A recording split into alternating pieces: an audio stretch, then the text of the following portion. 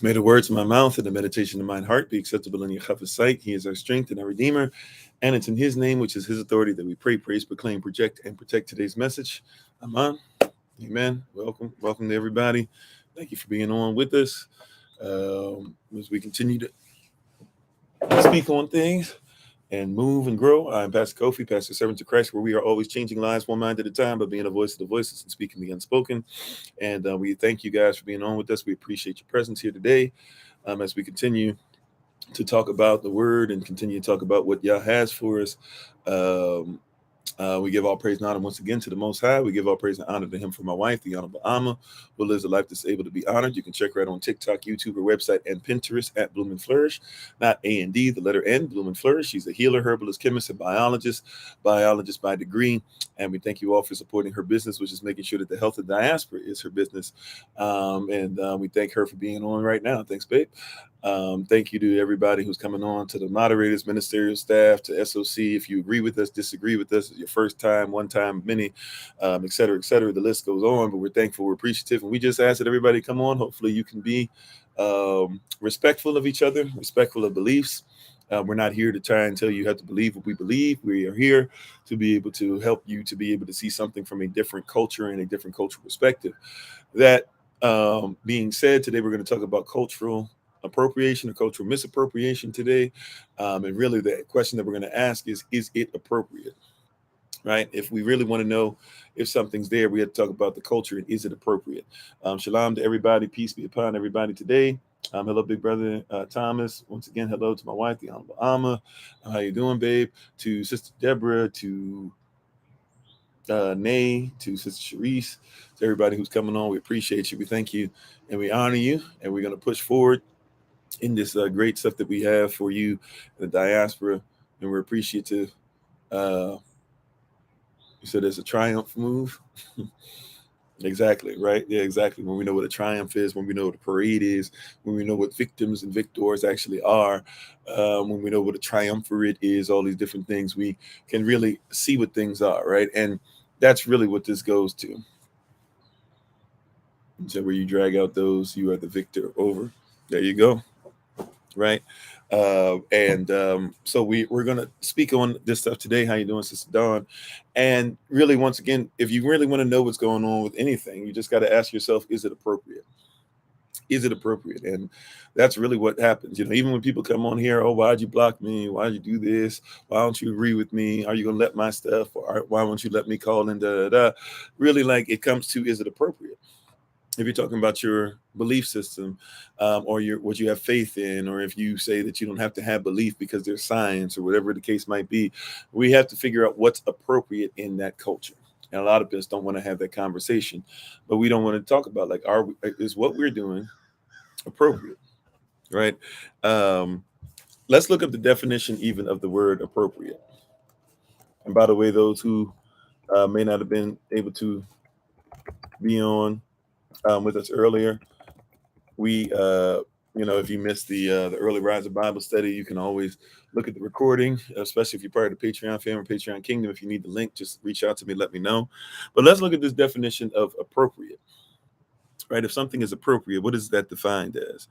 If we look up appropriate as an adjective, which means it's describing something. So if we're describing something as appropriate, it means it is suitable, able to be suited, able to be worn, right? Suitable or proper in the circumstances. So we got to look at circumstances. We have to look at if you actually should wear what you're wearing, like physically, emotionally, spiritually, psychologically, allegorically, whatever context you want to look at.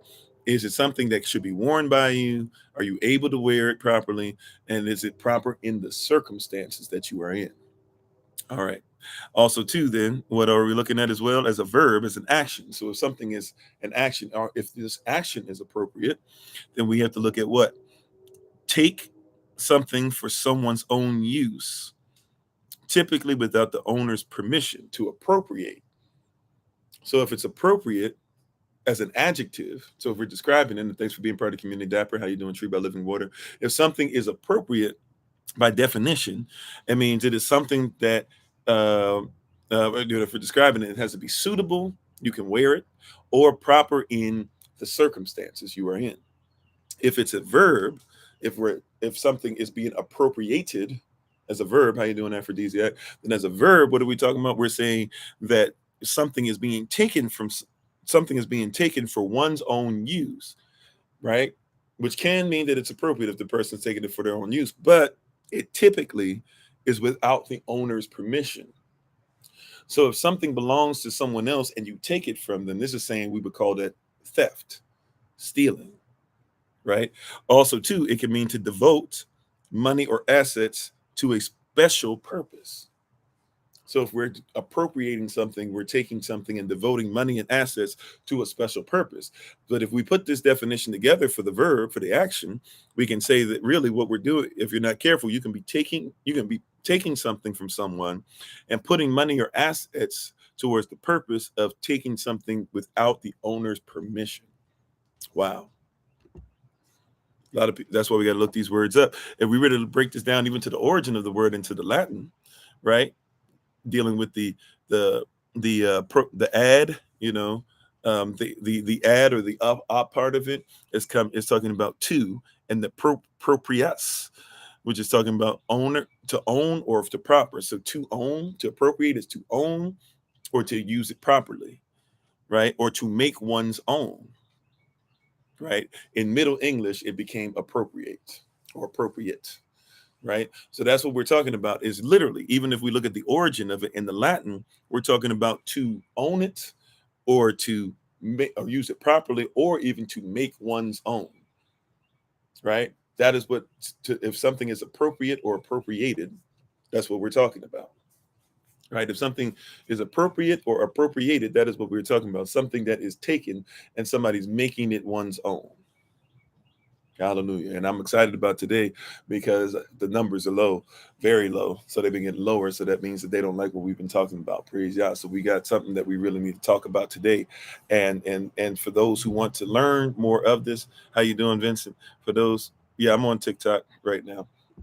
Praise God. So when we're dealing with the appropriate, is it appropriate? Is it appropriate? We're dealing with what? We're dealing with misappropriation. Misappropriation means literally that somebody is trying to, by definition, it says that we are taking something for someone's own use and putting money and funds behind it, putting assets behind it to make sure that we take it without the owner's permission. How you doing, Joey? This is what the word appropriate means. So if you say this is, so watch this. Really, if we were to say this is unappropriate, right? What we're saying is this should be taken and given back to the original person, the origin. If we're saying this is misappropriated, we're saying we're not giving it to the proper origin. This is what these words actually mean, right? This is why it's important that we have etymology that flows with these things we're talking about. It's extremely important, right? We don't know what these words are, but even in its origin, in the Latin, how you doing, Minister Tamara? We can see what, and how you doing, Sister Tracy, if I didn't say so already, right? We're saying that there are a lot of people who are taking things that don't belong to them.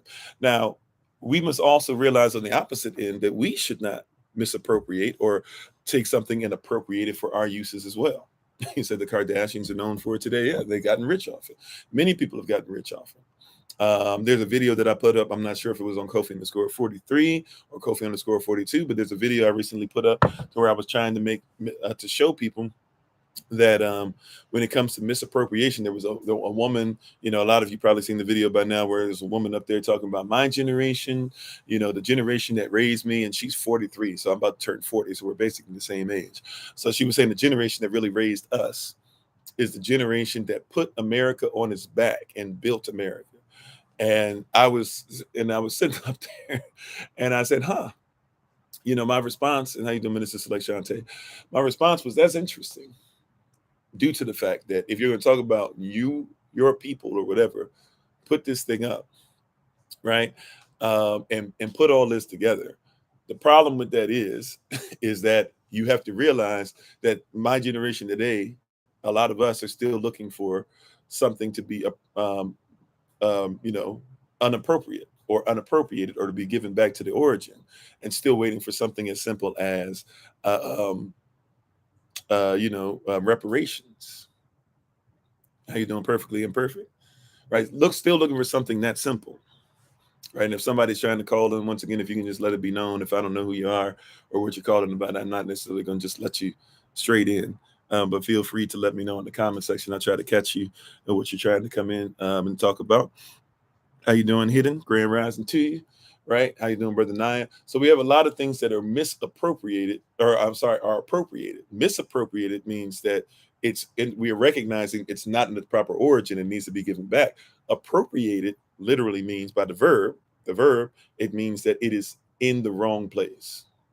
It is being used and is being owned, or somebody has taken it for ownership. In other words, somebody has become, as my wife said earlier, they become a victor, and they've made victims. Because you cannot have victims without victors. You cannot have victors without victims. People don't know where these words come from, so they just speak on these things. The reality is you cannot have a victor without a victim. A victor has to create victims in order to have a triumph, and then they parade the victims around, and they usually kill the head of state of the victims, and then they change their story to his story. Right? They are vultures, but not even vultures. See, vultures. And when remember we talked about the little girl where she could have been saved and everybody got upset. What was this, a couple months ago or a month ago, when I was talking about this little girl should have been saved. Vultures at least have enough sense, if y'all remember from that picture, to where vultures wait for you to die and then they go ahead and take over, right? How you doing, Minister Select Maria? Vultures will at least wait for you to die and then say, okay, let's go ahead and feast, right? But we're talking about people who kill and then eat and then say, okay, this is, this is what you really were, right? Vultures will at least wait for you to die. And we have a lot of people that are vultures. They will wait for you to die and then they pick from the carcass. But a lot of people are not even vultures, right? A lot of people they cause your death, right? They are really vampires.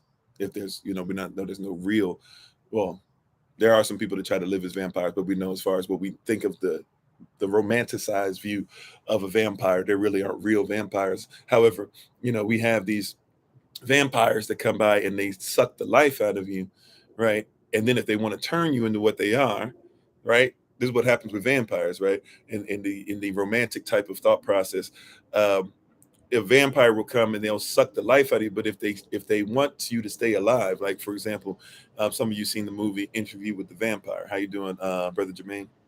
Right, and in the movie Interview with the Vampire, if you drained a human being of all their life, right? What was it like? If you drain them of all their life, then basically you would die yourself. So you had to bleed them out almost to the point of death, but you couldn't kill them. Right, that's Willie Lynch. Right, you beat them to the point of death, but you don't kill them. That's a cultural thing. That's actually culturally correct. See, we talk about cultural appropriation. Appropriation, once again, is taking from somebody and making it your own. That is actually somebody's correct culture. There are people out there that believe it is okay to beat you to the point of death, to work you to the point of death, to have you job out to the point of death, but not quite kill you.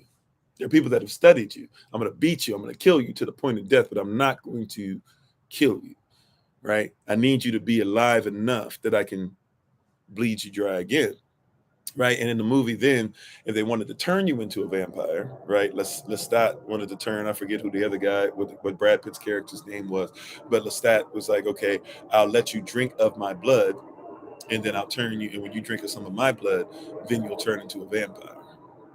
And he said what, right? When he was standing over him, or I think he was standing over him, I don't really remember, but he said, I'm going to give you the choice that I never had, or something like that. In other words, I'm going to give you a choice.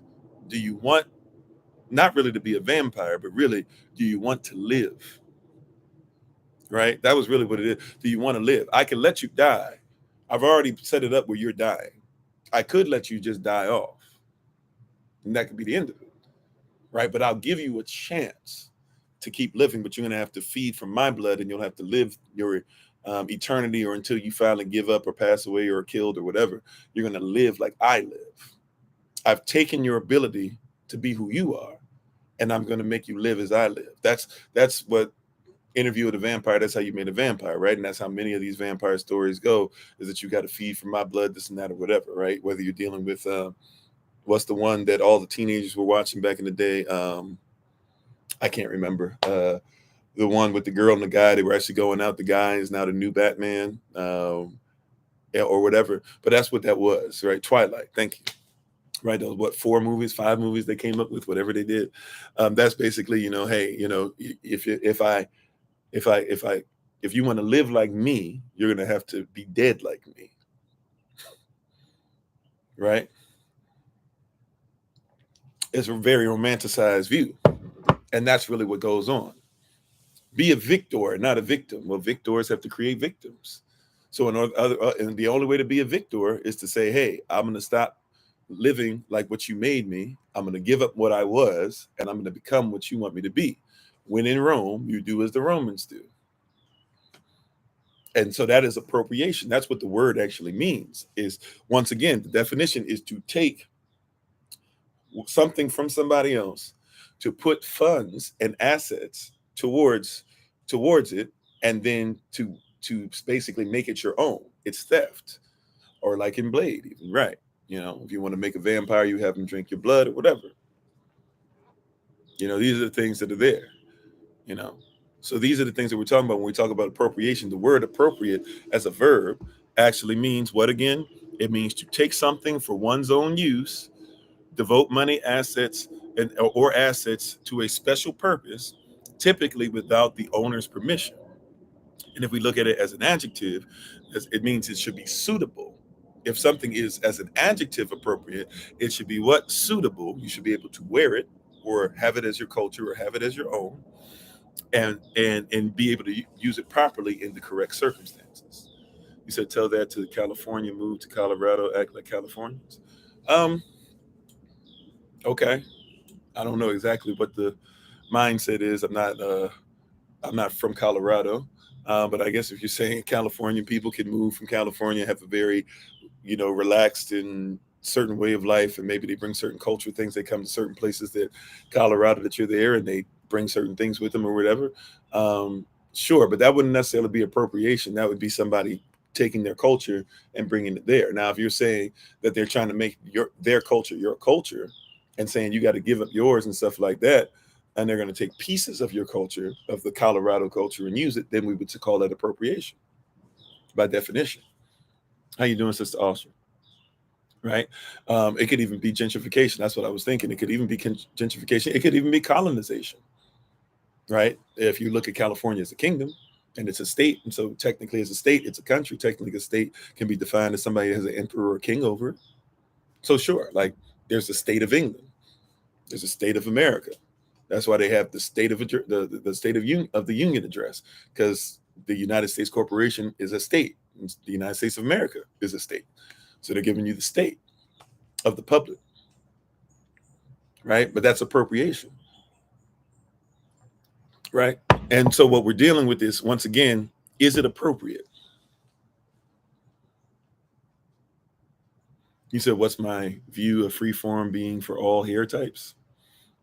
I'm not even sure what that means. I guess you're saying, what is my, and not no shade against you. I'm just saying I don't comprehend. I guess you're saying, like, can everybody grow their hair out however they want? Sure. They should be able to. If everybody grows their hair out the way they want, it ends up looking different. So if that's something that's in your culture, sure. Right? No matter what anybody does to their hair, if they don't have this particular type of hair, it's not going to look like mine. But if you want to grow your hair out to make it look like it does, I mean, I see tons of people that do that all the time from different cultures. You said we gentrify places that we go to with our California wages. Okay, well, I can see that. Just one, Patrick. Hey, how you doing? Grand rising to you. What you laughing at, Sister Bree? So, but these are things that are real, right? And so we're using these words, but we're using the terminology wrong. The etymology is off. To appropriate, literally by definition, even we talked about the Latin, even going back there, right? If we're going to talk about appropria and talk about ad propria. Ad propria. So you have propria, and then you have ad propria. Ad means to, and propria means to own or to take. So ad propria, which in Middle English became appropriate or appropriation, chion is really when it hits French, right? That chion is French. So you have to appropriate, Middle English. If we work backwards, you have appropriation or appropriation, or appropriation, excuse me. That's French. Appropriate, that's English. Propria, ad propria, that's dealing with what? Latin, right? And so no matter how far back you want to go with that word, we're talking about the same thing. You said free form locks and straight hair. Some people hate it. Um, Maybe. I don't know. I mean, I've seen a lot of people of different skin colors that have straight hair and have locks or whatever. And I don't have a problem with it. That's not a misappropriation. That's what's coming out your head. If there's people that don't like it, I guess, then that's something that's on them. There's people that don't like this. There's people that come on. There's already been one person, but at least I have a few people on this all the time that are going to come on and say, hey, get a haircut, or you need to make sure you get your stuff retwisted, or blah, blah. Like, my hair just grows the way it grows. So I'm not really appropriating anything because it's mine. If people have a problem with the way your hair looks, then so be it. And that's something that happens too, because what happens now, that's the victor victim mentality, right? Somebody's trying to victimize or make somebody look bad, or even hurt somebody, or even say, I won't hire you, or this and that, or whatever, because you won't do what I say is best, right? Now, that's still not even appropriation. What comes appropriation is if we ever take that and that person says, okay, I won't take the hairstyle. I won't allow for your hairstyle to be on, or appropriation would be if somebody were able to. It's not like, let's say I didn't have free form. Let's say I was doing something as far as a specific type of braiding that goes with my tribe, and somebody were to say, okay, we're going to take you over. We're going to, therefore, like, we're going to kill off a bunch of your people and parade you around, kill off your leadership. And we're going to say, those of you who want to be like us, who want to live, you must act like we want to act. And we'll say, you got to get all your hair cut, right? Then somebody comes behind that later on and says, or not behind, that's the same people say, then we'll start braiding our hair the way that it is. And we'll say that it's something that we've always done. And whenever you bring up, hey, we used to do this, why can't we have our hair like that? You say, see, you guys want to be victims, you don't want to be victors. But the victor had to create the victim in order to be there. And thank you, say, appreciate that, right? That's appropriation. See, and we're doing this weird thing where a lot of people hear anybody say appropriation, whether black, white, whatever, Asian, Spanish, whatever adjective you want to use, right? We're using it wrong. We hear somebody say appropriation and we say, oh man, you don't want me to have this, blah, blah, whatever. No, what we're saying is culture. It's not culturally correct. It's not, is it appropriate? Is it appropriated? You said there was a time, Locks was an oxymoron. Okay. Yeah.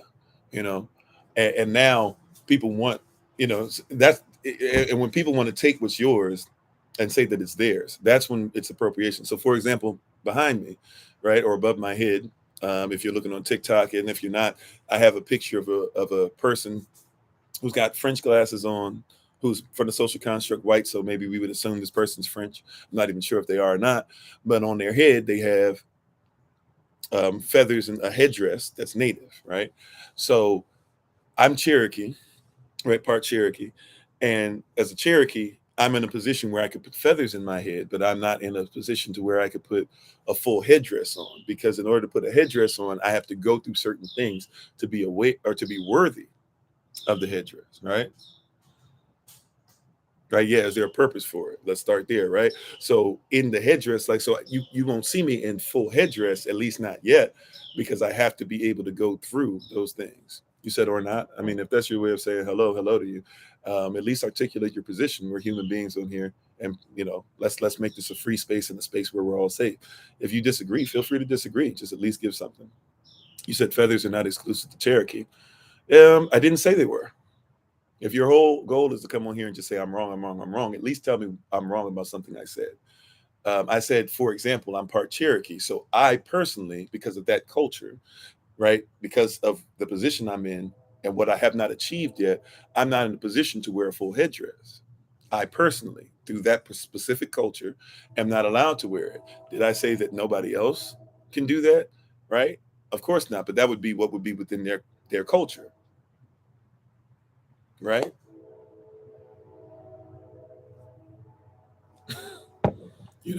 In their culture. That's what we'd be talking about. That's what I'm saying, right? So you're having a different conversation already off the jump, right? You said how much Cherokee do I have? I First of all, we're not into the blood quantum. If you're already asking about the blood quantum, then you're already somebody who's dealing with different Eurocentric things that are brought in. But my Cherokee part is mixed with my African part. We're literally Trail of Tears. You know about the Trail of Tears, right? In the Trail of Tears, you had the five favorite nations forced to march this and that or whatever. We have to be honest about that part that the Cherokee, a lot of the Cherokee at that point, had actually started siding with the Confederacy, and the Confederacy ends up, the Confederacy ends up losing and all that. But you know that there's the march that goes over, takes us to Oklahoma, and Lincoln eventually goes over there, takes away a lot of the land that they were promised already, shrinks it, and says that the Cherokees had to actually give up slavery. So on the Trail of Tears, my African side, on my father's side, and my Cherokee side, on my father's side, both had to march over together. But the slaves marched over as slaves to the Cherokee slave master, right? And then eventually, when they gave up slavery, they were forced to, they mixed together. That's part of my Cherokee side. That's part of my native side. I could talk about my Taino side and Omekshi, and some people want to call it Arawak because off my maternal side, I'm also dealing with the Jamaican side of things, which is the Taino piece and certain other things that are mixed with the African side as far as the trade that was going on through West Africa and different things like that. So we could talk about that for sure. But natives who know about this, we don't talk about blood quantum stuff, because then we got to go into $5 Indians, even if you want to go there, right? So obviously, you're going to a place to where you're saying these things, right? And if we want to go, yeah, my wife was already beat me to it. If we really want to go to there, you want to talk about Tsalagi, that's the real people who we're talking about. Then we have to go to a whole different mindset, even as far as how they looked, where they came from, what their hair looked like, etc. But we don't like to talk about the Tsalagi. We don't like to talk about the slave trade that involved that. And it's a black mark on even indigenous people that we got to admit that the indigenous people to the Americas, they fell for some of the slavery BS too, and they made slaves out of each other and out of Africans and other people that they captured. So I know who I am, right? I'm not appropriating somebody's culture. I am that I am, so to speak. I know that's not exactly what it means in Hebrew, but I am that I am, and I'm okay with that. How you doing, P. Cooper? Thanks for being a part of the community. Appreciate you. So yeah, so once again, like, we have to see this word appropriate. See, is it appropriate in the first place? Once again, as an adjective, appropriate means that it's suitable. Can you even wear this? Able to suit. Does it suit you? Not just wear it physically, mentally, emotionally, spiritually, culturally, etc. I'm aware. I am aware and intimate with who I am. Thank you, Minister Tamara. I'm not, right. I'm aware of who I am. A lot of people don't like it when you're aware and you become complete. But as an adjective, appropriate means that it's got to be suitable. Can you wear this? And is it proper in the circumstances? No, that's not. Well, you can have the free. Yeah, you can do whatever you want. You can wear whatever you want, right? But for every choice, there is an invoice. That's why there's law. You can kill somebody if you want, but there's a law that protects other people from you, and you're gonna go to prison. Yeah. So you can kill somebody if you want. You have the right. But there's law. Law protects rights.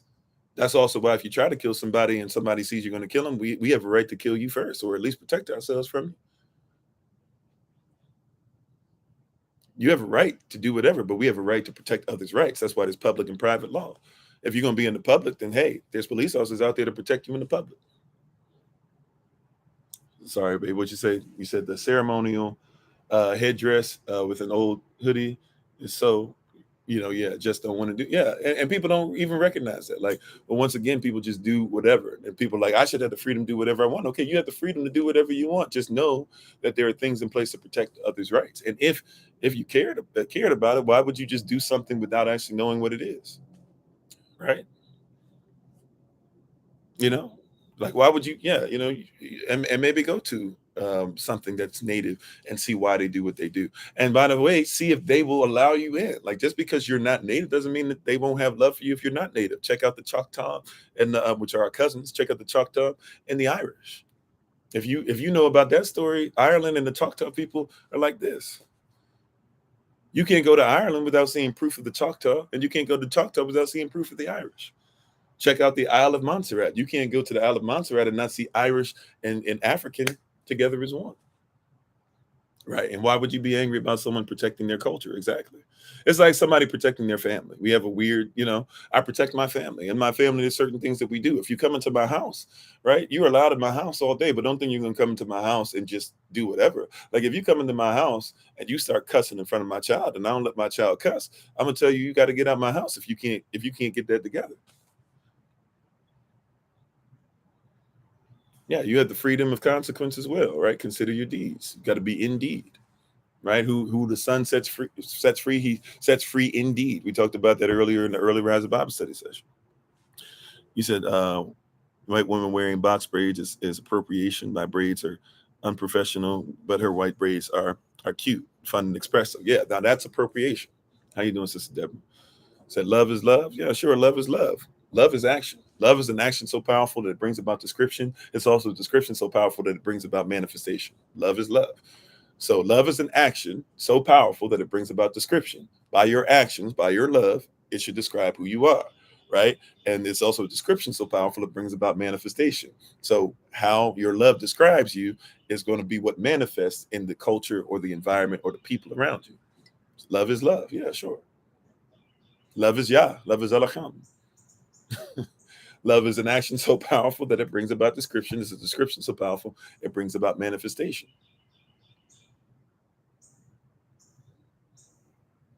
I don't know why I'm going in and out of the picture, but I don't know why I feel like it seems like I'm translucent the way I'm coming across picture wise.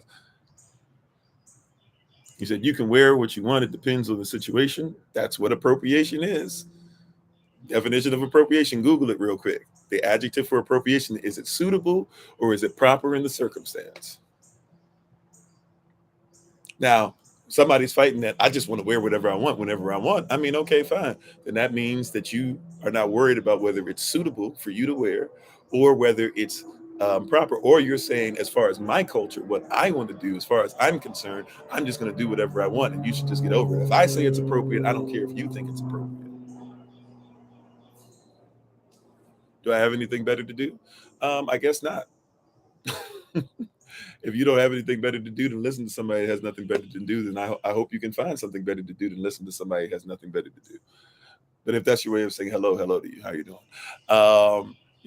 But yeah, like, see, even in that, I don't like the fact that what you're talking about, you have anything better to do, it's not appropriate. Like, stop appropriating the conversation. You just came in. See, but we can't help ourselves. People are like proving my point. Thanks, baby, for the love. Appreciate it. Thank you, everybody, for the love. People can't help themselves. Like, they're literally making my point. Like, you came into something and don't even know exactly what we're talking about, don't even know the definition properly, don't have the proper etymology, and yet your whole goal is to say why I'm wrong. And we literally went back to the ancient to tell you where this word came from. You said it deep today.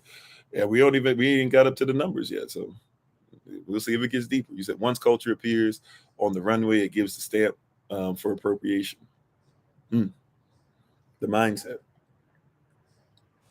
And people don't want to be honest about it. That's what we're dealing with culture. Once again, and how you doing, Sister Barbara? What is appropriation? You got to ask yourself what's appropriate. And a lot of people don't care because of the benefit, right? And that's what it is. Do you benefit? See, once again, let's look at the definition as a verb, as an action. So you talked about love. Love is an action. So what is an action? Appropriate as an action is what? Is to take something for one's own use, typically without the owner's permission, and to devote money and assets to a special purpose. So put that together. If I take something for someone's own use, I'm taking something for my own use, putting money and assets towards it for a special purpose without the owner's permission. Back in the day, we would just call that theft. We call you a thief. I see what you have. I like it. I'm going to take it from you. I'm going to then put money into it to make it better than what I think it is. And then I'm going to put money towards it, the assets towards it, to use it for what I want to use it for. That is appropriation by definition. These are people have their own culture, can dictate if it's appropriate or not. No one else. Sure. Yeah.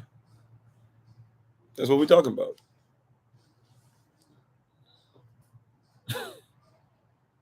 That's what we're talking about. Is people are saying if I don't like it, it's not, or if I want to wear it, however I want to do, whenever I want to do, blah blah. But it's not your culture, so you have to appropriate it by definition. We think appropriate. See, watch this. Here's the cultural lens, right? Here's the cultural lens. And how you doing, Sister Cynthia? If I didn't say so already, here's the cultural lens. You ready for this? Cultural lens. Why do you think? Why is it that we were raised to think that the word appropriate means that it's okay, when appropriate does not mean that it's okay? It's because certain people who appropriate want you to think that whatever they say is appropriate is appropriate. It is okay. Yeah, we're going by somebody else's oppressive system's words. How you doing? I don't know if I'm saying this right. Futuf.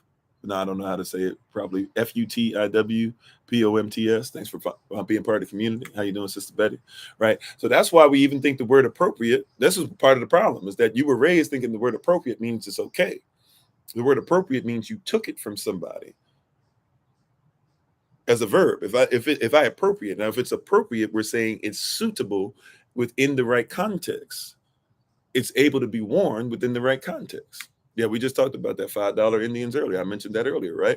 So you'll have somebody that's saying this is appropriate, but it's not. This is how you have Elizabeth Warren, who her own people had to get on her and be like, you lying about who you are, right? This is why you have some, like, I'm sorry, what'd you say?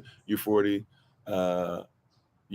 I-40, we have no agreement on the definition of words. Well, that's fine. We don't have to agree. I'm just telling you what the Latin word originally meant way back in the day, and now we're trying to change the definition to make it whatever people want. It's like when people talk about TION on a word, they don't mean TION means it's a noun, a person, place, a thing. If it's appropriation, I'm talking about a person. If it's appropriation, I'm talking about y'all did something to a place. If we're talking about appropriation, I'm talking about you did something to a thing. You don't have to agree with it. That's fine. If you want to change what it was, just because you disagree with what somebody said doesn't mean that's proper interpretation or interpretation. You said, who am I to say that they are not Native American? But if Trump calls out a casino operator is bad, first of all, I'm not a Republican or Democrat. And if that's your way of saying hello, welcome to you. I'm not a Republican or Democrat. I could care less about all that. I don't think that white people are bad just because they're white. So if you're coming on here assuming that just because of the way I'm dressed and because of words I'm using that I'm doing that, I could care less about that. Natives can be white or lighter skin. That's colorism. That's the blood quantum. I literally just said, as somebody who's part Cherokee or Tisalaki, I'm somebody who stays away from that anyways. We shouldn't be doing that to each other. So if that's your whole thing, is to be like, oh, see, you're doing what you say white people are doing, you came on with the wrong mindset, right? Our goal is to bring each other together. Now, if you're going to talk about if Trump calls out somebody in the casino, if Trump did that, then Trump's correct.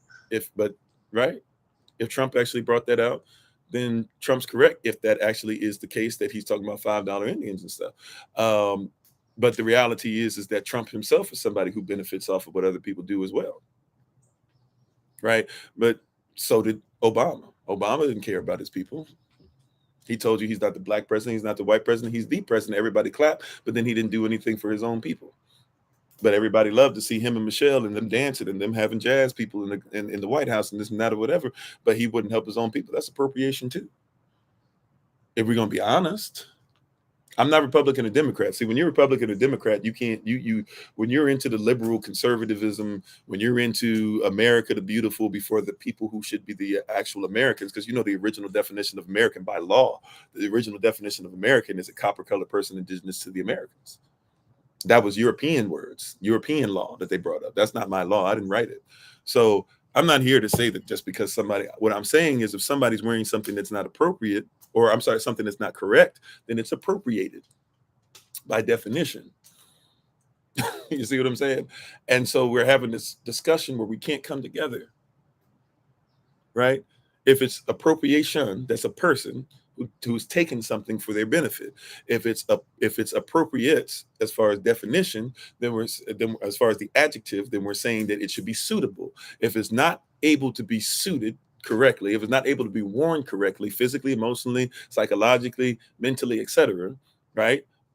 Allegorically, whatever, then it's not correct. If it's misappropriated, we're saying that somebody's not giving it to the proper person. If it's inappropriate, we're saying that we're going to take it from the person who shouldn't have it and bring it back to the person that should have it. These are how words work. You can not like the actual word if you want, but I'm telling you what the word means, right? So you have to ask yourself, what is the culture? So if watch this. I've told people this before. See, people come on here, they don't know anything about me, so they just say random stuff, right? How you doing, Sister Benita? I've said this plenty of times before. If you want to learn about chemistry, that's where the word chemistry comes from. You actually want to study chemistry. One of the best places you can go is go on YouTube. There's a bisocial construct white guy who will teach you a whole bunch of stuff about chemistry that you never knew because he upholds the culture and he doesn't come outside of it. Right? So you can be somebody who's white bisocial construct and still know a lot about Israel and a lot about Hebrews and be able to be grafted in to a culture. So if your whole thing is to attack me because you don't like the fact that I'm saying people shouldn't do things outside, like for example, watch this with the Little Mermaid thing, I'll be the first person to tell you, right? I have to find the name of it, bro. I know I've mentioned it before.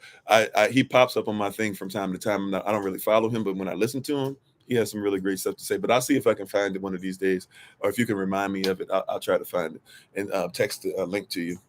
And thank you for being part of the community. Is it? I don't know if it's Octable. I don't know if I'm pronouncing that correctly. Moorish Master Teacher, how you doing? Thanks for being on. Peace to the Moors. How you doing? So these are things that are. I'm just saying we're not aware of. Cajunator, thanks for being part of the community. These are things we're not aware of. Genesis Love, thanks for being part of the community. John, thank you for the love. Or Jeanette, I'm not sure, I didn't catch it. But these are things that we have to recognize. You're Native and you don't mind at all, then that's fine. You don't mind. You don't speak for all Natives, neither do I. So once again, this is a particular cultural perspective coming from a particular people, right? If you, as Native can be a many different people, by the way. So I'm not saying that every Native has a problem with this and that or whatever. I'm not saying some, but what I'm saying is by the definition of the word. By the definition of the word, to take something that doesn't belong to you, put funds and stuff towards making it something that you want it to be, and then bringing it something that's appropriate. Now, here's where the problem lies. You can say that it's not, you don't care, you do care, I'm making a big deal, this and that, or whatever. The problem is that if there is no culture, then there is no direction.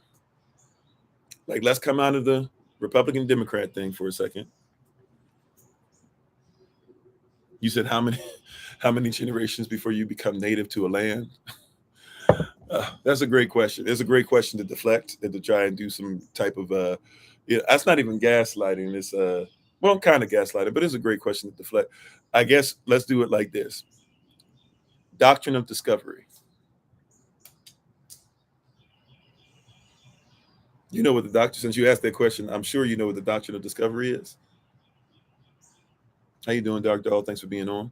Right. If you know what the doctrine of discovery is, then you know what we're talking about and why we need to get things corrected so that people will treat people as human beings again.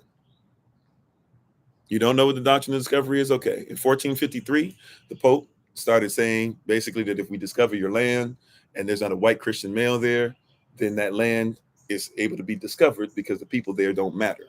Right. Then 1491, that's when Queen Isabel and her husband take over 2/3 of Spain together and then defeat the Moors. From there, they go to the Pope and they ask permission. Can we go get slaves?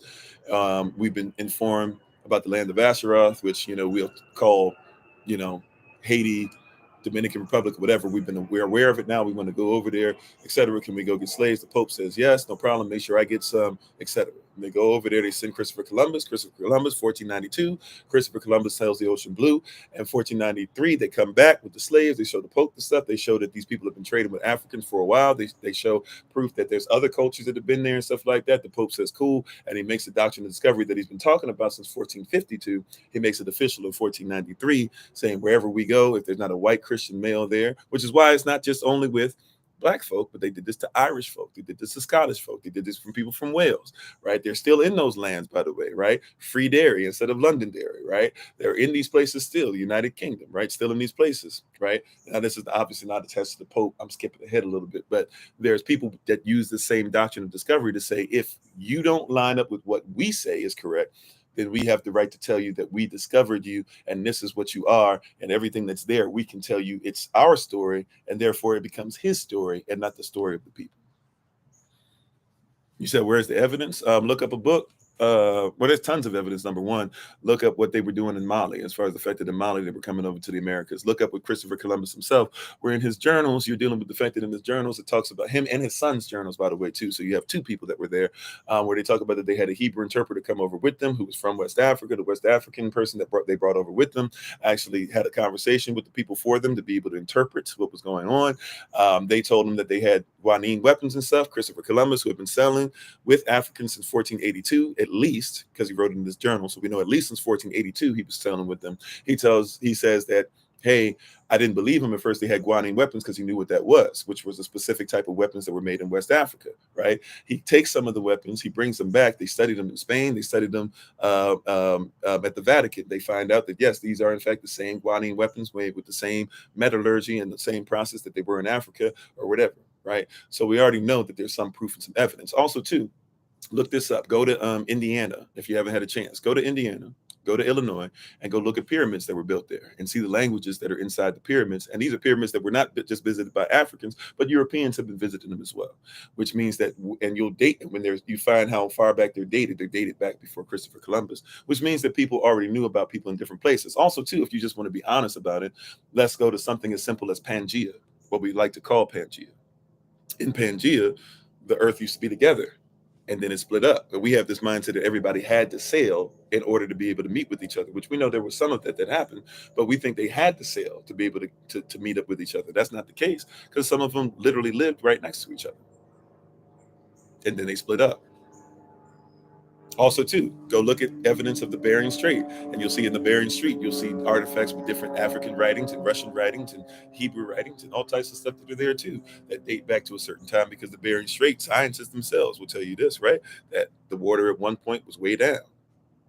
And so you were able to walk across the Bering Strait, and nomadic people would walk across with their animals and everything. And we can see there. How about this? When you had slaves that were brought over, right? A lot of the African slaves that were brought over, some of the same writings that they found in Cherokee land and Choctaw land and Seminole land, they were able to write those same writings on the sides of churches when they were freed. And they came over and they said that they knew these same languages. It's actually written down in documentation, because a lot of people took documentation of who they owned or whatever. You said nobody was living near Pangea. It depends on what your belief system is or what science you're going off of, right? But I've said more than just Pangea. So if you want to say that part is a lie and you disagree with that, that's cool. Is everything else that I said a lie?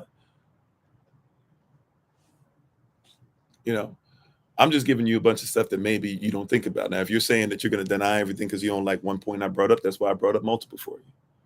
You said stop trying to steal other people's cultures. Am I stealing somebody's culture? You don't know who I am. I'm Tslaagi. I'm Taino. You know what that means? I'm telling you that I'm Cherokee, and I have Cherokee family that is actually in there. I know. See, watch this. The mistake you're making is you're thinking that I don't actually know who I am, and I'm okay with who I am. I used to deny who I was because my own family wanted me to go ahead and just fit into American society. But I know who I am. I'm cool with who I am. And if you disagree, just say you disagree. But to say that I'm outright lying, I'm telling you stuff that's in your books. There's another book. What is it, by Dr. Ivan von Sertima, who everybody loved as a historian until he started talking about what I'm talking about. You know, he has a book. They were here before Columbus. Go check it out. And by the way, he got his findings and artifacts that he uses. He was an apprentice to a social construct white man, who was somebody who studied as an apprentice under a social construct native person.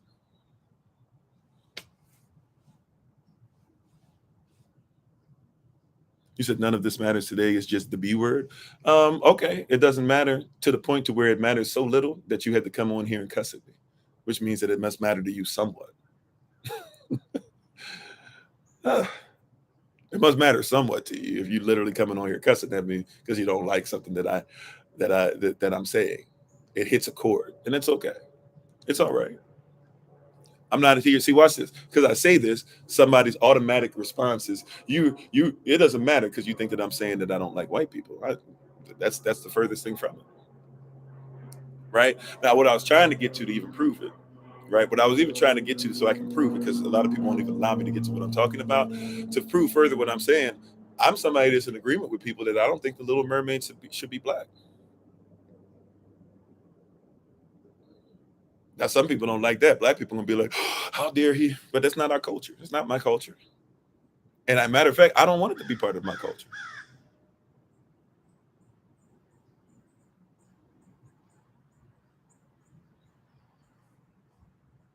But if y'all want it, y'all go ahead, take it, whatever. But you know why? Like, it's not our culture. Like, Neptune is not my culture. I don't want Neptune. I'm not looking for us to be half fish and half person. Yeah, Yashra is the focus. That's right. Yashra did things for us to come out of the world, out of the system. He also told us to make sure that we preach and proclaim his word right throughout this system so that people can come out of it. So if that's the focus, then we should make sure that he's focused in everything. He's the focus in everything. But I'm not trying to make sure that Neptune is my focus. Like, Neptune is evil. I don't want nothing to do with Neptune. Y'all want Neptune, King Triton. That's who King Triton is. If y'all want to deal with Neptune and stuff, y'all go ahead and deal with that. But that's not me. I don't have nothing to do with that. You see, like, it's misappropriation, or it's appropriation. I don't need to take what's yours and make it mine. I'm not trying to be about Greek deities and deists and all this stuff. Now, I know some of the Greeks and stuff like that came from African things or whatever, but I'm talking about that particular story of the Little Mermaid. That's not our story. I don't need Beauty and the Beast. Beauty and the Beast, that's not our story. I know somebody look back, well, it's based off of this African yeah, but what you're talking about with, really, it's not even called Beauty and the Beast, right? It's called Tale as Old as Time. That's not us. When you look at Pinocchio, I don't need something as far as that. I don't need him to be a little brown boy or this and that or whatever, right? I don't need him to be that at all. Matter of fact, if you know the actual story of Pinocchio, Pinocchio is evil and vile. And Pinocchio actually crushed Jiminy Cricket. He squashed him. And then later on, Jiminy Cricket is brought back to life as like this ghost-like figure. But you don't know that. You're just watching a movie and thinking, oh, okay, like, yeah. But they got this from somewhere. He said, why can't you just worry about yourself and leave other people alone? Okay, well, you can do the same and not be on. I don't even comprehend that. You came all the way on here to talk about this and that. What I'm saying is that, okay, watch this. If you saw the picture of this and you think that this is what I'm focusing on only, then if this is the picture, right, which is the guy who's wearing the headdress, right, why can't he stay to his own culture and leave other cultures alone? You said, what's the other platform we're on? TikTok. We're just showing a picture of a white guy in a headdress and another white guy next to him in a headdress, and telling people that, that what the word appropriation actually means, and people are losing their mind on TikTok. That's all we're talking about for those on YouTube. That's really the conversation, that people are really frustrated that I would say that maybe you shouldn't take things that don't belong to you. It's called thievery.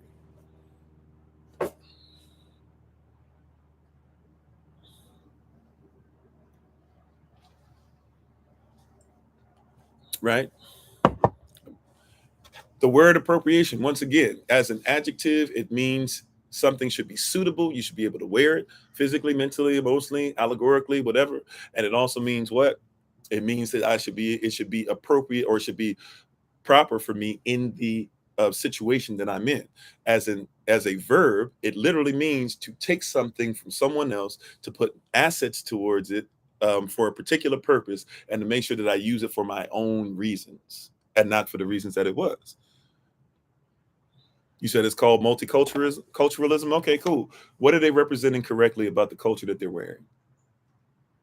In the multiculturalism, what are they wearing correctly about this culture? Once again, I personally think that you can wear whatever you want. Sure, for every choice, there's an invoice. You can do whatever you want. Like, for real. You can do whatever you want. You said you're a native Indian. You don't call yourself an American. Well, I wouldn't call myself an Indian, because Christopher Columbus and others came over and said that you were from India. We're not from India. You said it doesn't matter, you wear it and deal with it. I mean, then wear it and be wrong and not care about what other people think. That's the same type of person that's like, my wife is saying that I should make sure I show her more love, but I do what I do and that's it. Well, then lose your marriage. That's not my marriage. You said you're appropriating your English language. No, Anglo-ish is a language that's not even real Anglo. You killed off the Anglo people, William the Conqueror, right? Who was originally known as William the Bastard. He killed them off and then basically stripped them of stuff. And they were Normandy, people from Normandy or people from France. And then later on, the only reason why they picked up on some of the English language or Anglo language that was left over is because they were given an FU to the Pope when they left and they became Protestant. I'm not on a high horse. I'm telling you the truth. You just don't like the fact that I'm giving the truth. You see what I'm saying? I haven't said one time that you're wrong, you're a bad person. I'm saying that you could be better. You said go ask real natives. Okay, if you want to assume that I have no native blood in me, then that's fine. I know who I am. If you want to ask a real native, ask me. So you don't like that because I'm okay with being myself. And I'm not saying, right, I don't do the blood quantum thing. And real natives don't do it either, or they shouldn't, right? They shouldn't. Now, if you want to talk about misappropriating your culture, then you should be happy for me because I'm not going to wear your suits and ties. You said everything is appropriate. America to offend is patriotic. I wouldn't say that for everything, but I get what you mean. You said, why are we answering these clowns? I mean, we answer everybody. Even if people want to act a fool. That's why we have moderators. Moderators help me out. And the moderators are doing a great work. We got a lot of people on today, right? You know, I was just watching highlights from a football game, Kansas City Chiefs. Why is that not appropriation? Native where? Native to the Americas. Okay, watch this. I'm native Taino, or some people want to call it Arawak, right? I'm native there. That's Jamaica, right? And other places too, right? I'm native as far as, because in my family, where we come from, I'm native as far as actual native blood. I just talked about how my Cherokee family and African slave part of my family on my father's side both came together and actually ended up mixing together as former slaves to Cherokees, and Cherokees themselves, they had to give up slaves and they lived together going from the Oklahoma side. If you want to talk about Gullah Geechee, you got to talk about me too. If you even know about that, even though that's not necessarily native all the way, that's African slaves that when were able to have their own freedom, but they mixed and matched with some natives as well. I don't have Seminole blood per se. I'm married into Seminole though. And so I know Seminole as far as John Horse and the story of that and how John Horse is even accepted down in Mexico. And Mexico, if we're talking about Taino, then we're going to go all these places or whatever. So you can keep talking about all these different things or whatever, but it's not my goal to have to prove to you who I am. See, that's the really weird thing about it, right? You say that you can wear whatever you want, but then you say, I can't say whatever you want. Why are you worried about what I'm saying? Hear what I'm saying? Why are you worried about what I'm saying if it's not appropriating? If I'm telling you that this is who I am, then I should be able to say whatever I want if you should be able to wear whatever you want. Correct? Correct? If you're telling me that you should be able to wear whatever you want, then why am I not able to say whatever I want? You think that it's appropriation. Somebody even said you're appropriating the English language. English is not even a real language like that. English is a whole bunch of languages put together. You speak more French than you do what you consider to be English or Anglo. 40% of your language is French.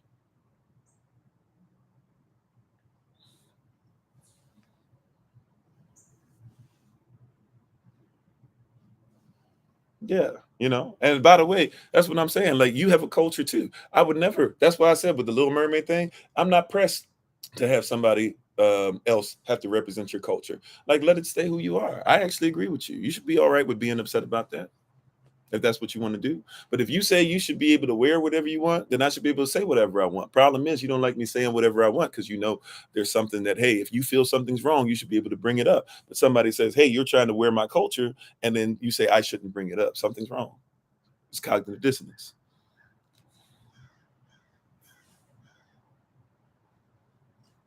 Yeah, thank you. I saw you. I appreciate that. No lies detected. Yeah. You said, but they copy Black culture. Black people don't copy other cultures. Well, some people do. That's why I say, like, I'm not worried about wearing a suit and a tie. You know why you wear a tie? You wear a tie because they used to wear that around there. That was a symbol of like reminding them about war. If you went to war and somebody like got their neck cut and they were trying to make sure that they healed up their neck, you tied a bandage around. So that's what the tie actually represents. You don't even know. That's why a power tie is red. But you don't know that. You just think that that's what it is. Everything has culture attached, right? Your cufflinks, the cufflinks were to tie the cuffs together. They had those frilly things that they would tie them up, right? And those frilly, inside the frilly things, you might have different things you would take out, or even things you might sniff. The handkerchief, you use that because people didn't take baths like that at that time in that particular place in the world. So a lot of people didn't take baths, but maybe once a year, if that. So a lot of people smelled, or a lot of people sometimes were sniffing what was in the handkerchief. But you held the handkerchief up to make sure that you didn't smell other people. There's a culture attached. That's not part of my culture. I don't need to wear that. You wear crocodiles on your feet, and crocodiles don't come from your culture. There ain't no crocodiles up in Europe. Corinthian leather. Where are the crocodiles up in Corinth? Where are they at? You see what I'm saying?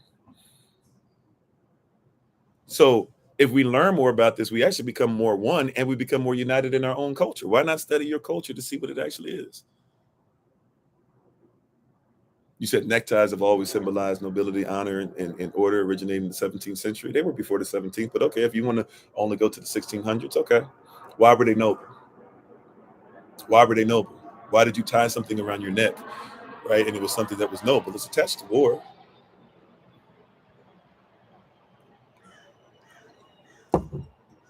You said no cocoa tree in Switzerland. I'm not sure about that. My wife, she's an exchange student in Swiss. Maybe she can tell me if there are or not. I don't know if they are. And by the way, I apologize for not hitting all these comments. There's a lot of comments on here today, so I'm trying my best. Yeah, it seems like a Sunday. Yesterday we ain't had nobody. Now today they're giving us everybody. You said natives never talk about the tribal wars that entire tribes wiped out by other tribes. Sure, I've talked about that before. There are a lot of us that do. I just literally talked about natives having slaves. I think you're late to the party, or you just ignored it because you didn't want to hear that I'm actually willing to talk about the truth. I didn't say that just because I don't believe that just because somebody's native to the Americas, or somebody's African, or somebody's colored, or whatever. I don't believe that you're better than somebody because of that. I've never said that. I think if you got back to your culture, see, here's things cultural, like we've misappropriated things. We've appropriated things as well, like the idea of marriage, as far as how marriage is. In our culture, sex is marriage, marriage is sex. But we out here doing what everybody else does, Lupercalia type stuff, Saturnalia type stuff, winter solstice type stuff. We out here just having sex with everybody and saying, hey, you should be able to do whatever you want. Those are soul ties. In our culture, that's not cool. In our culture, our women are queens. They talk about the first Black woman to do this, or the first woman to do this, or the first woman that ran for this, or the first woman. In our culture, we had queens, and we were down with that, and we fought behind them. Right? Queen tie, strong, divine woman, feminine, but at the same time, we followed her. Right? Deborah, who was a judge. If she went, we weren't even going to go to war unless she went to war. Right? Like when people are talking about this stuff, there's more than just, hey, white, black. I'm talking about certain ideology that we need to make sure we go back to the original, the origin. You said we only know what they tell us. We weren't there. Okay, fine. You weren't there in 1776. Does America exist? Is July 4th, 1776? Did it really happen or not? You can say, well, it didn't happen because I wasn't there. But it more than likely happened. I mean, we know the doctrine of discovery is something that's written out 1453 to 1490, 1452 to 1493, and we know that people still doing the same thing today. We can act like it doesn't exist, or we can say we weren't there, but it doesn't mean it didn't happen. I mean, heck, you live on the earth. You can say that the earth didn't have to come into being, but you live on it. So just because you weren't there when the earth didn't come into being doesn't mean that you're not on it. It's a very weird argument. You said almost anyone who wears plains, nations, headdresses without earning it are being disrespectful. Exactly. That's why I said earlier that you won't see me in a headdress. I literally said that earlier. You won't see me in a headdress. You might see me with a feather or two here or there from time to time, but I haven't earned the right to have that, so I will not wear it. You see what I'm saying? Like we're not talking about those things. You said interesting, but okay, can't prove it. Okay, well, you can't prove that the earth was created. You can't prove that the earth had a big bang. You can't prove that evolution happened. You can't prove that you were born. I mean, you can say you were there, but you don't remember it. So all you can do is just go off of what your mom and your dad and your birth certificate says that I guess you were born. Maybe you were, maybe you weren't. I mean, at some point we got to say something is there, but I'm talking about appropriation. See, now we're trying to get into, I'm going to disprove every word that comes out your mouth. You know, go ahead. right? Like, and I'm not going to try to disprove every word that's coming out your mouth. I see what you're saying, but just because we weren't there, sure, you have to go off of what somebody said, but that's truth. Now, what I'm saying is, why can't we go off of what our culture said? Why is it that people think the word appropriate means it's okay and don't even know what the word appropriate comes from? Can't even tell you the Latin originality or the Latin origin, if you will, of the etymology of the word that you're using.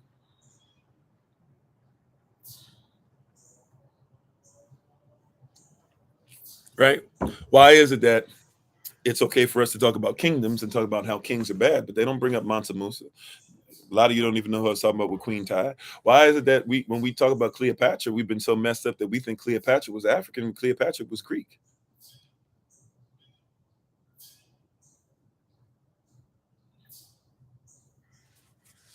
Why do you think Cleopatra's African when she was clearly Greek? I have no problem, even though Cleopatra wouldn't have been white by social construct, but I have no problem if somebody says we're going to make Cleopatra like a white lady because they think that's what Greek people were. Like, because she was Greek. Now, she was over some black folks, so you should probably show some black folk in these movies. But yeah, Cleopatra was Greek. Ptolemaic dynasty. She wasn't Cushitic dynasty. She wasn't Kemetic dynasty. She was Greek.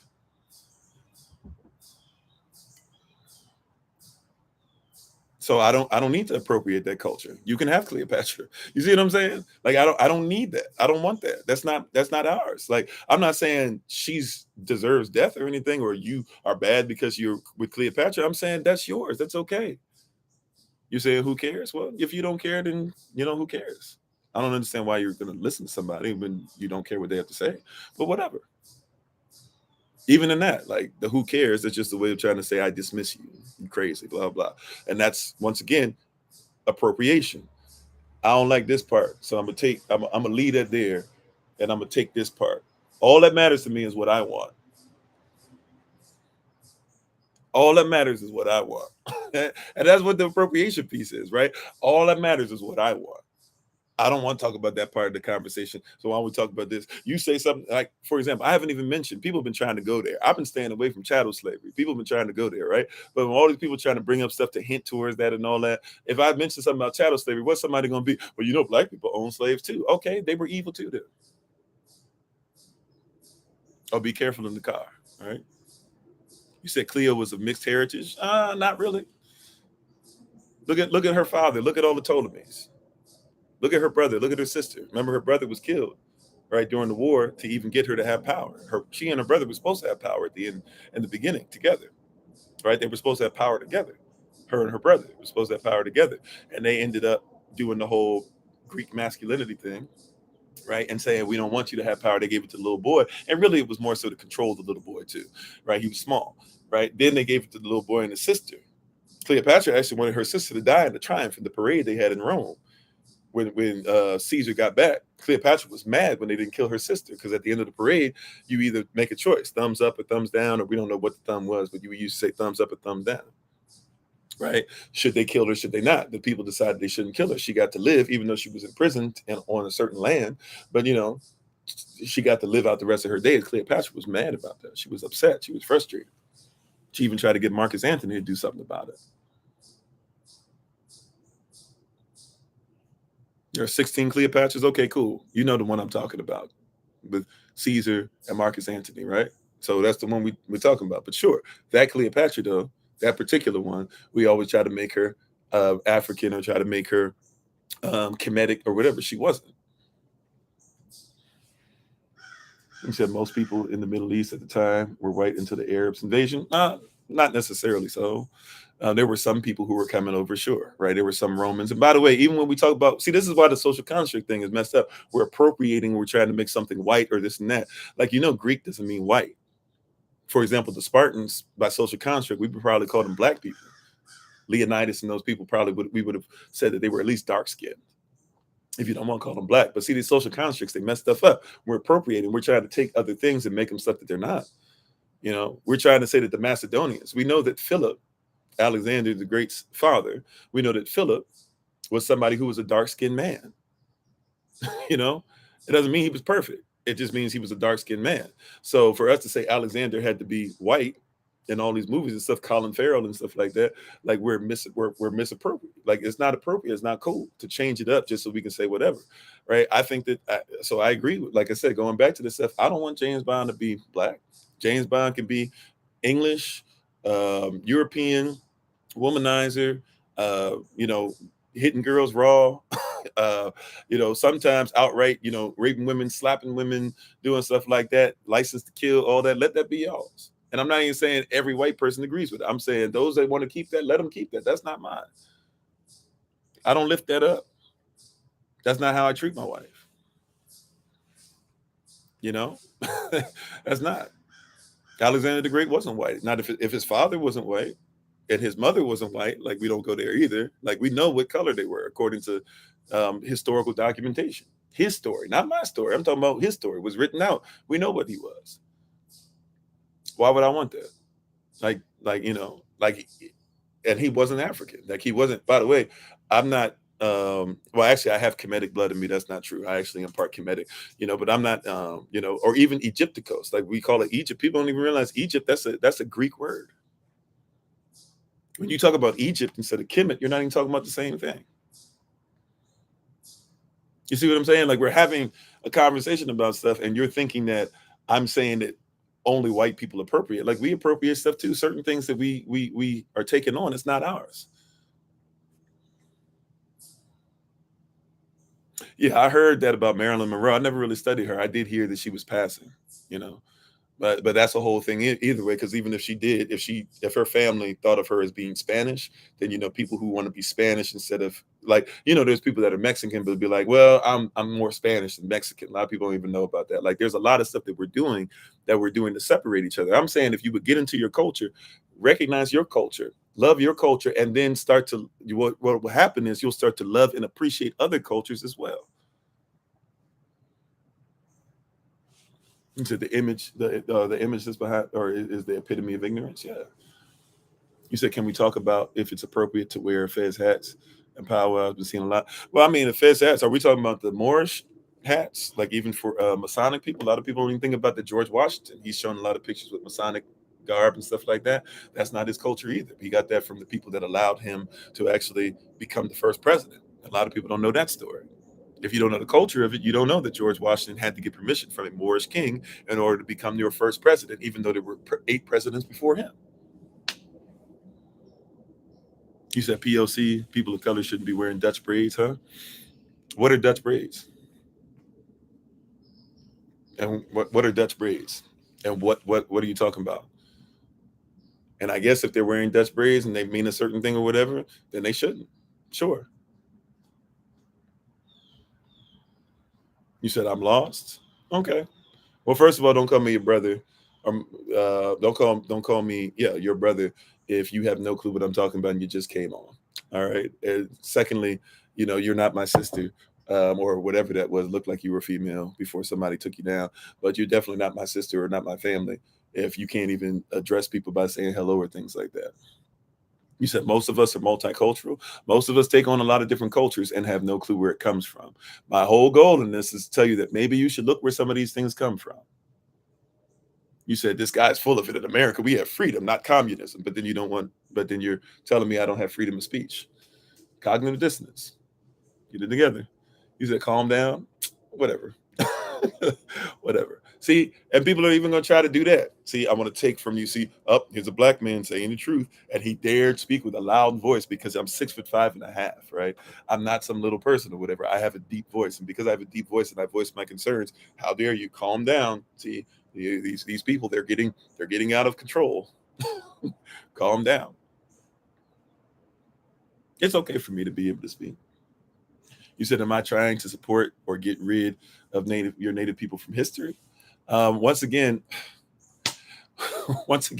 native to where, number one? If you're talking about native to the Americas, I'm Tsalake, I'm Cherokee, I'm Taino, I'm Ottawa, right? If you want to go back to Omek-Shi, you got to make me part of that too, right? I'm here, right? And so if this is us that we're talking about, then don't assume that I don't know. Like the assumption thing is astounding. It gets to be a person up to a certain place where it's there. We're all one race. We're part of the human race. You're exactly right. You're exactly right. And in the human race, there's a certain thing called culture. Right? There is. Right? Okay, so us to the Americas. So once again, I just told you who I was, to the Americas. And I just literally said before you got on that the original definition, even from a Eurocentric definition of American, is a copper colored person indigenous to the Americas. That's what they said. Now, even in that, we could say, well, that's not proper definition, blah, blah, because it came from them. Cool. I'm just telling you, there's some stuff that we're not aware of. And if we would actually look at this stuff correctly, we could probably break down some of these barriers. How you doing, Rocky? You said for it to be cultural appropriation, doesn't that cultural element need to be used for monetary gain? For it to be appropriation, here's the word appropriate. You ready? As a verb. So if we're talking about appropriating something as a verb, thanks for the love, appreciate it. As a verb, this is what it means. It means to take something for one's own use, devote money or assets to a special purpose, typically without the owner's permission. That's what appropriation is. That's what appropriation is. Right? If you're talking about somebody that's Masonic people take a whole bunch of stuff, mix and match it or whatever, and say this is the only way to go. And they only give degrees of knowledge. You go to school, you get a degree. There's 360 degrees and everything as far as each type of knowledge you're trying to get. But a lot of people get one degree and think that you got everything. Right? I'm not going to act like I know everything. But what I know is what I know. How you doing, Sister Mary? Right?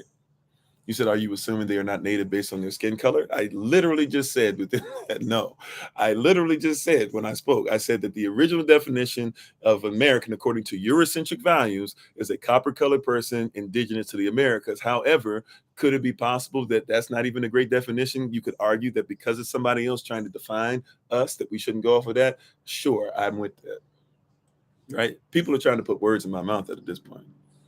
You said, what if I wear it out of respect? Okay, cool. If you wear a headdress out of respect, do you respect the process of what you need to be? Like, did a native person? Because this is what happens if you're going to wear a headdress, no matter what tribe you're in, you have to earn the right to wear that headdress. So did you go and earn the right and have native people say that we bestow the right upon thee to be able to wear the headdress? No, I'm not a Freemason.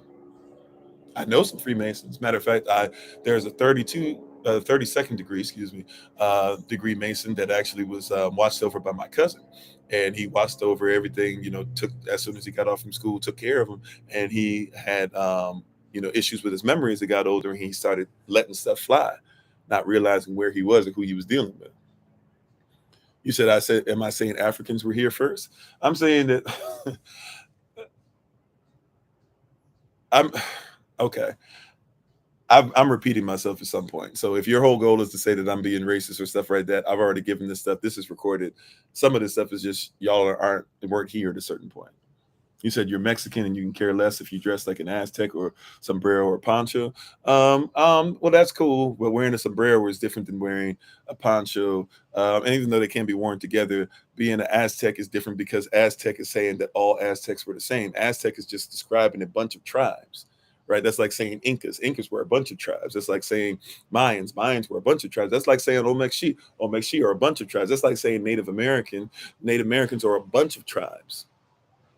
Even though we're not supposed to use this word anymore, but a lot of you know this word. That's like saying Eskimos. There's a bunch of tribes up there in that region. So even in that, like, once again, we're trying to just be like, we're just going to put everybody in there. We're going to forget what we want to forget. We're just going to put everybody together. You said, bro, if I want to wear a poncho to keep warm, that's not appropriation code. If that's what your standard is, then you live by that standard. But my standard doesn't have to be your standard. Your standard doesn't have to be mine. I'm not speaking to bow down to your standard. I'm telling you from this perspective that we're coming from, this is where we are. You don't have to agree with it. I didn't come on here to make you agree. I came here to give you some things, right, as far as tools or some things as far as contextual facts that maybe you haven't heard before. Yes, I've actually started my own university called SOC University, and I'm a teacher there as well. Thank you. There's a person who is nearly half Inuit. Call me an Eskimo. I do not care. Okay, well, if you do not care, you said that's what you call yourselves. Not all Eskimos, but yeah, if you're part of a tribe or something, that particular tribe says that they don't care, then that's cool. If you're somebody that's living by your tribal stuff over and over again, and you're with your tribe and you guys are there together, are you somebody that just happens to be part Inuit or part Eskimo and doesn't mind as somebody who's not living with them or something like that. But either way, it doesn't really matter. If that's what you decide, that's fine. What I'm saying though is even in that, there are things that people probably should be aware of when they say it. And even if you're okay with it, it's like some people are okay with saying the N-word. I'm not. But there's a lot of people that say, well, we do it because appropriation, just don't say it with the ER. Well, you know that they said that people who owned other people said it with an ER and A at the end, right? You learned how to speak from them, right? So, but if that's okay with you, if that's okay with you, then it's okay with you. You said they seem to be my facts. No, they're contextual facts. I'm not only giving, see, watch this. I don't opine on here. And if your goal is to say that I'm giving opinion, I'm not giving opinion. I'm giving you context. I'm giving you facts. And I'm giving you contextual facts. Once again, if you're coming on here, we speak the unspoken, right? And we were a voice for the voiceless. There's a lot of people that don't have this place to be able to come on and be like, hey, we actually want to do this. And there's a lot of people that, even though you don't think so, I deal with a lot of people one-on-one. I travel a lot. I go do a lot of things. And as people tell me about these things, I take them into account. And I say, okay, so if I talk about our sisters, for example, black women who say that I feel this, that, or whatever, I listen to them first and I educate myself on what they're saying. And I sit down and I study at their feet. And I don't say just because I don't like what you're saying or just because you a woman or you trying to come a black man or stupid stuff like that. I say, let me listen to you. Okay, you know what? We could be better in that. You know what? I can see that. Wow, you are the number one educated woman on the planet, right? And yet at the same time, you are the least paid woman on the planet. Okay, I can see some of these things. Wow. Okay, you know what? There is some stuff, some truth to that Willie Lynch letter stuff. You know what? There is some truth to what you guys have been saying. You know what? You don't feel secure, and so you act insecure because a woman's number one need is security. But we asking you to respect us without securing you. How dare we? Like I can start thinking about that, even though I'm not a black woman. I can look at what she's saying from a cultural perspective, not just in America or the United States of America, because America is bigger than just the United States, but not just in the Americas, but I can listen to the African, the one in Africa, and I can listen to the one in China, and I can listen to the one, like these are conversations I've had. I can listen to the one in Europe, and I can listen to other people who are not black women, but have said that they've had experiences from black women where black women have told them the same feelings they've had no matter where they are in the world. And I say, you know what? If I represent that mindset, I should talk about what they say. Just because I'm not a black woman does not mean that I cannot listen to the culture of what a black woman is telling me. You said you're Egyptian and tired of filling out forms to categorize North Africans as white. There you go. See, even in that's something culturally a lot of people have no clue about. That like there was actually an Egyptian person or Kemetic person, if you will, but an Egyptian person tried to come over to America. This happened multiple times, right? And he tried his best to say that he wanted to be known as black. They wouldn't allow him to be black. Why can't he be black on paper? Now, I would suggest, legally speaking, that you don't be black, white, or anything. You should be a non-citizen national. That way you can go ahead and have your rights and be a private citizen. Nevertheless, though, you guys say he should be able to be who he is, but they wouldn't let him be black. Why? Because Africans on paper, when they come over, they don't want to consider them as black, especially if they come over with money or different prestige or other things. That's something that's actually there, right? Now, it's not my personal perspective, even though I can say I have Kemetic blood in me. I didn't come from Kemet or come from Egypt, but I can listen to him. I can hear what he has to say, and I can say, you know what? If that's what you want to be represented, then let's go ahead and represent you. Just like I can look at a white man who's tired of hearing that everything he does is the patriarchy, and he's tired of hearing how he has toxic masculinity, and he's tired of doing this, and he's tired of hearing this, and he's tired of doing this, right? And I can say, you know what? There's some reality to that. Like, I might not agree with Jordan Peterson, if you know who that is. I might not agree with his political stances all the time, but I can definitely hear him saying, hey, I'm tired of being told that I'm toxic just because I'm a man, and masculinity doesn't mean, like, for example, I've never struck a woman. Right? And anybody who strikes a woman as a male, you are not masculine unless you are defending yourself from death or something like that, or being hurt, right? Or protecting your children, right? Something like that, obviously. But if you are just hitting your woman because you're mad, that's not masculinity. It is toxic, but it's not masculinity. Matter of fact, I would say that it's not femininity as well. It's not human. It's inhumane. Right? That's outside of the context of being masculine. But somebody else would hear that and be like, why are you supporting masculinity? That's toxic. No, it's not toxic masculinity. That's not a masculine person. That's somebody who doesn't deserve to be around a sister or a woman of any kind. He doesn't deserve to have a wife. You said when indigenous people speak, listen, okay, sure. Will you listen when I speak? I'm indigenous as well. You see what I'm saying? We don't want to hear that.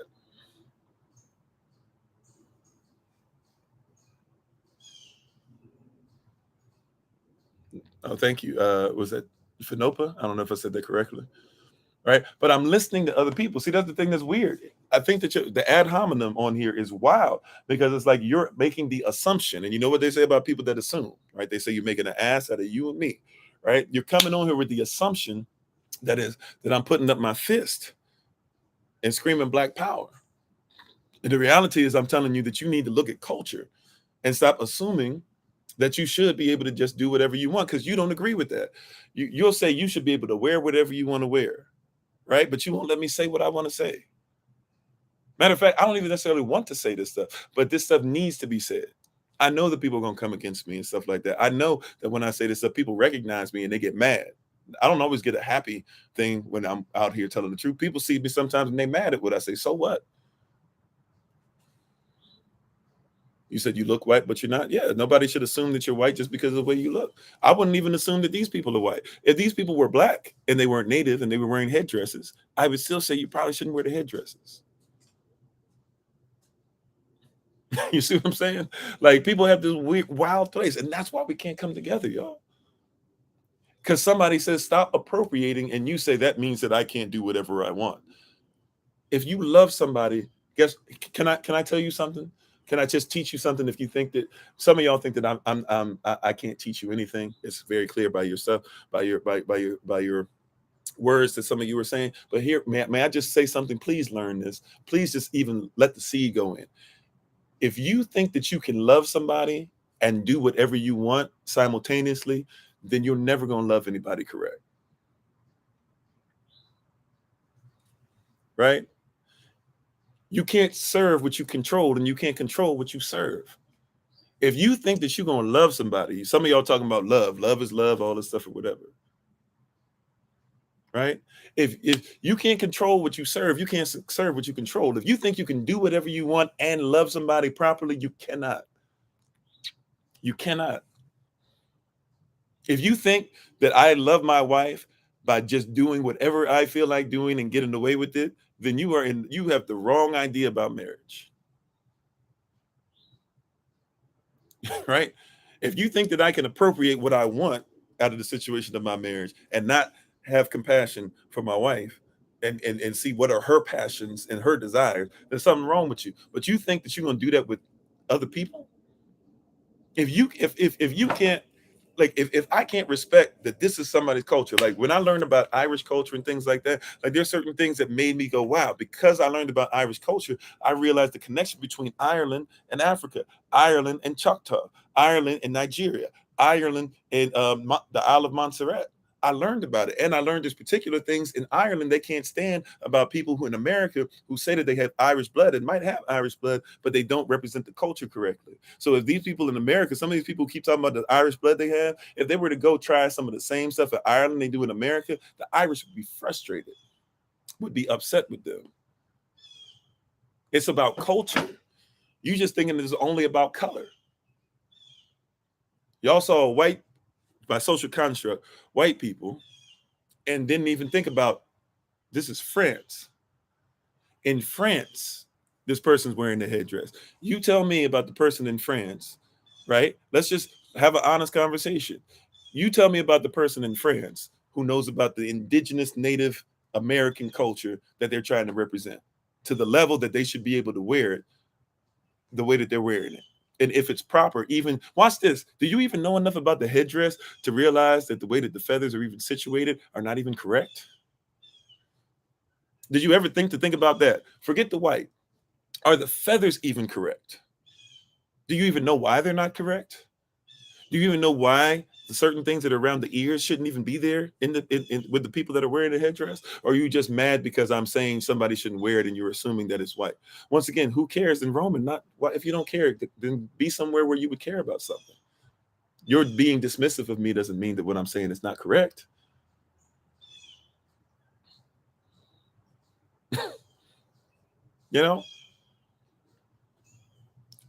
That's all I'm saying. You don't even think about that. You just go, oh, they should be able to wear whatever they want. It's disrespectful. Watch this. There is fine for all of y'all natives on here, native family. We don't have to agree on this. For the natives on here to say they don't care either way, cool. You don't care for there, but we know that there's somebody, right? There's a grandmother that we have, a great grandmother that we have, a grandfather we have, a great grandfather that we have. That if they saw that, they would be highly offended.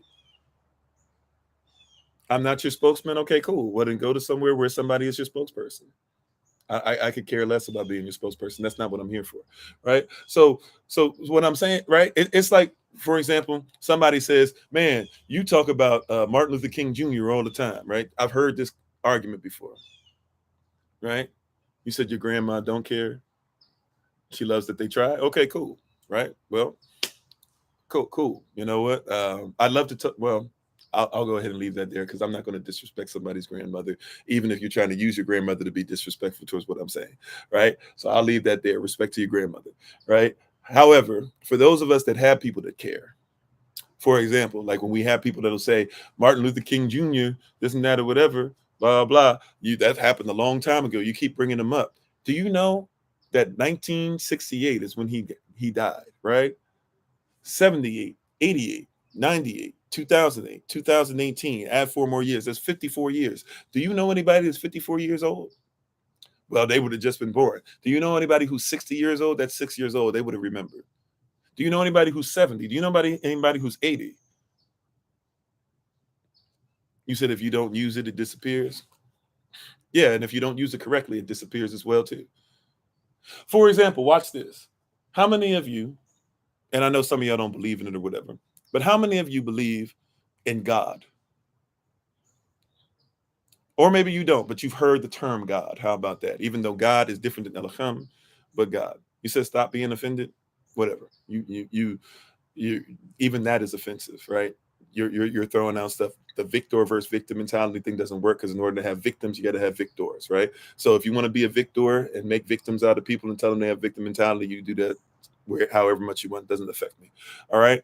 But if you've heard God, there's something in there that says, if my people who are called by my name would humble themselves.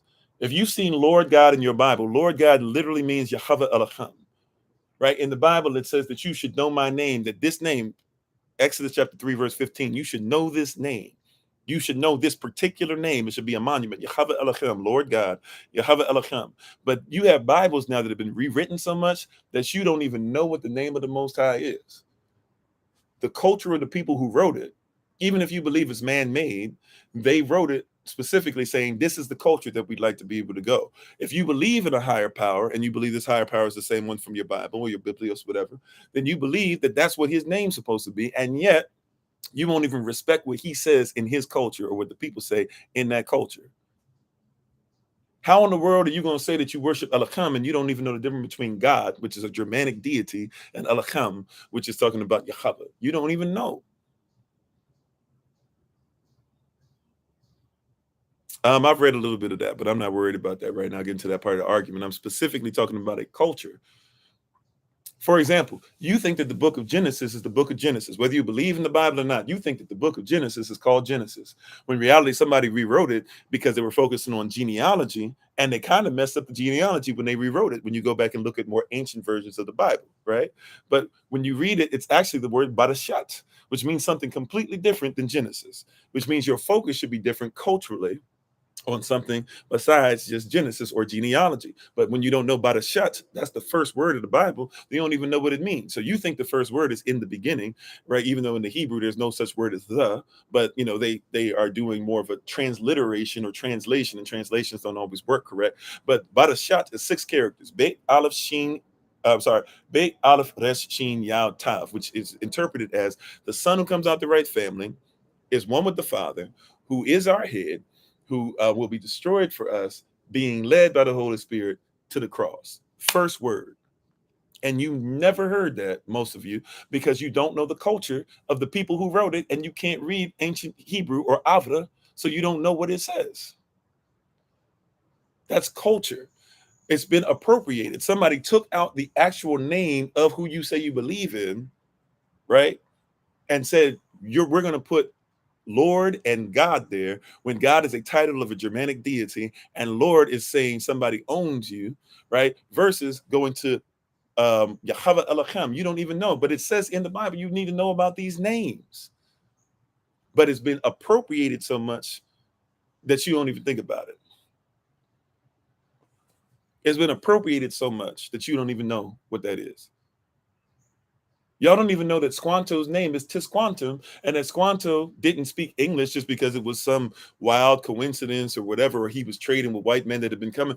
Tisquantum or Squanto was taken over to Europe. He was a slave in Spain, then he was a slave in England, and then he was able to come back over.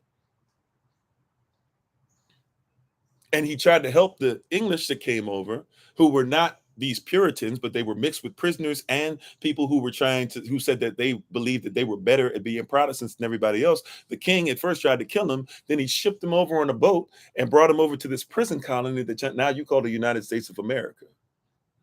You don't even know. So much has been appropriated from the story. You don't even know that. You don't even know that Australia is a prison colony that's been made into Australia now, where they took over the natives over there, the indigenous Australians, even though they didn't call themselves Australians either. Right? Like, this is stuff that you know, that we can find out. You don't even know that prisons are places that you have to pay for to be in, and they're considered to be a benefit or a privilege, because that's how they started in England, and they brought the same idea over here. And then when they made it a private corporations, they started doing the same thing over here. That's all a plantation is. That's why you can go to prison today and they still picking cotton and still singing songs. You said who cares, get money? Well, I don't work a 9 to 5. So as you work your 9 to 5 to get yours, I'm in a position to where I've learned enough about stuff and learned enough about how money actually works. And I've learned the fact that money's not even real to be able to get there. Even when what you're talking about money, see, they're appropriating certain things. You don't know certain things about that. Why are you out here with a 9 to 5 when you should be investing? Why are you out here working for somebody else when you should have your own business? Why are you out here trying to figure out who's going to hire you when you can go ahead and sow into people in your own community and they can sow back into you? There's not one thing that you're trying to get from Amazon or through somebody else that you can't get from each other. Why are you not growing your own food? Why are you not growing your own food? You said ain't no bank in heaven. Yeah, ain't no bank in heaven. Money's not real. Money is an agreement. Currency is something you have to agree upon. You said, how do I know he's not? Well, what I'm trying to tell him, see, watch this. That's a great thing to try and say that I'm making an assumption. Problem with that is that you have to realize that he said, get money, bro. That's all that matters. His assumption then is that I'm not making money. So I had to make sure that he recognizes that, yeah, I get what he's saying. But at the end of the day, money's not real. Money doesn't control me. Money is not something that's there, right? Money is not evil, but the love of money or just get money only, that's the root of all evil. That's when you get away from your culture, when you chasing the gold instead of realizing the gold chases you. I'm the ATM machine. I'm the captain now. I'm the ATM machine. I can assure you, money is real. What is money legally supposed to be? Money's supposed to have gold or silver to back it up. Is there gold or silver in the coffers to be able to back up your money? By the way, money is so not real that while they told you to not get into cryptocurrency, in 2023, they're about to start using American cryptocurrency that's going to be coming straight from the Federal Reserve. Money is only stuff there. God is a Germanic deity. I don't worship God anyways. Once again, you've already gotten to a wrong culture. See what I'm saying? We're appropriating. See how we're trying to appropriate? I'm just going to take what I want to try and make my point. No.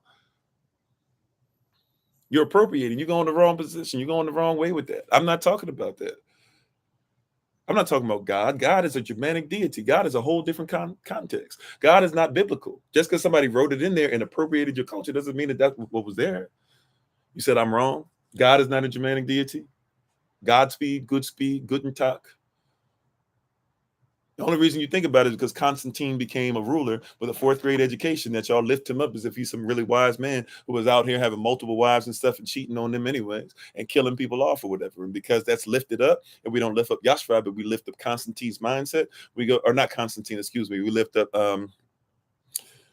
Charlemagne. King Charlemagne's mindset, we're still here talking about God. That's the only reason why. The only reason in your Bible it says firmament is because you still in the Greco-Roman deities. Firmament is a Greek god. He was the son of Gaia. Gaia was the Big Bang. In the beginning was nothing. Then boom, Gaia existed. Then Gaia had sex with her own son, Firmament, and her and Firmament gave birth to the Titans and all these things that are upon the earth. Right? You're dealing with, once again, appropriation.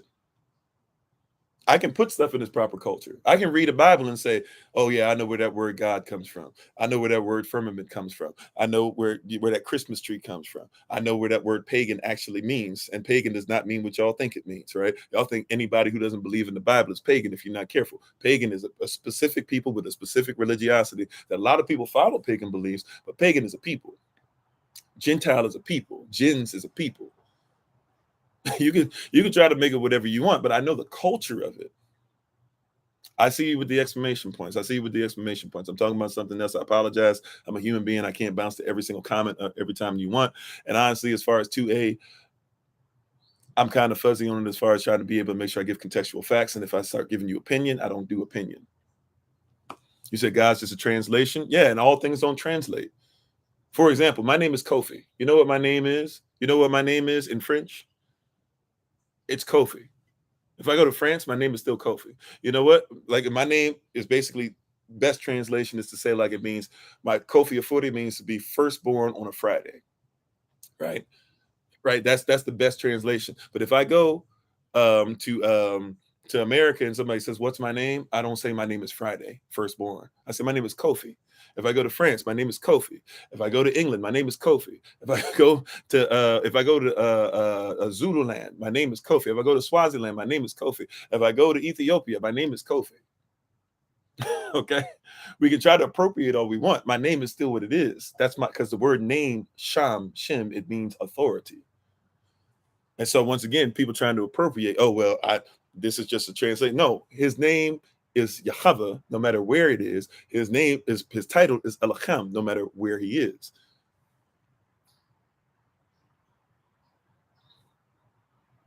Now, if somebody says, I want to change it, then fine, you change it. But when you change it and you translate it, you're taking away the authority of what it is.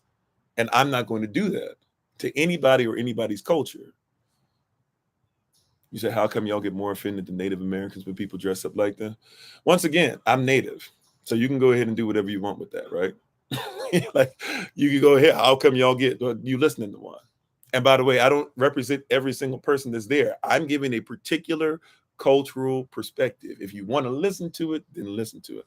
I'm not Native. Why? Why am I not Native? Why am I not Native? Because you deem me not to be? Because of the blood quantum? Because of colorism? Because of racism? Why am I not Native? Why is my grandmother and her family not Native? Why is my grandfather and his family not Native? When they came together, why are they not Native? Because you think you're God, and therefore as God, you think you get to rule over me, but you don't.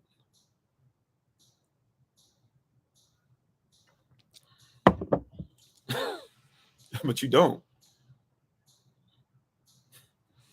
And that's the point. See, I'm trying to tell you, appropriation. Somebody gets to wear my stuff and tell me they can wear whatever I want, whatever they want. But then they tell me I can't even be who I am, even though you taken from me. You said don't want you to be Native because they can't claim it. Yeah. Like, how do you get to tell me who I am and tell me you can wear whatever you want, but I can't even be who I am? That is appropriation. About suits and ties, I talked about that earlier. I don't wear suits and ties. Honestly, I didn't like wearing suits and ties when I was forced to. But I don't wear suits and ties. It's not my culture. And it's not, and if that's what you wear in your culture, wear it. I'm just saying, for me, it's not something I do. Y'all can ask on here. Y'all ask anybody who's been on here, because I've been doing this for years now on social media. Ask anybody who's on here who's part of this, the moderators, SOC family, whoever. Ask them, when's the last time you seen me in a suit or tie? Matter of fact, for real, when's the last time you even seen me in socks? Now, I'm not saying socks have to be a European thing. I'm just saying, like, period. Like, I don't have them on me right now. I'm outside, and I still don't wear stuff on me. I'll wear sandals and stuff. No, but ask anybody who's met me if they've seen me in anything other than other than something that's tribal.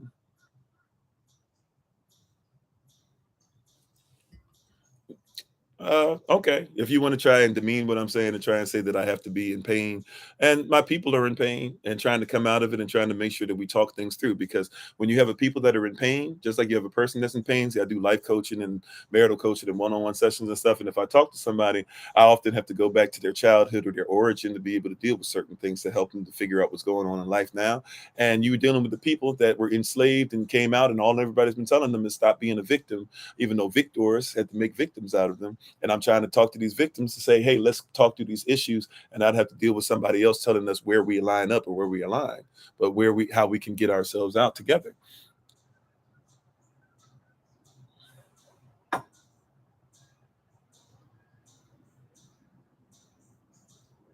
Right.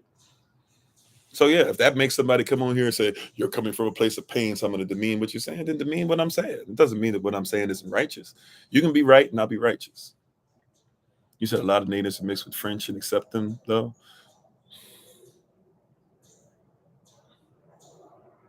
Okay.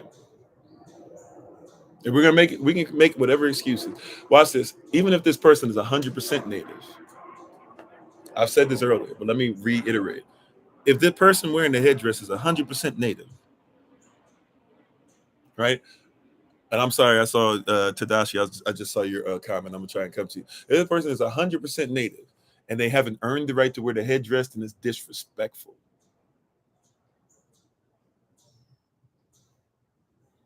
It's appropriated.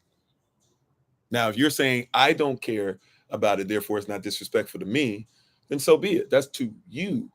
But culturally speaking, where it comes from, it's disrespectful. You said you were told you couldn't see the preacher's granddaughter because you didn't wear socks. It was years ago. Wow. I've never heard that one, but I could see somebody saying that. Right? If yeah, those things that people wear, they are earned. It's supposed to be earned. When you see natives and stuff and you see them dancing on TikTok or YouTube or whatever and doing the dances and they have the full regalia, some of them are out of pocket because they haven't earned it either. But most of them, they've earned it. Right? You don't get to just hit the peace pipe. I know y'all like to hear some of this stuff and y'all watch certain movies and you watch Peter Pan on Disney and all this stuff that they showed you as children. You don't just get to hit the peace pipe. Like you got to earn the right to even be in the circle for the peace pipe, because you got to be at peace with the tribe in order to have the peace pipe. You know, that's what I'm saying. It's appropriation. People just want to do whatever. I like what you're doing. I'm going to do it. I like what you're wearing. Like, how you going to wear Gianyame and Dinka symbols and you don't even know what Gianyame means? Gianyame. Some of y'all don't even know what I'm talking about. It's a Dinka symbol. And a lot of people out here wearing it don't even know what it means. Gianyame means there's none except. In other words, if you're wearing Gianyame, you're saying that there is a higher power which everybody should be in tune with, and that he is the one that is above all. But you're wearing it and you don't even let. So now if somebody comes up to you from another culture or come to you, you go to Africa or something, right? And now somebody walks up to you, they say, oh, okay. Like, who is it that you bow down to? Is it Onyon Kapong? You don't even know who that is. Is it Anansi? You don't even know who that is. Is it God? Right now, God might sound familiar to you, but they're doing a thing to make it easier for you. Is it Elakam? Is it Yahweh? Is it Yashva? If you want to wear a dashiki, wear a dashiki, right? First of all, wear a dashiki and not a dashiki print. See, even in that, that's what I'm saying. Do you know what it is? If you're going to wear a dashiki, what are you wearing it for?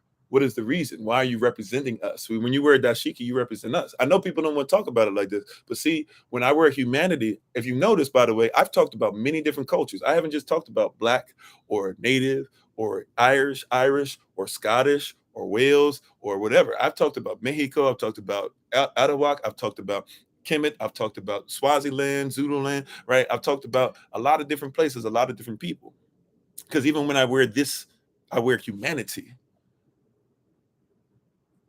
And in humanity, I should respect who you are and where you come from. But then outside of that, fine. Like I said, if I go in earlier, if I go into your house and you in your house don't like to have, like, for example, I don't do the pronoun, all that stuff or whatever, as far as like them, they. But if I come into your house and you say we don't like to use pronouns here, then guess what? Either I will obey what you say to stay in your house, or I should leave your house and not be disrespectful.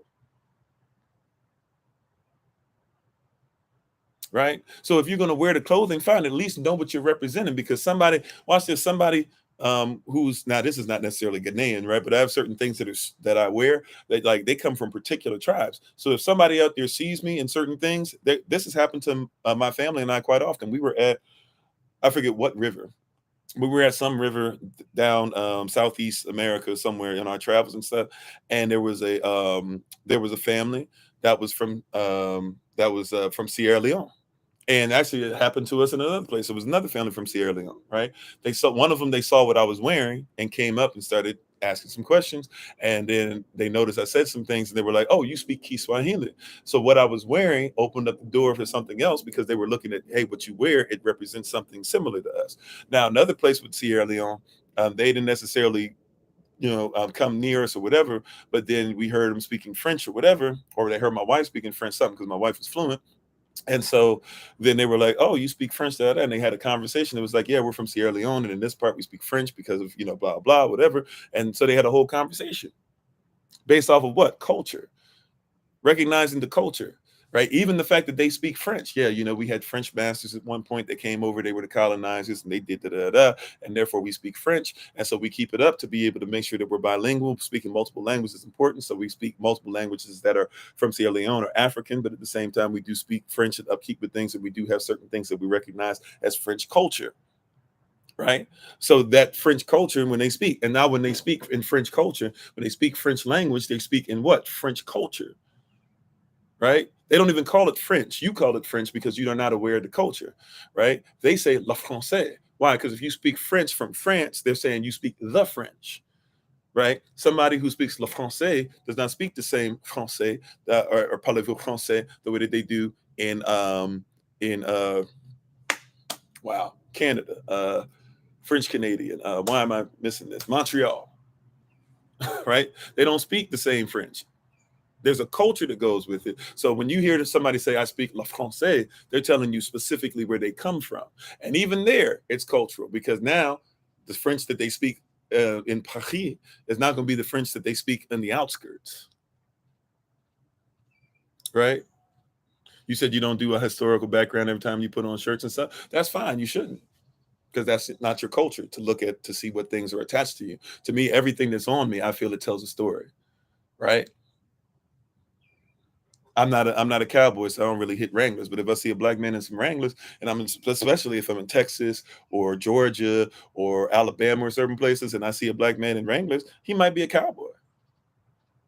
What he wears informs me, and even in that, he probably doesn't necessarily want to wear Wranglers. He might wear something else, and I don't know all the things there, right? And it is very disrespectful to categorize somebody's culture as cute. That's their way of saying, "Oh, that's cute. I don't really want to lift you up. I think blah blah." But yeah, you don't have to put on the background every time you put on shirts and pants. But guess what? What you wear, it speaks about you. It speaks about you, right? A lot of people on here, they hear what I'm saying, they see what I'm wearing, they automatically assume, "Oh, he's one of them," whatever them is, right? But if I say cowboy, which by the way is even a derogatory term, see culture. Even if I say cowboy, now black people love to be called cowboy because they're trying to do the whole N-word thing. A lot of people don't even know there's a difference between cowboy and cowhand.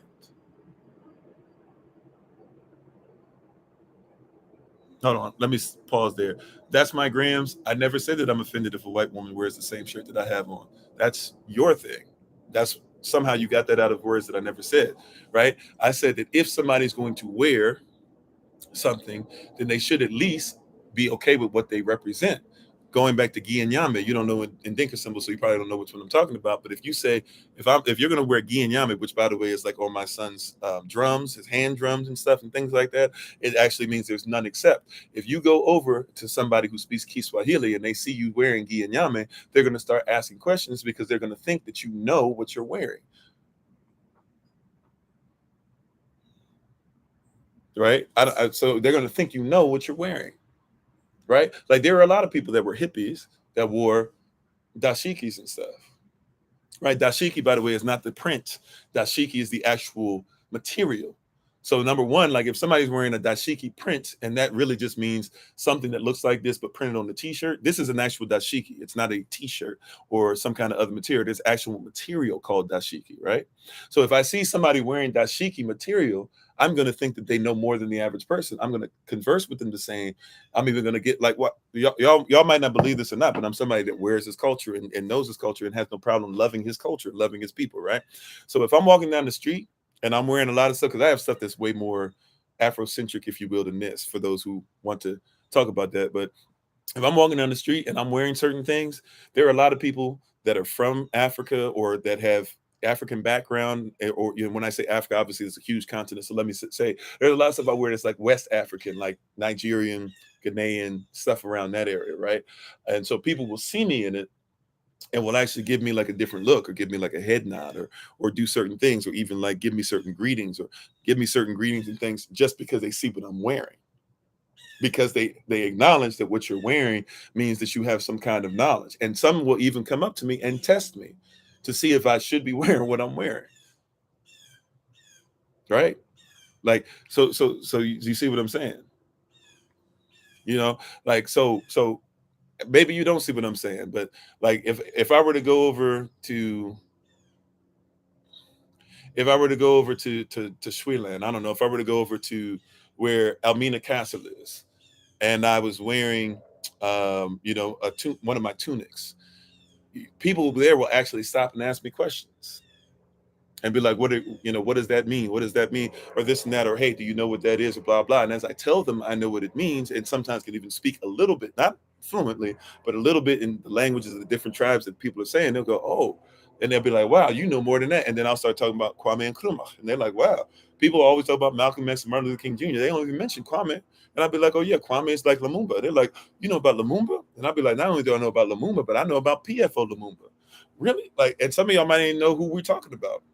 But it opens up a thing of cultural, right? Cultural context, which says, oh, okay, now we're having a conversation, and they get more excited. It's like when you speak somebody else's language, they get excited even if you try. So sure, like you said, you like the fact that somebody tries, but if you're speaking someone else's language and you get something wrong, they might not come at you and be like, how dare you speak my language? But they will try their best to be like, you should try to do these things. You said sail back to Africa, go back to Africa. I've been there, done that. And yeah, thank you. If that's your way of saying that you don't like black folk, then thank you for being on. Right? I don't know why you listen to a black person, but nevertheless, right? Like, people don't like those things. You said if it hurts them for wearing it, then they'll give then them then they'll them to give up their cars. Don't take planes. No, I don't know what you meant, but I guess you're trying to say if you don't like us wearing your clothes, then you shouldn't get in our airplanes and stuff, in our cars, as if like white people made cars up. Is that what we're saying? You know that white people didn't invent cars. You know that, right? Matter of fact, even the Ford plant, you know that George Washington Carver had to help Ford with that, right? So the T model Ford and some of that stuff came from white pockets and white money and stuff. But they white people didn't invent cars. Now, if you're talking about planes and stuff, I mean, it depends on what type of planes. We only talk about Orville and whatever the other Wright brother's name is. But there's other people that worked on planes, and that there's other planes in existence just besides the one that they made. And there's many types of planes and parts of planes and jets and all this stuff or whatever. Like the phone, yeah, the phone you use, then stop using the phone. And by the way, the phone that we're using right now, whatever device you're using, it has precious stones and metals in it that come from Africa to be able to make it use. So why you can't use that either? Like, it's a really weird place that we're going to go into. See, appropriation has a day. You said I'm making up my own facts. I'm not making up my own facts at all. Have you ever thought about the fact that it's called a power plant? Have you ever looked up that when the car was made and stuff, and they started having the Model Ford made, have you ever considered the fact it was called a power plant? Okay, but parts of your jet weren't made, right? So the stuff that you're using in your modern plane, it still was made by other people, right? But have you ever once again thought of a power plant? Why do you think that it was called a power plant? Do you think that it's a natural thing to call a building or an assembly line of some kind or whatever a plant? Why do you think they call it a plant? You don't even know, right? You don't even know. You're saying, yeah, Ford did not create the car. Ford created the assembly line, or gave the money to make the assembly line. Ford never created the car. Car existed before Ford. You got to get it together on that. But you never thought about, why is it called a plant? No, you call factories plants now. Factories were not called plants originally. They were called factories. Why did they call this particular factory that started making cars a plant?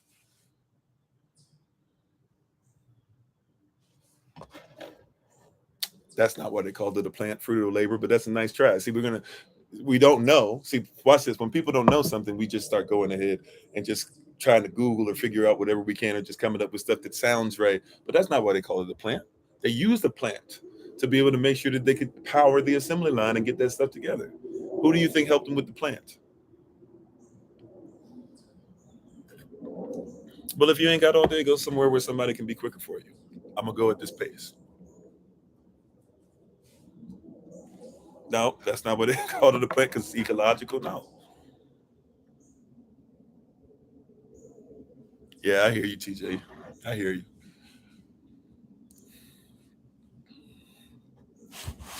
Look up George Washington Carver and look up if him and Ford had a relationship, and then check out what George Washington Carver did for a living, and then see if you can start piecing some stuff together.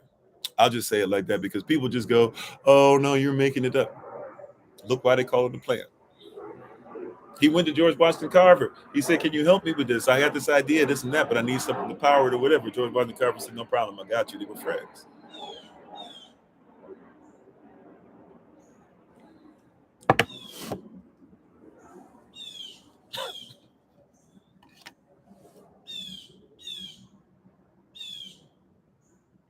Right? We appropriate it. We just taking what we want, and we're gonna make sure that we do all these things. But yeah, before Ford was alive, the automobile, Ford didn't make the automobile. He just made it to where a bunch of people could get it, and when he could make it where a bunch of people could get it, he made it cheaper.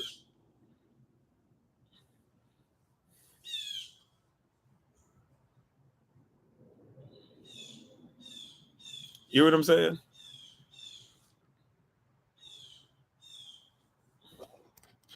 You hear what I'm saying? Kind of, sort of close to an airport. It's like a private airport that I'm somewhat close to. I'm actually out just outside right now. Always, as much as possible, I try to do this stuff from outside. So I'm just chilling right now. Right? But you see what I'm saying? You can, like, for example, um, people say that they don't like Nazism, right? And I'm not trying to say give up everything that you do or touch, or you can't buy anything. That's not what I'm trying to do. I'm just trying to get you to see there's a lot of stuff, right? But you talk about Nazis. Everybody talk about they don't like Nazis, or most people will act like they don't like Nazis, right? Okay. All right. Do you know that if you buy, is it what bag is it? Chanel, Coco Chanel, is that the one? If you buy her bags, and you buying bags that were basically like furnished and set up and different things by Nazis. If you wearing Nike shoes, Nazi. If you're wearing Adidas, Nazi. If you drink Coke, Fanta, whatever, Nazi. Like Chanel was somebody who was higher class. Nazis came in, they took over her city in like 90 minutes. She realized she needed to do some certain things to make sure that she kept her money. And so she went and started sleeping with Nazi soldiers in a particular building that they had taken over. And they helped her to be able to make sure that she built her business up.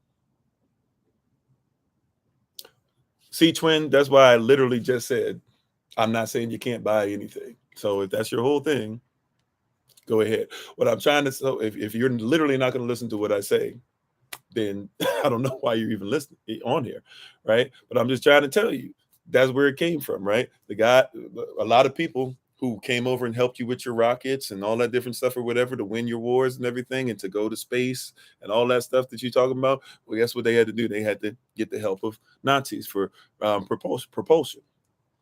Right? Like, these are things that are there. If we mention these things and we talk about there's cultural ties, then people get upset. Why are you getting upset when I'm just telling you the truth? I didn't say you're a Nazi. I said that you might be part of a culture, part of an American vibe that says that, hey, we'll say that everybody should be American, this and that, or whatever, and we'll just go ahead and say everything's part of us. But the reality is that we had to be part of it. Matter of fact, if you just do some quick research and look at some of the railroad tracks that led up to some of the Nazi camps, where they killed all these folks, you'll see that some of those names on the railroads were American company names because they were making money off of it. I'm saying that to say that you need to realize this thing is not everything you think it is.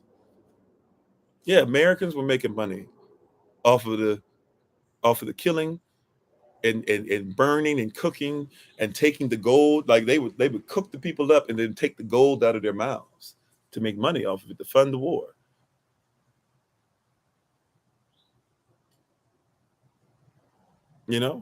Like, we don't want to talk about this stuff. I'm trying to get you to see it's deeper than what you think. You said, should you have to pay for the sins of your father? Nobody asked you to, and you couldn't pay it anyways because you couldn't afford it. If your father, in fact, did anything. I don't know anything about your father, grandfather, etc. I'm just telling you that people did things, and so we should realize that there's layers to it. For you to say you have to pay for the sins of your fathers is to bring up something that I never asked you to do. But your father, just like my father had sins too. And I can't pay for them, but guess what? Generational curses, they flow, whether I paid for it or not. So if I want to be a curse breaker and stop going through the same issue, then at some point I've got to say, let's stop it, right? In order to be a problem solver, I must identify a problem, come up with a solution to get to the answer. And we're talking about let's get answers without, and let's come up with solutions and not deal with problems. You cannot have a solution without a problem. You said Democrats equal Nazis? Yeah, there's Democrats that were Nazis and Republicans that were Nazis. JFK's father was a Nazi sympathizer. I'm not a Republican or a Democrat, right? I'm not even an American. I got sense enough to know it, not a modern American. If I did, then you would treat me like one. Not you per se, but America. How about that? America would treat me like one. Because I served. I don't look like it no more, but I served in your Navy. I served in your military. I put my life on the line. I drug people to make sure that they can get back home so their family could bury them. But nobody's asked me about that. You asking, have I been to Africa? Of course I have. But you haven't asked me, did I serve? Interestingly enough. Up here we go. African Americans claiming they are the original natives. I didn't say every. First of all, I'm not an African American. Number one, I'm not a black person on paper, even though I don't mind being called black. But on paper, I'm a non-citizen national, right? And so therefore, since I'm a non-citizen national, I'm a private citizen. So you need to get that straight. Number one, they tried to call us African Americans just like they tried to call natives Indians. But I also know my native background, and I don't have to worry about if somebody comes on here speaking some blood quantum speech, right? I think that if somebody tries to say that they're native just because they're black, that's foolish. But I know who I come from. You see what I'm saying? Try people, even natives. We've been taught to appropriate one from another, right? But in all this stuff, and you're welcome. Thank you. I'm not even looking for thanks for your service. I'm just saying, literally, I served this nation, put my life on the line, and nobody has once asked me. And all this stuff, you're talking about cry, whatever, right? And all this stuff, nobody's once said, and all the stuff you're questioning, nobody's once said, did you serve your country? You know why? Well, if you want to wear something that you didn't earn for Halloween, then you wear something you didn't earn. That's the point of what we're talking about. If you feel like you should wear the unearned, and it's always interesting. The people who say this stuff are the people that say you should be victors and not victims. Well, if you haven't been victorious, right, or if you haven't earned the right to do something, then why are you going to do something that you didn't work for?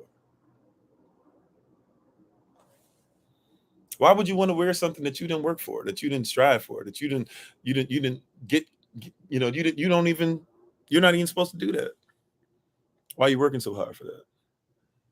Right? Exactly. Put on a uniform and pretend to be. Can I go ahead and put on a police officer? I mean, I got it for Halloween or whatever. I put on my police uniform or whatever.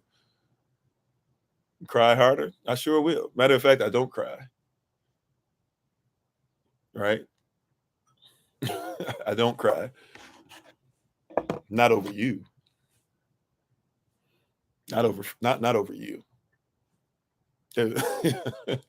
Not over you. I cry. I cry. I cry. You know what makes me cry? In all sincerity, what makes me cry is that there are people that are not just willing to listen to other people. I'm legit trying to give you a cultural perspective. And for you, it's just a costume. It's just a, what if it means a whole lot more than just a costume to somebody? Does that matter? Like that's the stuff that should make you cry. It's a costume, just relax. Okay. Okay. I can do whatever I want to do. You sure can. Nobody said you can't, but dang, do you ever think about once again, like I'm married, right? Got a wife, the greatest woman to ever live. You will never be able to tell me anything less than. She is the greatest woman to ever live, right? But I cannot love her with only just being like, I'm gonna do whatever I want, and she should just get along with it. How do you show love to somebody and you won't even look at what they're doing? Where's your compassion? You say that you should be now. Some of y'all don't have compassion. That's the problem. Some of y'all have straight up told me that you're not compassionate about other people, right? But I cry when I hear people that say, I can't even listen to somebody else. No wonder marriages don't last. No wonder all it took was a sickness, right? All it took was a sickness, a virus, to take your divorce rate that was already at 51% and make it 75% plus. Because you don't have compassion. You don't care about other people that even live in your own house. So how can you care about the world? How can you care about the United States? You think you care about the United States? You think you care about other white people or other black people or other yellow people or other red people? You can't care about them. You said you're native, that's fine. How you gonna care about somebody else and all you care about is what you want? I don't find it offensive. Oh, I'm not offended. They're offensive to other people though. You sure can. You can do whatever you want and not care about what your spouse wants. You can, but that's backwards. You're absolutely right. You can do that, but you ain't really no great husband or wife if you only get what you want. I sound offended? Okay, I can sound however you want. I'm not here to worry about how I sound. I'm giving you contextual facts.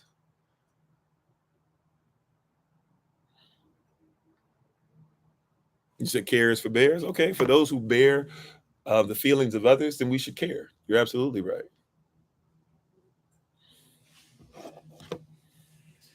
You said you can't please anyone, anything you can be offensive to someone, stop crying. Um, okay, that sounds okay, I guess. You said what? The culture isn't my culture isn't African? Nonsense. I'm Shwe.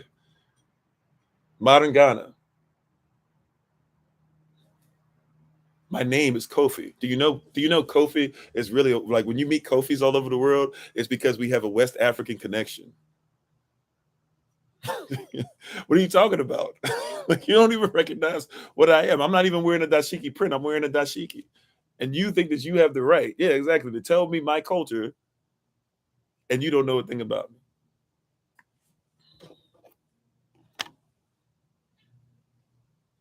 You're like you're wearing something African because I can speak with an American accent. Your assumption. Now I'll be honest with you. I was born in America, but your assumption is that I have no African connection, and then you don't realize the 14th Amendment citizenship in you doesn't realize that the 14th Amendment is the first place where you start seeing that because somebody's born somewhere that they have to be that.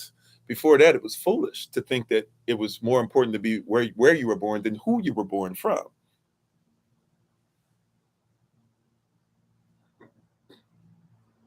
Right?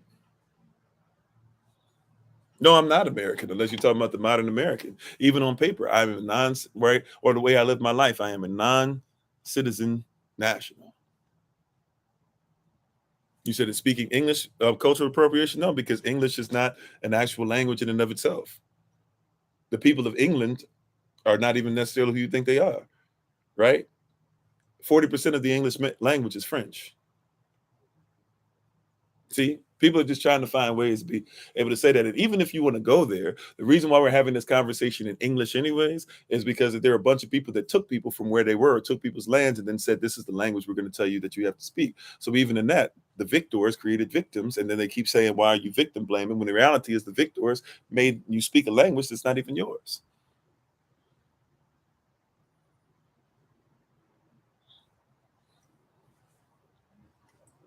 So even if you want to use that logic, you're still illogical. That's still an illogical mindset. And I believe you to be stronger in logic than that. So be stronger in it, be greater than that. You said it's called being better? Yeah, enslaving people and making them exactly like what you want them to be. For a lot of people, they call that being better because you're a conqueror, but I'm more than a conqueror. I don't have the mindset of, I don't demean myself to the level of conqueror. You said anyone can identify as what they want and anyone can wear whatever they want? Sure. Yeah. So you can be me, right? You can be 6'5.5", black, have free locks, forearm locks growing out of your head, correct? Because you can do whatever you want. And you can go ahead and conquer me and say, stop talking about it, because therefore, if you say that your culture is okay, I'm trying to say my culture is better than yours. No, I'm trying to say my culture should be represented just on the same level. And if not, I should be able to think that my culture is just as valuable as yours. Right. And exactly. Even see, like that's what I'm saying earlier when I was saying, are the feathers being used right? This and that. A lot of people miss the fact they're wearing war bonnets. Who are they at war with? You said you're 6 foot white and you could have locks at any moment. What's the problem for real?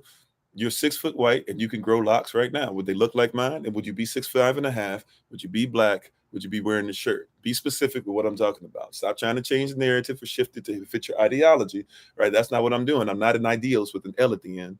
I'm not with an ideal right now, fitting something to support my narrative. I'm talking about contextual facts, right? We're all created differently. Or if you don't believe in creation, you were all formed differently, whatever. And you got to realize and recognize that it's okay for somebody to represent their culture, represent themselves, right? Would your locks look exactly like mine? I'd have love for your locks, but they wouldn't look like mine. And guess what? That's okay, because they come out of your head, just like certain things come out of my culture's head. And it's okay for us to represent those things. Why is it so bad for y'all to hear somebody say that we should represent ourselves?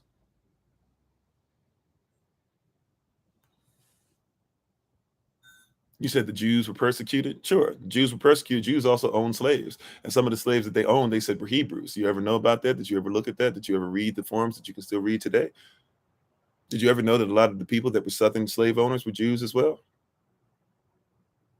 And just because they were persecuted, they get to talk about their persecution quite a bit. See, I grew up with a mother who made sure we learned about persecution of others and not just only our own. So I went to what is it called, in Washington D.C. downtown. We went there like every year for one at one point in my life for like 10 years straight. um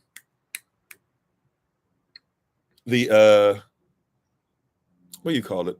Wow, what is that called? The Holocaust Museum. Thank you. Thanks for it. And we went to the Holocaust Museum every year. And by the way, you know what's interesting about the Holocaust Museum? Even though they talk about Jewish stuff, they talked about black concentration camps in there, right? That were in time that because Hitler had black concentration camps, he had Jewish concentration camps, he had Jehovah's Witness concentration camps, he had Christian concentration camps, he had prisoner of war concentration camps, he had Polish concentration camps. So they make it the point to show you all types of Holocaust. See, it's not just the Holocaust, there are many Holocausts.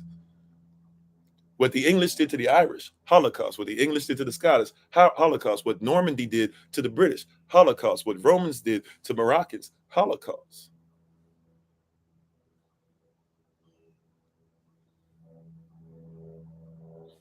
There's a lot of them. What Kemetic people did to Israelites, Holocaust. What Japanese did to Chinese, Holocaust. What Chinese people did to people of Taiwan, Holocaust.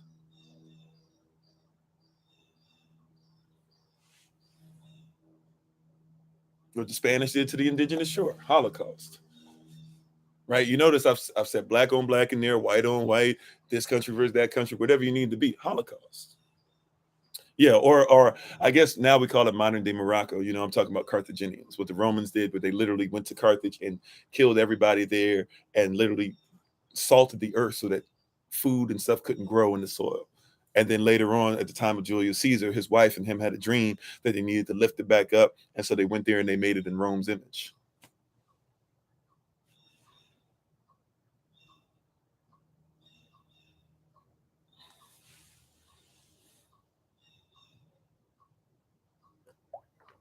Elaborate.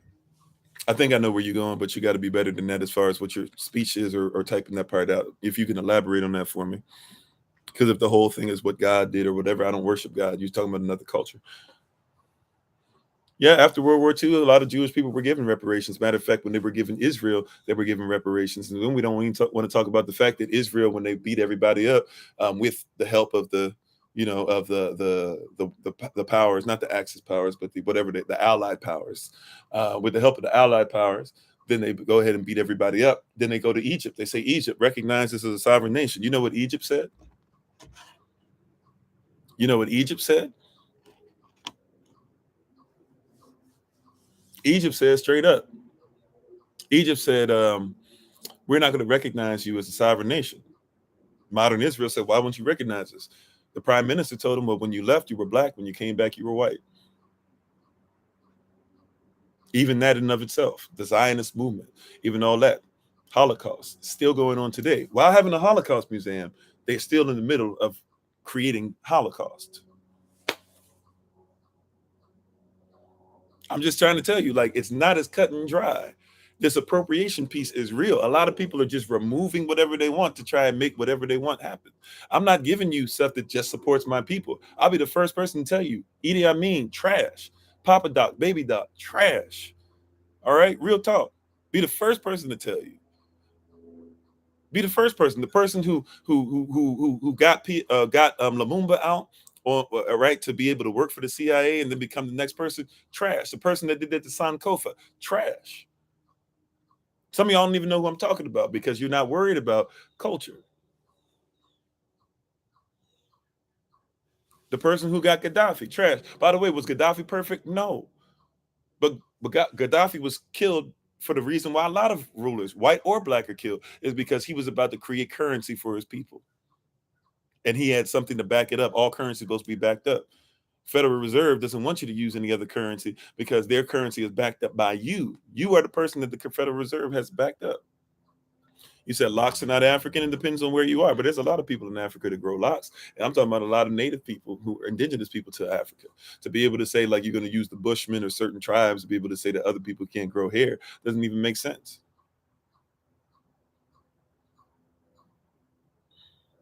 Right? The reason why they went after Cubano, Castro. The reason why they went after Castro is because Castro didn't win, but Castro got over the power once they won. Then he went to America first. How many of y'all know that Castro went to America first? I already told you I prefer the Little Mermaid not being black. So you relate to that, right? No offense. I'm sorry I'm getting a bunch of comments, but I already talked about that. I'm repeating myself a lot. But Castro went to let's see. Castro went to America first and asked them if they could help. And you know what America told Castro? You said you're white and born in Africa. You're an African. Okay, if that's what you want to say. But once again, I don't go off of this new version of stuff to where you were born, it makes you from. It's who you're born from. But even still, if you want to take on African sensibilities and actually learn language and actually support those things that are cultural to Africa, then great. You can be grafted into the society. Just like a pear or an apple branch can be grafted into a pear tree, but it still gives apples. It's part of the branch, it's part of the tree now, but it doesn't mean that it doesn't still produce apples. We can still be one, but you still produce what you produce and I produce what I produce. We work together so that people can be able to get different things from the same tree, but what it's rooted in is what it's rooted in. But Castro, getting back to him, he went to America first, said, hey, help us out. America said, we don't like you. We wanted the other side to win, so we'll let your people starve. That's why Castro went to Russia. Because you're not a bee? Well, I'm not a female dog, and I'm glad you're not a female dog either. If you're a female dog, I'd be excited that you could type. You thought I was going to be upset? You thought I was going to be upset by that? Just because I have to talk to you guys real fast and stuff doesn't mean that y'all are upsetting me. We're all humans. We all produce humans. You're born where you're from. No, I'm born who I'm from. That's your culture. Somebody told you with the 14th Amendment to get rid of freedmen. You don't even know about that part of it. They told you have to be born where you're born. You belong to that so that you can't get what you deserve. That's why they did that. Right. But for those of us that are okay with who we're born from, I represent them more than I represent you. You are not my parent. My parent is more important to me than you are. They are. That's the way it is. That's nature, natural law, natural law. That's actually how law works. Natural law. My parent is more important to me than you are because I come from my parent. I don't come from you. They tried to switch your mindset and to get you to think that you should be more about where you come from than who you come from. I don't know. My daddy is my daddy, and you will never be on the level of my daddy. No country will ever be on the level of my daddy to me because I don't come from the terra firma. The soil I come from is the flesh, is the soil that is the flesh. When he passes, it's going to be ashes to ashes and dust to dust. And that's the soil that when that returns to the soil, that's the soil I come from. I don't come from you. And that's the problem that people have. We're talking about this appropriation piece. You're trying to act like I got to come from you because I was born somewhere. No, no, no. I come from my daddy. I come from my mama. My mama had me in her for 9 months. A child that was so long and so big in her that when I was born, both of my feet were facing the same way. They had to actually break my right foot. That's the only broken bone I've ever had. They had to break it and set it in place because I had a club foot, basically. I think that's what they call it. I don't know if that's what they call it or not, but I had basically 2 left feet. They had to make this one right because I was so bent up in there, right? Like that's that mama who was willing to go through that struggle. She's way more important than whatever country you're trying to tell me. Okay, that's fine. Ethiopia is more of the Greek term for it, but we use it now for ourselves. So I get you. What I'm saying is who I'm born from is more important than where I'm born from. See, that's a mentality somebody tried to teach you. No, my family is more important than the United States of America to me. Always has been, always will be. Right? And that's why I need to know who they come from and who they come from and who they come from and who they come from.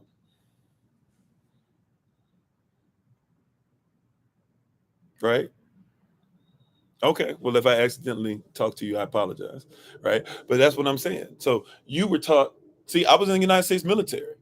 And every time when that flag was coming down on the base at the end of the night and you heard the trumpet blow, you had to stop and you had to either put your hand over your heart if you were in uniform, boom, salute. And you had to sit there and do that. And they tried to put in you that was more important. Lay your life down for that, but don't lay your life down for your mom and daddy. That's the wrong mindset. If you're coming to me looking for that, that's appropriation. See, what goes on in this house is more important than what goes on somewhere else. Yeah, somebody indoctrinated you with that. That's why you're willing to die for a flag, but you're not willing to die for people. You talking about we're all human beings, but where's the blood on your hands for human beings? You want blood on your hands for a flag, but you ain't got blood on your hands when a little boy gets shot in a neighborhood by somebody else who doesn't even live there and says that, hey, I thought he had a gun and had Skittles, and that man is still around signing Skittles. Where's the blood on your hand for that? Where's the outrage for that? Where's the march for that? Y'all said we shouldn't be marching for Black Lives Matter. And by the way, I don't support Black Lives Matter organization. I believe that Black Lives Matter, but I don't support the organization. I'm not Batman either. Exactly. But what I'm saying is you got, not you necessarily, but a lot of people got a lot more to say about a Black Lives Matter march than the fact that somebody's signing Skittles, making money still to this day because he killed a little boy and that wasn't even his neighborhood. Where's the outcry for that? Y'all care about Trump too much. You know what? When Trump, I'm not a Republican or a Democrat. Y'all care too much about Trump. That's the problem, right? You hear what I'm saying? Like Trump didn't pay taxes. Guess what? You shouldn't pay taxes. You mad at the wrong thing. Don't get mad about the fact that he's not paying what you're paying. Be mad about the fact that you're paying what he's not paying. In other words, you're not supposed to pay taxes, but you don't know how. You don't know why. Nobody taught you that. You've been indoctrinated. You're so mad at Trump or so cool or so crazy about Trump that you're arguing over that when nobody should be paying taxes. Smart business owners don't, these corporations don't, right? You're not supposed to pay this stuff, but you do. Why? And why are you not mad about that? See, appropriation. They've taken stuff from you and you don't even know. You don't even know. You're so messed up about it. Right? You're so messed up about it that you're arguing the wrong thing.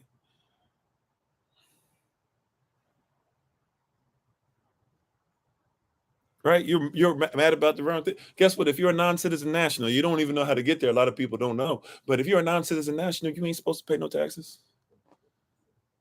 Right? You're not supposed to pay none. Taxes are for benefits and privileges. If you keep living by benefits and privileges, then you got to pay for taxes. But if you don't have benefits or privileges, or you're not tied to them, you shouldn't be paying nothing. Even if you don't get your paperwork changed, you should know that. But nobody tells you that.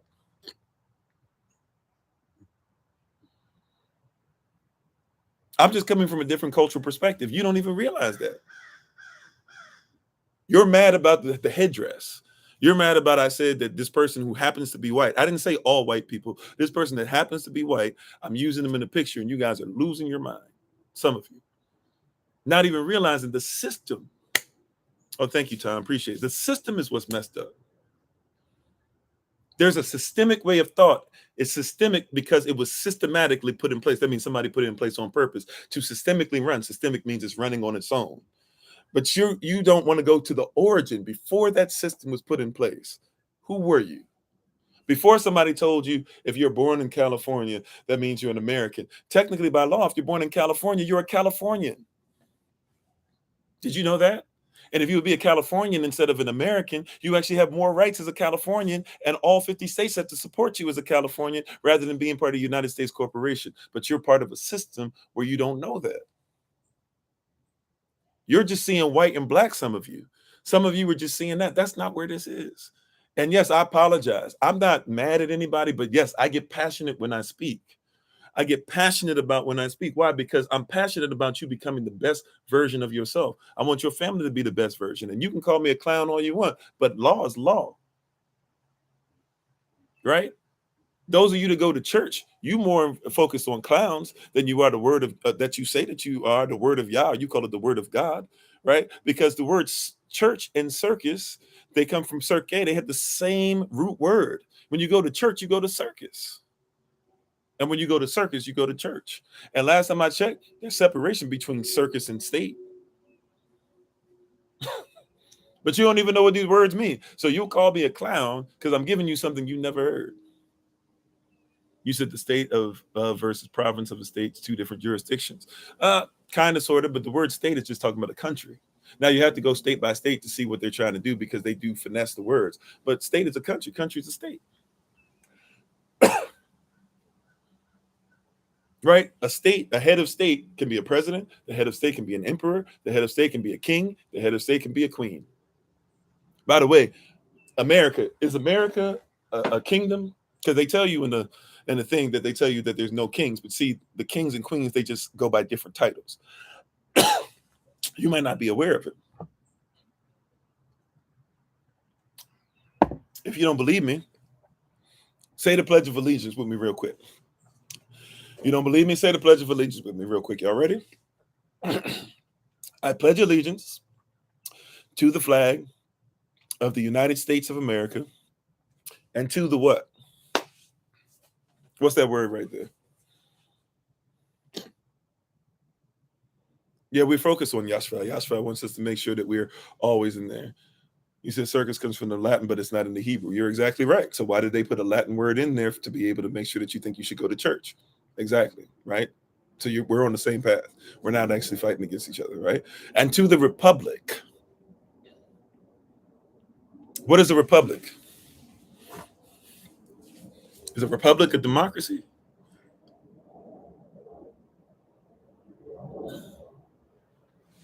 Come on. See what I'm saying? Y'all say that I'm crazy. I'm just making stuff up. You tell me where I'm wrong. You said it's not a kingdom. What is a republic? Is Rome a republic? Was Rome a republic? And even when they had Caesars, emperors, were they still considered to be a republic then? They changed the wording around historically eventually, but they still said they were a republic. Julius Caesar technically is the first, or really is the first Caesar, but they say technically not. It would be his adopted son, which we're not sure if it was adopted or not, if he was actually blood or not. But he's the one that got the money. Okay, so then Augustus, the first Caesar, but then technically he was not supposed to be the first Caesar because he was always acting like the people or the Senate still had power, but the Senate didn't have as much power, and the people never had power. China is a republic. England is a republic. Mexico is a republic. Canada is a republic.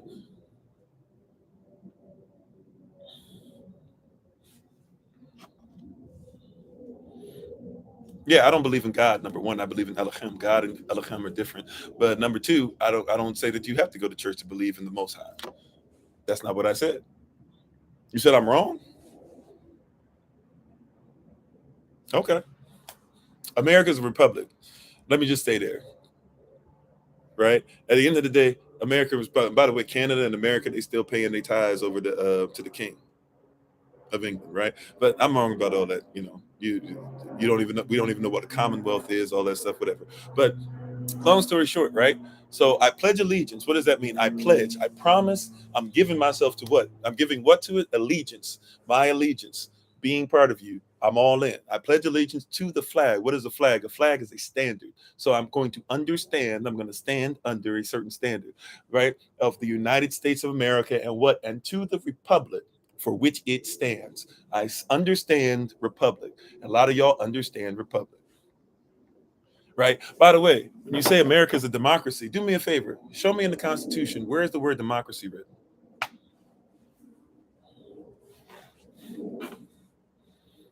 One nation under God. We didn't even go that far yet, right? Where show me in the Constitution, if you will. Show me where you see the word democracy show up.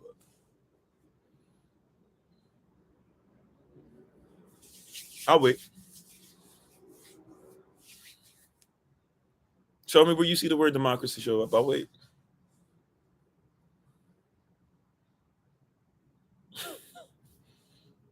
I mean, see what I'm saying? It's a democracy because we vote. That's not what a democracy is. You don't even know what the word means. See what I'm saying? It's more layered. It's not just about black, white. Democracy, demo. What is a demo? What is a demonstration? What is a demo? If I were to give you a mixtape, I said, here's a demo. What does that mean? Does it mean I'm giving you the whole thing?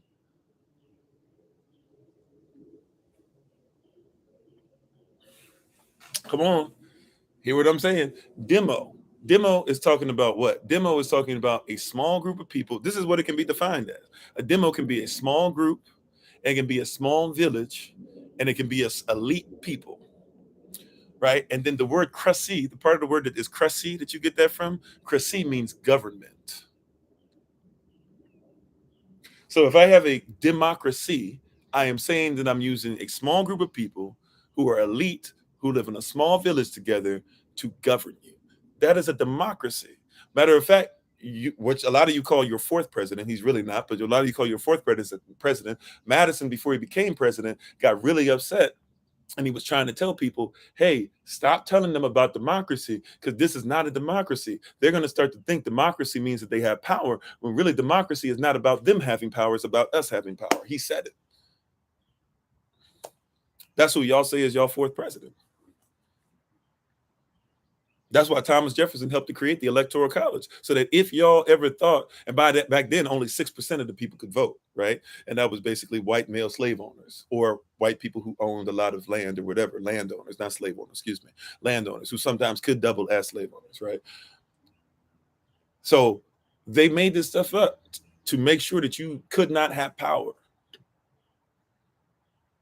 right? And exactly when somebody says, I'm going to the polls, do you know that a poll legally does not mean a poll is not say that that's what we're going to follow. A poll is an opinion. If they take the polls, if you go to the polls, they are not saying we're going to follow whatever you say. They're saying we're taking your opinion into account. That's what a poll is for. So now let's get into politics. Politics are not about you, but they might take your opinion into account. So if you're political, you are trying to deal with something that's saying that we may take your opinion into account. That's it. And the only time they come around your neighborhood, the only time they knock on your doors, the only time they come to your schools, the only time they talk at your churches is what? When they're getting ready to be voted in and they're saying, hey, we want to act like we're taking your opinion into account. You said the democracy was started by KKK in 1924. If you're going to talk about the Democrats, first of all, I'm not Republican or Democrat. First, secondly, if you're going to talk about the Democrats, yeah, the Democrats or a former Democratic president and others did have something to do with starting the KKK in the late 1800s, right? So you can talk about that, but the KKK is Republican, Democrat, Libertarian, Green Party. They all over the place. Matter of fact, if you go back to, is it 1920? J. Edgar, I don't know if it was J. Edgar Hoover yet, but I'm pretty sure it was. In 1920, they came out and they told you guys, thank you for the love. I appreciate that. I've never seen that one before. They came out and they told everybody straight up, hey, we need y'all to realize, we need you guys to recognize that, hey, the KKK is in everything now. That was in 1920. They were like, KKK is in everything. Matter of fact, do some research. There's a president of the United States that watched what's that movie that they remade about being afraid of black people, and it was like to lift up the KKK and stuff and make them look like heroes. They actually showed it in a lot of European places as well. Birth of a Nation, right? And the original Birth of a Nation was made to make the KKK look great. That's why they flipped it. When they came up with this new one, they flipped it and they made you think they were bad, but the original one made you think they were good. And when you looked up Birth of a Nation, right? When you looked up Birth of a Nation, it was a position to where, what were they saying? Well, basically, we were trying to make it look like, hey, you know, the evil black people and other people that are trying to take over, you know, the immigrants, even though they weren't immigrants, they were brought over, but nevertheless, they're trying to take over your country. We got to defend our women. We got to defend our children, yada, yada, yada. And there was a president. Do some research. This is a homework assignment. Do some research and find out what president watched it in the White House, and then find out what president actually became a KKK member and took his oath into it while he was the president. I'm just trying to show you there's layers to this. I don't care about being a Republican or Democrat.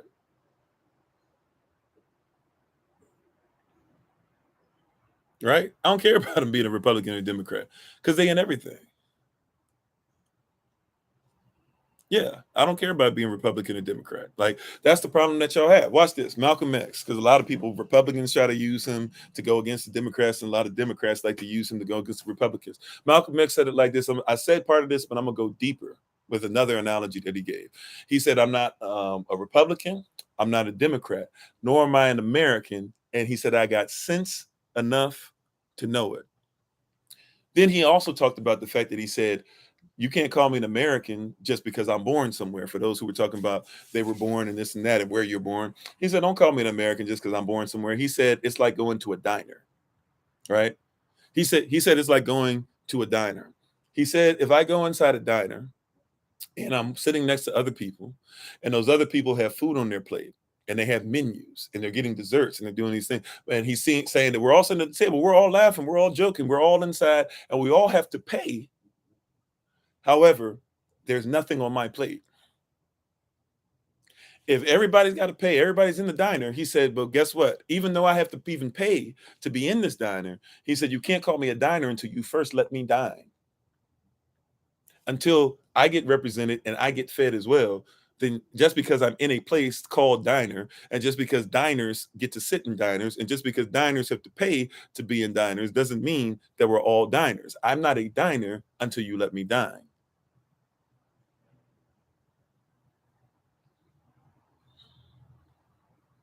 Right? I'm not a diner until you let me dine. So you can say that I have all these rights and you're in this country and blah, blah. You know how many forget just black folk, you know how many people are in trailer parks right now that wish that they could have the same stuff that you have right now and have the opportunity to have proper education, have the opportunity to make sure that they could have their bones taken care of, and could have the opportunity to make sure that their parents live well and stuff, and wish that they could have these things or whatever. Which, you know how many people in Mississippi right now are sitting there being like, man, I was just trying to get food, and they were saying that they didn't have enough money for me, so they wouldn't even make sure that we could have some food for a little bit, that are not black, that are social construct white. And at the same time, At the same time, no, we're not talking about the 70s. We're talking about 2022. And at the same time, $1 Million Man Ted DiBiase, who y'all love, because everybody's got a price, and he's supposed to be a pastor. What about Brett Favre, supposed to be this great person who loved God and did so much stuff for his community, this and that, or whatever, stole millions of dollars so that people couldn't eat? Appropriation. That's appropriation by definition, right? What's the definition of appropriation? Appropriation is defined as when you take something for someone's own use, devote money or assets to a special purpose, typically without the owner's permission. I didn't do that. Now, he made victims, but you're going to tell me that Brett Favre has a victor mentality and they don't have a victim mentality? You're off. You lying at that point. You off. 222 like that. You off. You lying. He can take from those people. He can do what he did to those people.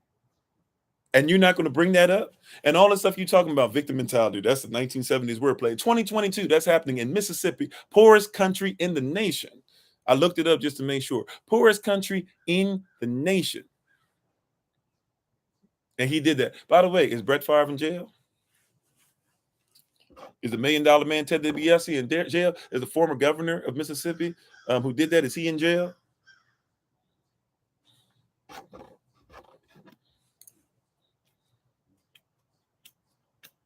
You said nobody owns culture, they belong to it. Sure.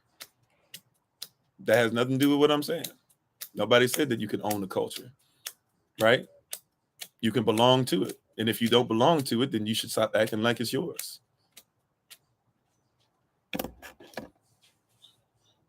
I agree with you. You said Brett Favre didn't do that. The political class did. Okay. Brett Favre is sitting there, has his text on there, literally asking, hey, if we do this, are we going to get away with it? Is anybody going to catch us? He texted it. So at that point, that's a political thing at that point. We're going to be like, Brett Favre didn't do that, political classes did. I mean, Brett Favre was part of the political class. You said really sick of non-whites appropriating white culture. I agree with you. That's why I don't want any of it. You can take it and keep it for yourself. I agree with you. I respect it, but it's not mine, so I don't want it.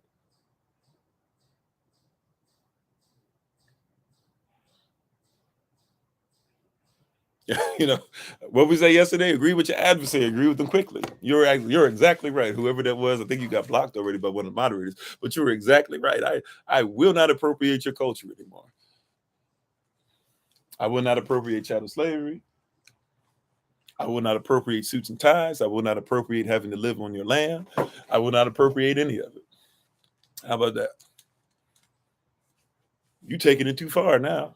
I'm trying to show you how crazy people have in this mentality, right?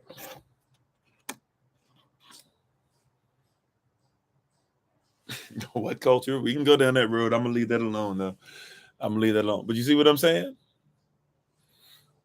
That's why Dr. Lai Africa taught us. He said it's easier to be intelligent than it is to be stupid. And a lot of us are having stupid arguments. Well, that you have in Egypt is built upon Kemet, so we could even talk about that. But either way, right?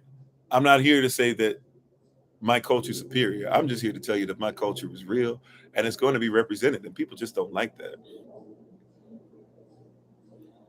People don't like that. But at the end of the day, my culture is just as real as yours. And that's all I'm really trying to say. And people don't want to hear that, right? People don't want to hear you talk about chemistry. They want to hear you talk about chemistry, but you can't have chemistry without chemet, right? Stop talking about chemistry, but you won't mention chemet. And if you are, then fine. Appropriate that. But those that aren't going to appropriate, and those that it actually is appropriate to use, we got you. Right? Like, you can take whatever. I don't like, for example, I'm not trying to go Viking. Like, even it amazes me how many Vikings, people that say I'm a Viking, this and that. Like, Viking is not a person. Viking was an occupation. You had to go Viking. So, in all honesty, depending on what I did to other people, I could actually become a Viking by occupation. You said this is nationalism? If people of my culture want to think of ourselves as a holy nation, a peculiar people, a chosen generation, a royal priesthood, call it what you will. If you believe in the kingdom of heaven, call it what you will. By the way, nationalism as far as the United States of America, you don't have a problem with that. Nationalism as far as American was used to be able to make sure that they enslaved people, put Irish people in breeding camps with black people that tried to fight with them. That was all in the name of nationalism. In Alabama, all over the place, they made sure that they took little girls out of their homes once they were able to start having babies and had their periods, and they made sure they took them and made it to where they couldn't have children. Alabama just recently finally came out with an apology about some of it. Tuskegee, they made sure that they put syphilis in people, and then sat up there and Bill Clinton was like, "Oh yeah, we apologize for that one day." That was all done in the nationalism. Why can't something positive be done? And if you want to call it nationalism, let it be done. Lake Lanier, Seneca Falls, which you call Central Park now. You know, these are places where we used to live. Now people run over them. Camp Lejeune, that's, you know, esprit de corps.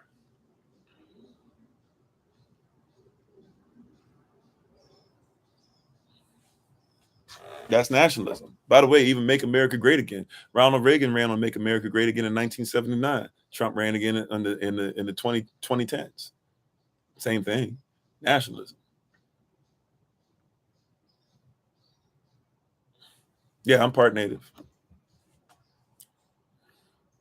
Just like many people, I'm mixed with a lot of things. This is not even a thing to say that you can't be mixed with a lot of things. I'm talking about culturally, though, at least be accurate. It's not even about appropriation. If I were to use another word, see, people don't like appropriation because you guys got too many political ties to it. How about be at least accurate, culturally accurate? Yeah, going Viking. People were not Vikings by birth. They were Vikings by occupation. You said you don't care what you do what you want, love, hate, cry, complain, etc. Yeah, well, you do care what people do then, because you're trying to say that for me to voice my culture and to represent culture and to say that we should respect each other, you're saying that that's crime, right? And you're a victor. People who are victorious, they have to create victims in order to be victorious by definition. So you keep being victorious. You keep trying to conquer other people. I apologize. We're going to go a few minutes over. We usually stop at about 11 a.m. Eastern New York time, but we're just going to keep going for a minute because I can, I'm not going to go too far over. You said you're not white. You're white by occupation. I mean, okay. I guess if you want to be white, because technically there's no such thing as the color white. So how can you be a white person? That's why there's no legal definition, or at least no lawful definition for white. So I don't even believe in white people because there is no such thing as a white person. Even an albino person is not white because you cannot be alive without melanin. All of us are melanated. And even if you use the term European, watch this. European, Europa, used to just mean anything that belonged to Rome. So if Rome conquered you and you were in Africa, guess what? You were European. If Rome conquered you and you were in Asia, you were European.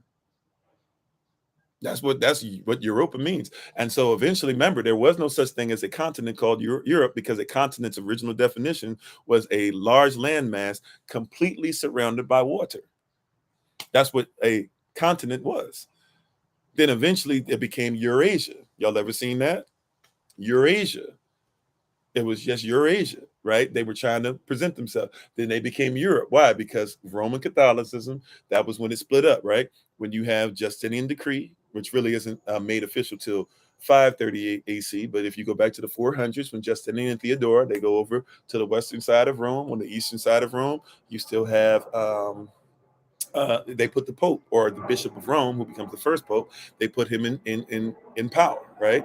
And then they go and help him out when a couple people were trying to fight against him. They wipe out 3 out of 10 tribes. The other 7 tribes get themselves together. They bow down, and so everybody on that side eventually starts just continuing to be under the Roman Catholic Church, and then eventually they become Europa, trying to say that we belong to Rome, which is why that he's the Bishop of Rome, or the Pope still has the power. And now all of a sudden they started saying Europe was not a complete continent. A continent was supposed to be completely surrounded by water. Now they changed the definition so that Europe can become a continent. But the reality is that Europe, Africa, and Asia are all connected to each other, meaning that they're one continent. But see, because of that, you think that there's 7 continents. You don't even realize North America, South America, connected, one continent, right? Europe, Asia, Africa, one continent, connected. Then you have Australia, you have Antarctica. You only have 4 continents, and technically, it's only one, because underneath the water, you're still connected. So you're technically all one. One, whole, holy. Holy means one. You're all one.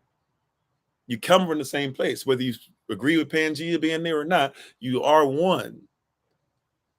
Just because I'm talking about different cultures doesn't mean that you're not one. But guess what? You think that you're 7 continents because you go through all this foolishness, and you don't even realize that a continent is supposed to be a large landmass completely surrounded by water. You said only the poor care about race. Okay, well, I'm not poor. Number one. Number two, I didn't make up the social construct of race. Number three, I comprehend that race is a competition. So just because you read some rich elitist who's a classist, who's starting to teach other people, who he's giving doctorate degrees and master's degrees to say that, only poor people think about race, it's rich people who came up with the construct of race. Go back to the Pope. He's the first one that did it. Go to Carl Linnaeus. He's the next one to really do something with it. Go to Charles Darwin. He's the next one to do something with it. Go to his cousin who created eugenics. He's the next one to do something with it. Look at The Lost Cause. I didn't create that. Look at Manifest Destiny. I didn't create that. Look at The White Man's Burden. I didn't create that. Look at the Doctrine of Discovery. I didn't create that. I didn't create none of it. Thanks, babe. I didn't create not a thing. No team. Not a team. I didn't create none of it. Somebody else created that. And now you're saying because we're dealing with the social construct, out of the society, something was constructed based upon that Linnaean doctrine. I didn't create that.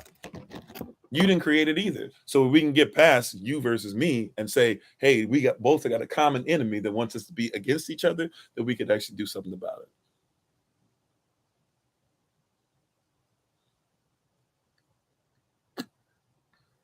We could actually do something about it. Right? That's at the end of the day, like, you can say it's not about you versus me, and now you're trying to no. Like, let's do something about it. Like, for example, when people say you don't have where are your solutions at?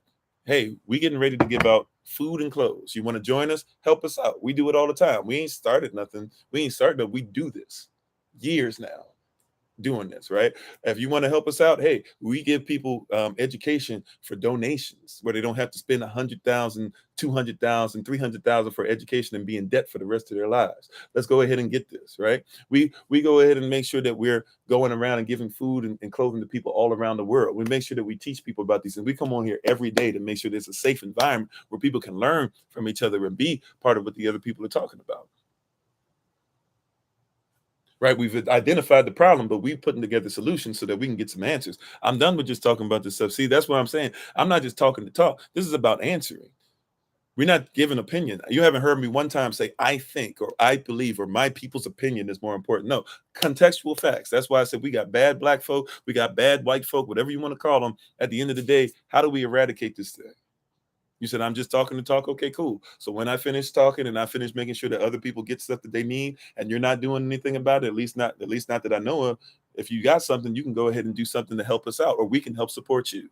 Problem is that you're not even trying to hear that. You literally are only looking to say where I'm wrong.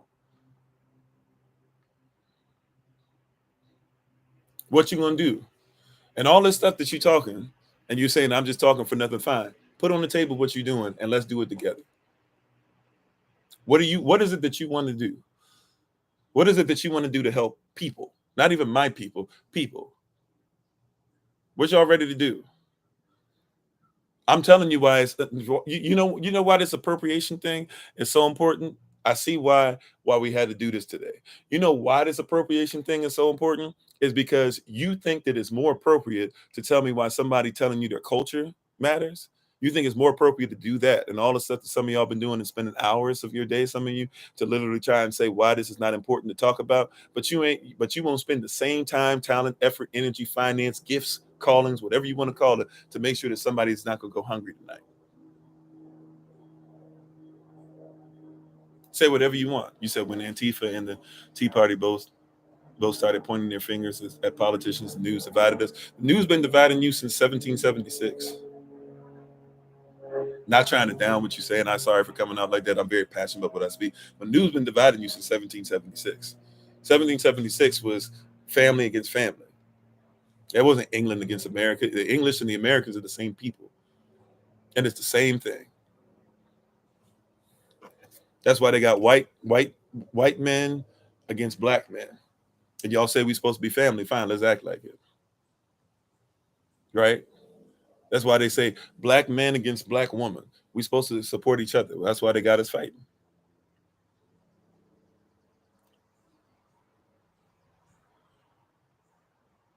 You know, like it's the same separation thing. That's what I'm trying to get you to see is the appropriation. If we stop taking out pieces of what we want from other people and we allow a people to be themselves, you'll see that everybody can now look each other eye to eye.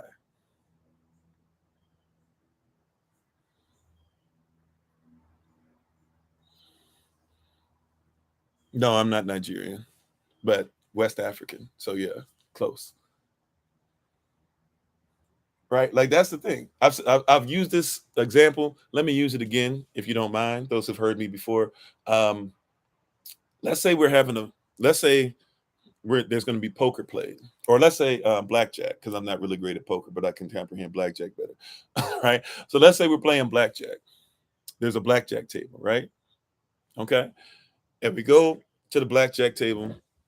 And let's use these social constructs or races. I apologize. I know some people don't want to use them, but we're going to use them just to make sure we're in the pocket. Okay, we can all comprehend what's going on.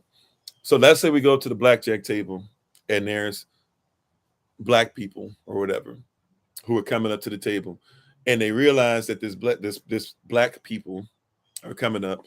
They see that they have to be able. They see that there's a white people and an Indian person and a Chinese person and a whatever person. Okay. And they come up, and I say Indian. I didn't say Native American or indigenous to the Americas or Moorish in the Americas, whatever you can call yourself. Right. But you come up and you see all these people seated around. And you see a white person that's got $1 million. You got a Indian person that's got like $2 million. You've got a Chinese person that's got like $50 million. You got whatever. Black person comes to the table, but there's a minimum. You have to be able to pay $50,000, right? A hand. Okay. $50,000 a hand. All right. What happens with black people? This is where we're wrong. Right? May I say that? Right? No, blonde hair is not from white culture. Black people can have blonde hair. Okay. Anyways, this is where we are wrong as a people. This person's so busy trying to tell me why I'm a reverse racist. They're not even seeing that I'm saying we're wrong. We need to get ourselves together. This is why we need to come away from other cultures for a second and get ourselves together. You ready? When we talk about a when we come up to the table, we go, oh man, I only got 25,000 to get in. So everybody else at the table is like, I don't care about that. You only got 50,000. Like, that's not my problem. You need to go ahead and come take. So what do? We say, well, you wouldn't have, $100 million if it wasn't for me. You wouldn't have 50 million if it wasn't for me. And you wouldn't have 2 million if it wasn't for me. And you wouldn't have this and that or whatever. So finally, they get tired of hearing you say what you're saying, right? And they say, okay, fine. You know what? Just give them whatever they want to play. Right. And that's when people be like, you see what we've done for you, and we gave you this and we gave you jobs, because y'all think that that's something you should be getting from somebody else. Even reparations. I know you deserve reparations, but you like, oh, we need reparations. You need to have inward reparations. Repair yourself. Right. So you're so busy, but they're like, okay, fine. We're tired of hearing you talk. So they give you the other 25,000. You're able to play, but you don't even know how to play the game. You didn't even take time to study and see how this stuff works. Right. So now you finish playing the game, but guess what? You lose. And right, and it's even bad, right? Like you started off with an ace and a 10. You already hit 21, but you don't know no better. So you say, hit me. And the person who's even running the game is like, hey, black people, you know you won, right? Like, you don't even have to. No, hit me. Right? You, like, and then you get angry because you got all this built up anger. Hit me. So the guy gave you a 5. Hit me again. Okay. But then you get another 5. You don't won again. Hit me, sir. I can't in good conscience hit you. Like, you can't give you anything, blah, blah, blah. Right? He says, hit me. And then you lose. And you say, see, I didn't know how to play the game and this and that, blah, blah, whatever. So they said, look, that's not our problem. Now, what happens, what should happen, because we've been doing that over and over and over again, right? Right? What should happen at that point is what? We should say, okay, I'm going to go away and I'm going to put together what I need, right? Okay, I hear you. They can't hit you. Thank you very much. It's obviously a thing. Okay, fine. They won't hit you at the blackjack table. Imagine that's you and your friends doing that, and somebody does that to you. Okay, whatever it is. All right, you ready? Welfare is not reparations, right? If welfare was reparations, it's not giving it to more white people than you give it to black people. All right, it's not reparations. Okay, so but when he says hit me, right? So let's say you go back to where you were, and you sit there and you basically have. You go back to your people. You go back to where you are. You work hard. You get your own business. You get your own land. You do things. You come back a few months later. The same people are at the table. You say, you're not black. Okay, fine. You're doing the Moorish thing. I told you on paper I'm a non-citizen national, not black, but I don't mind being black in person. But if I'm on paper, I know I'm a non-citizen national. Or if you want to say Moorish, or you want to say freedman, or if you want to say native, et cetera, et cetera. Okay? Cool? All right. Thank you for making sure that you got me. All right. So now, when we get back to this thing, I don't know why everything's got to be fought, but when we go back to this thing, you go back to tape, you come back and you say, okay, cool. I'm here and I'm ready to be able to play. They say, man, we told you last time you got to have 50,000. I'm not giving you no money this time, but you show up now, you got 50 million. When you show up and you've gotten yourself together, right? When you show up and you get yourself together, then you realize and you recognize that, wait a minute, they go, oh, wow, you can actually afford. Yeah. And then you play and they see, oh, you know how to play and stuff like that. Now they look at you eye to eye. Our problem is we keep saying, hey, keep giving us handout, keep giving us gift, give us reparation, blah, blah. The system, first of all, is not set up for you to get that. They're going to keep promising it to you, but they took it away when it wasn't even the president. Y'all think Lincoln gave you reparations. It was General Sherman, and General Sherman didn't give it to you because he liked you. He gave it to you because it was going to break the back of the Confederacy. The number one goal of this place is to make sure that they preserve the Union. Right? You said you'll take the reparation. That's fine. Right? But I'm saying they're not giving you reparations like that. They already given reparations out. They're giving reparations out to the slave owners. They're not going to give reparations to you.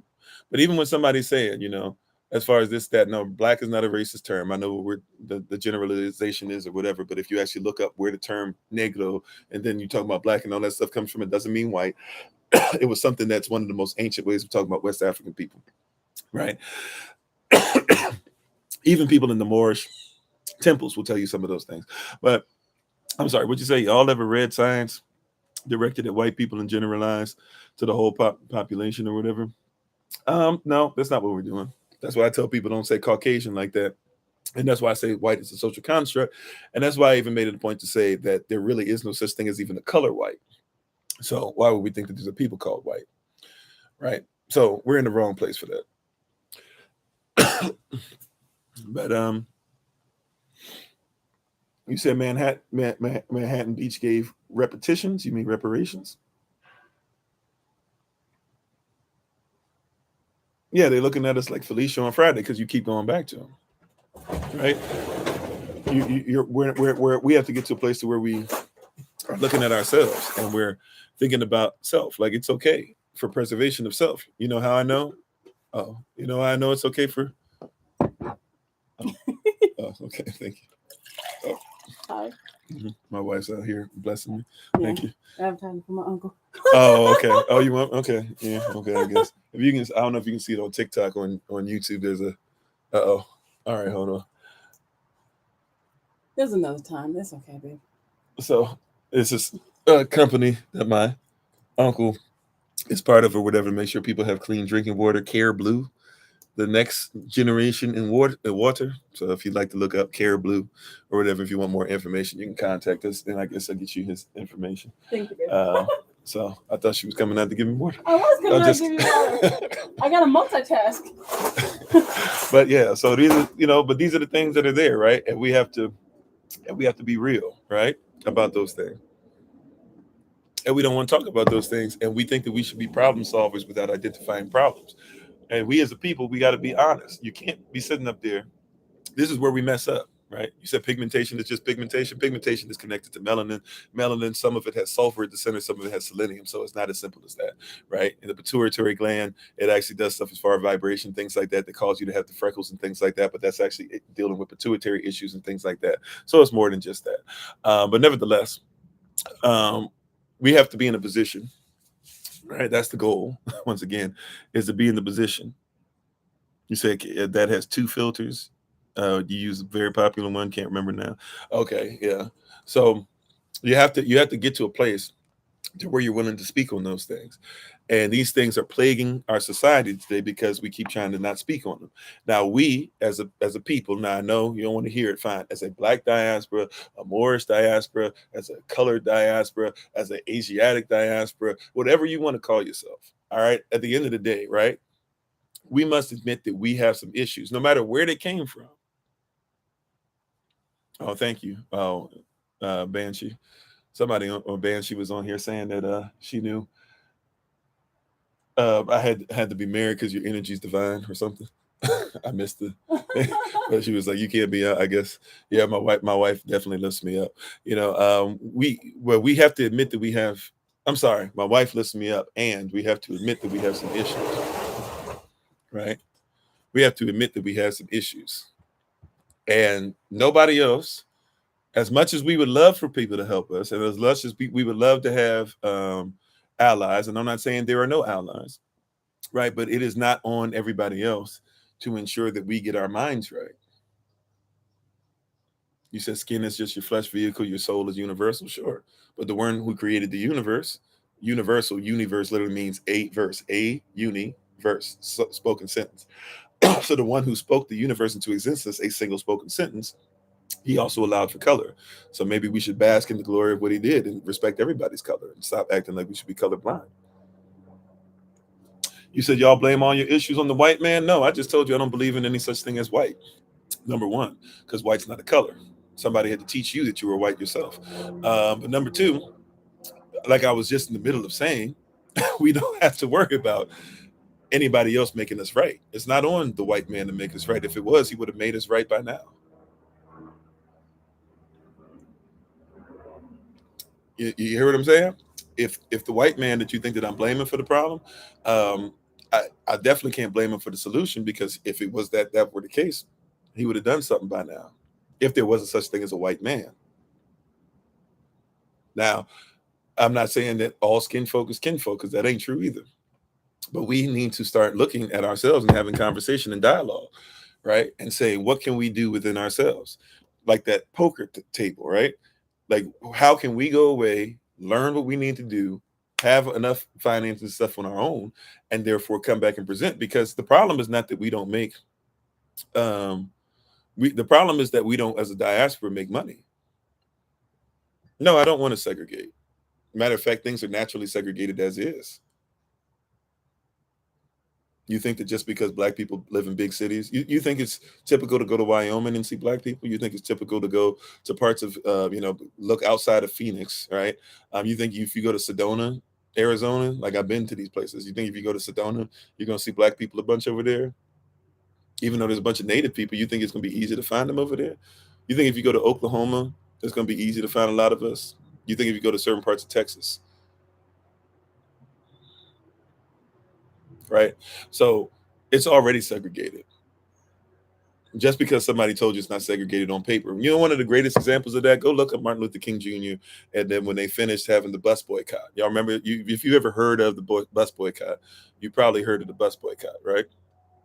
If you ever go and see what happened at the bus boycott, you'll think that they won and that Black people just went on white buses. You know, that's not what happened, right? Yeah, tokenism is not desegregation, right? You know that that's not how that happened, right? You know that it wasn't up, MLK, we're done, you pressured us, we'll let you on the bus, everybody come on. Y'all know that's not. You know that's not how that happened, right? Are you aware of that? You know that like after they did these things, right? You know that after they did what they did, right? Or whatever. After the bus boycott, they had to actually write a letter, and they gave it to all these black people, and they gave it mainly to black churches, but they made sure they gave a copy, and they asked everybody to hold it with them. And it said on the letter that, hey, publicly we've won, but if you go on a bus and they tell you to go to the back, still go to the back of the bus, right? They said publicly we've won, but they said if somebody tells you that you can't do this or that or whatever on there because you're black, you got to listen to them. Why? Because they said even though it's publicly won, doesn't mean that the bus driver or the police officers or the people riding the bus aren't going to still treat you the same way. And so just because they won doesn't mean they won, right? You see what I'm saying? So these things that I'm saying, like we're sitting up here talking about this stuff, like, oh, well, I don't see blah blah, or you think that it's blah blah, or desegregation happened. Desegregation is just a word that they use, right? But segregation is still rampant. Just because they say that they've attacked redlining doesn't mean redlining doesn't exist anymore,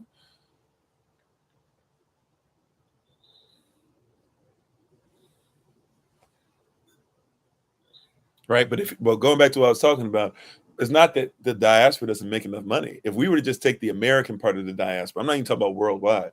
If you were to take the American part of our diaspora and you were to just see what we actually make as income, and you were to separate us from America and just make us a nation within ourselves, I'm not even saying we need to do that. I'm saying just if you were to do that financially only, we would come up to be like the top 10 nations on the planet as far as income that we make. Problem is we don't have a mindset. We're still sick mentally. And that's and that might you might want to fault and blame and do whatever for everybody else. Some of that came on us too. But yeah, we can point to this person and that person. At the end of the day, it's not anybody's fault for us staying there except ours. Like at the end of the day, it's not going to be anybody else's problem, right? Like everybody talking about, even though technically it is your problem, because if your brother, your sister, if they say we're all human beings, if your brother, your sister is suffering, then you should be suffering. But real talk, ain't nobody really out here suffering because we're messed up except us. So if somebody's got to make sure that we come out of suffering, and we're the ones suffering, might as well be us, right? It might as well be us, right? I'm not blaming anybody. Like at the point of this, watch this. Like we know who did what, and if people want to argue that, that's fine. At the end of the day, I'll agree with you that that's happened. I'll study it to make sure that it doesn't happen anymore. At the end of the day, it's on us, right? At the end of the day, it's on us. Right, like you've seen on here, everybody and their mama has been on here today, talking about why I don't know what I know, and I'm this and that, and I'm a reverse racist, and I'm a nationalist, and I'm blah blah, and all these terms or whatever. Like you've seen that, and I literally, you won't find one place on here me telling, one place on this recording of me talking, saying specifically what that white people are evil. But that's what a lot of people are talking about. You're evil. You're evil. You're evil. You're evil. You're evil. You're evil. They think that because I mentioned something, but I'm here to tell you that I'm not blaming white people. If you want to think that that's a real thing, I'm not blaming white people for anything as far as my people anymore. My people, we know what's up. We know that something's wrong. We have issues. We need to talk to each other about them. We need to put these things on the table.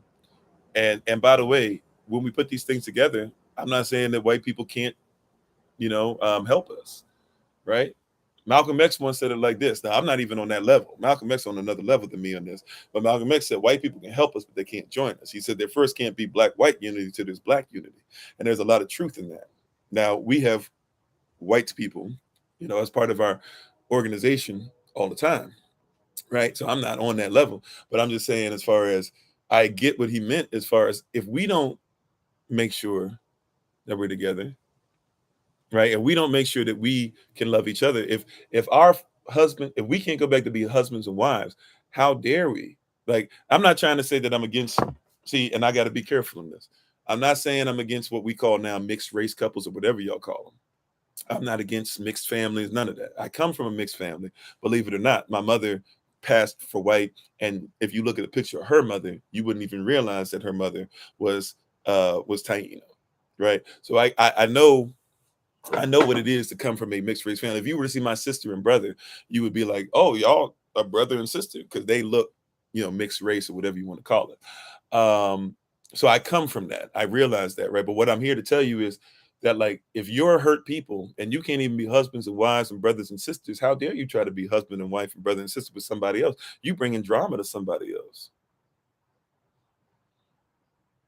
You hear what I'm saying? Like, we're bringing our drama to everybody else. And we're not Republicans or Democrats on here, so I don't know why that's the case, Tyler, but okay. But we're bringing our drama. Like, we're messed up in a lot of things.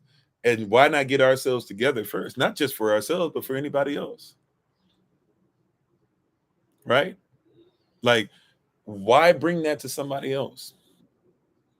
Right? If I'm not a great human being, why would I try to get with a woman and be terrible towards her? Like, if I have anger issues that cause me to hit people, why would I get in a relationship with a woman and hit her? You said someone doesn't know history. I don't know history. Okay. Right? You see what I'm saying? Like, I shouldn't be bringing this stuff to others. It's time for us to heal each other. Like, we still got black men that are saying that black women don't deserve to be secure. And we got black women that are saying that black men don't deserve to get respect. Until we can respect and secure one another, how are we going to do that for somebody else? And if you're going to do it for somebody else, then something's wrong if you can't do it for your own family. Now, I'm not saying that you can't have any mixed relationships. I'm just trying to tell you it doesn't make sense that you can't do it amongst your community. Right? We still have issues in our own community. What happens in this house stays in this house. No, if you sexually abusing somebody in this house, we need to go ahead and get that together ourselves. Because if I'm bringing that to somebody else's community, how dare I?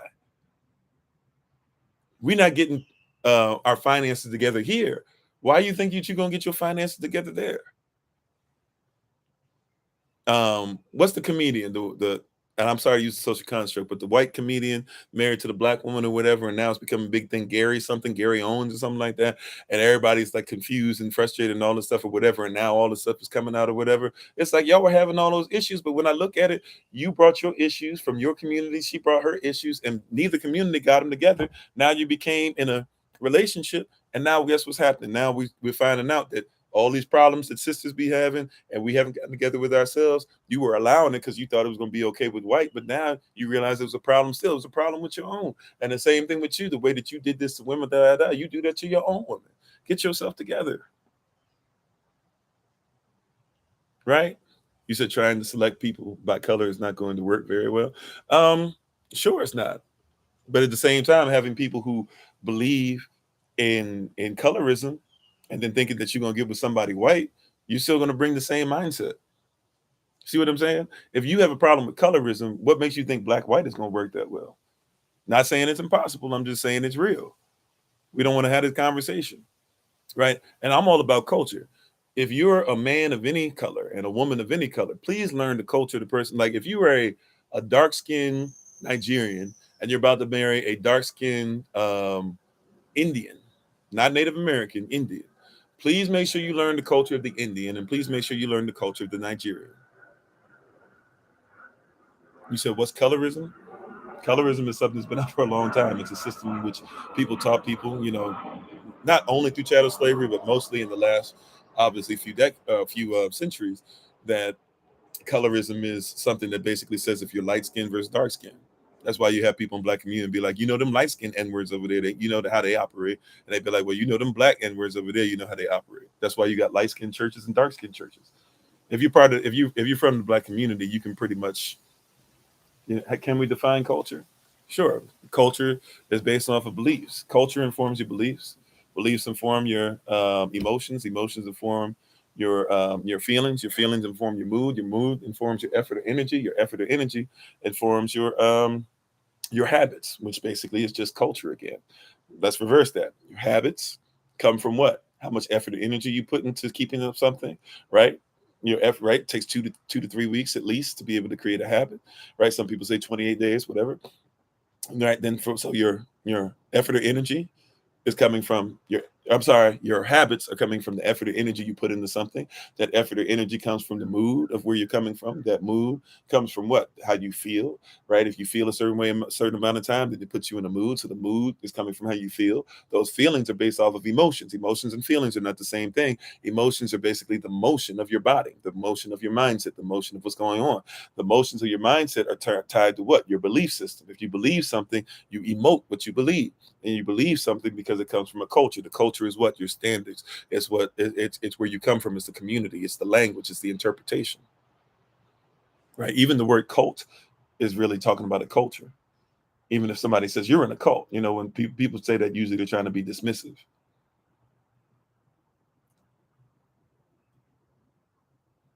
So a lot of people have a culture, and in a lot of Black culture, go to I don't even have to work that hard. Louisiana, New Orleans, right? You're gonna find out real quick colorism. You're gonna find people that act white, look white, and you think they're white, have family members that are dark skinned that they won't have anything to do with. It's a dirty little secret. And dark skinned people are like, well, F them. They don't like us, blah, blah. Then they can just be white.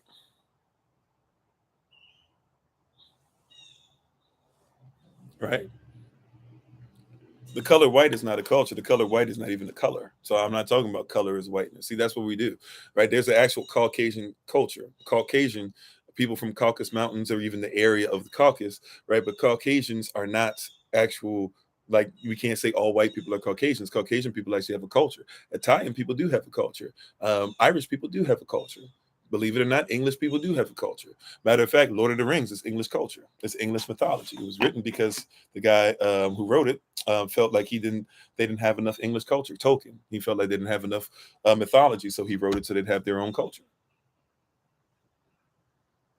So there's a lot of different things that go into it. But yeah, we're talking about culture, and so culture has to be applied. You said that you think it's racist to assume you can group all Black people together into one culture. Sure, that's why I didn't group all Black people into one culture. That's why I said that. Well, you're probably just coming on, so I don't know. Maybe you're just coming on and you haven't heard things. I'm not going to be super repetitive. We're towards the end. I've actually gone over time by a lot now, anyways. But at the end of the day, I'm not here to say, that all Black people are the same. But what I'm saying is, let's be honest about it. Black was used as part of the social construct by Carl Linnaean type ideas and Darwinism and Darwin's cousin, as far as going into eugenics and white man's burden and manifest destiny. It was used as a tool to get us to separate from each other. And if we be honest, if Afrique or Alkebulan or Ethiopian or Moorish or African or whatever you want to call it, people that came together, Cushitic, etc., had came together and said, you know what, we're going to stop fighting each other. And we have somebody who's coming to try and not get us to worship them. That was not the initial thing, was to worship them. The initial thing to do was what? To get you to have divide amongst yourselves. When you have divide amongst yourselves and you look at each other as bad, and they use color as the prop. Color was used as the prop. Right. And we got messed up by the prop. If we had just said, hey, you know what, we're cool with being with each other, and we're cool with accepting each other's cultures, even if we're different, and we're not going to war against each other. Then when somebody tried to get us to war against each other so that they could cause divide to get us to go ahead and be conquered, we would not have had the problems that we have today. Right. Like, we know that natives people indigenous to Australia were fighting against each other. So it was easy to make a prison colony there. And then when the prisoners get loose and start getting the power, they were able to kill off people who were already divided.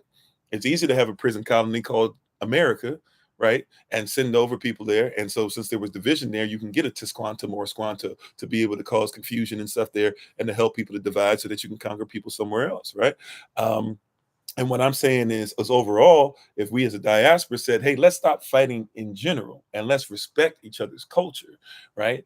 Then when somebody else comes and says, hey, their culture says that you should have this length of spear, but this culture says it is better if you have a spear and a shield. And we're like, can you believe that they don't like our spears being this long? We're going to fight against them. And that person says, oh, well, we got shields. We're going to fight against you. And then what happens? The person that got you to fight, they say, oh, well, no problem, I got you. And then they go to the other side, no problem, I got you. And the reality is they just want you to kill each other off. And then you say, yeah, well, the people who win, man, we had your back. You know what? We should enslave them. Well, you know what? Yeah, let's enslave them or whatever. You can go ahead and take them wherever you want. And what actually happened, a lot of people don't know, is that people were selling people into slavery. They were going even far inland and bringing them back to the coast and all that. And then what happened was people started realizing, wait a minute, the people that we gave to them as slaves, we haven't heard anything from them. We haven't heard about them, because even when you would have fights and enslavement and stuff, it was more indentured servitude. And indentured servitude, after a while, people can become free again. So they're like, we're not seeing any of these people anymore. What's happening to them? And they actually started to find out about, or went to find out about them. A lot of people don't know. A lot of them went to find out about them because they thought they were eating them. Thank you for the love. Right? They thought they were eating them. They actually thought that there was cannibalism. So when they say, some people say white people are cannibals, it's not real that all these people are coming over are cannibals, but they actually started thinking to themselves, we're not used to people being enslaved and they just disappear. So they were like, let's go see about these people, because we're not seeing them anymore. When they came over to check on them, they found out they were actually leaving on boats and not coming back. Right? I've been to the point of no return over in Elmina Castle in Ghana. Right? And it's a very somber place. And a lot of people go there of all colors. They actually go there, but especially us, we'll go there and we'll lay down wreaths and all types of stuff there, because nobody knew, like, this was the point of no return. You would come to these castles over here that used to be even former Judah castles, as well as all types of African castles as well, even though it was a mix there. But anyway, that's another story. But people would go there and they would realize, wait a minute, these people are leaving and never coming back. So it's like a somber place, and you can even smell the people there still. You can feel the spirit of people there. It's very it's very emotional. And they even let you see, like, what happened to the women, and sometimes the women that were raped, and sometimes women that be put in the sun and burned to death because they wouldn't follow the orders of people, and men who were also raped sometimes, and the men who would be put in this dark place. You go in this dark place, and all there was one light that somebody had scraped out at the top, and it's this little hole, and you can see when they open the doors, all these people had scratched prayers asking for either to be saved or asking for vengeance. It's a very crucial spot. It's off the Slave Coast over in Elmina Castle, even called the Slave Coast till this day. They called it the Slave Coast back then. But yeah, and people were coming there, and so when they came to find out that their brethren were being taken, that was the first time that they thought to themselves, "Oh my, what have we done? We allowed these people to tell us that they were on our side, and reality is they got us to fight against each other so that they could sell people." And so they finally started fighting. Too little, too late by then, right? Too little, too late. Right. So that's what we're saying is, like, if we get to a place where we realize as a diaspora, instead of you thinking, I think it's racist to say that all Africans need to be the same people. That's not what I said. I'm saying if we can get past fighting against each other because of small differences, and realizing that whether white or black or otherwise, because there's a lot of black people who are in, or Moorish people, African people, whatever that you want to say, that are over in Africa right now, that are selling our people out and selling them short and making money off of them because they get us to separate by tribes and all this stuff, still to this day. Still to this day. They're still doing it. They're still doing it. You can say whatever, they were in it for the money, fine. They still were separated, is my point.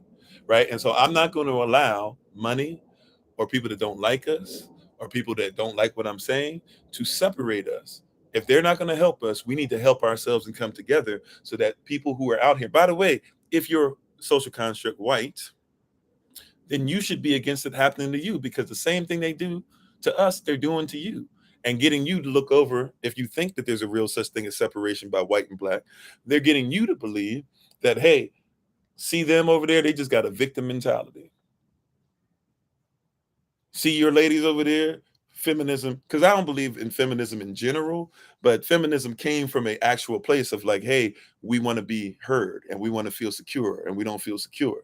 And they're like, see, they just want to do this. See, so it's misandry versus misogyny. They got you in a fight. The same separation. The same separation. Right?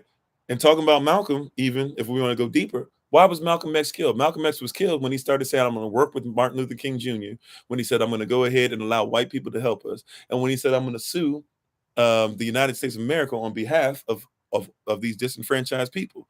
He got killed. Next week, he got killed. And a lot of people don't know the same week that he got killed, the person he had met up with in Africa, or the same day, excuse me, he got killed. The person he met up with in Africa who was going to do the same on Africa's behalf, he got killed the same day.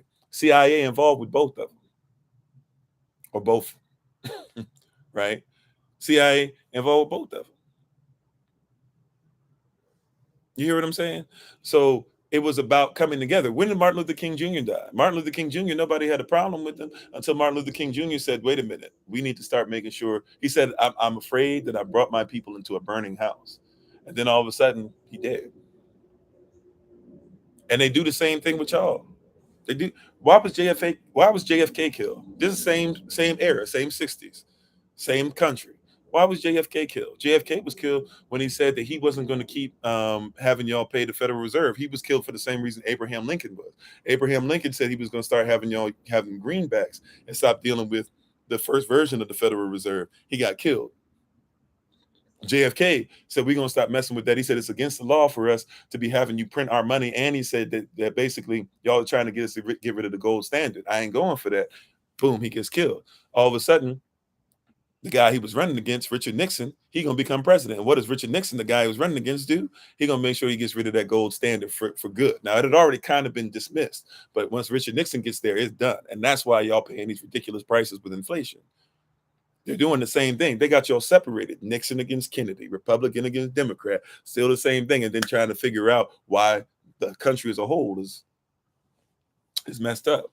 They're appropriating. They're pulling out parts of the story. And you're arguing over pieces. You have a degree of knowledge. Stop arguing over your degree. I got a degree from this. I got a degree from that. I know about this. Well, I know about, well, you don't know about my life. Well, I don't, you got to be whole. There's 360 degrees of knowledge. You got one degree talking about one.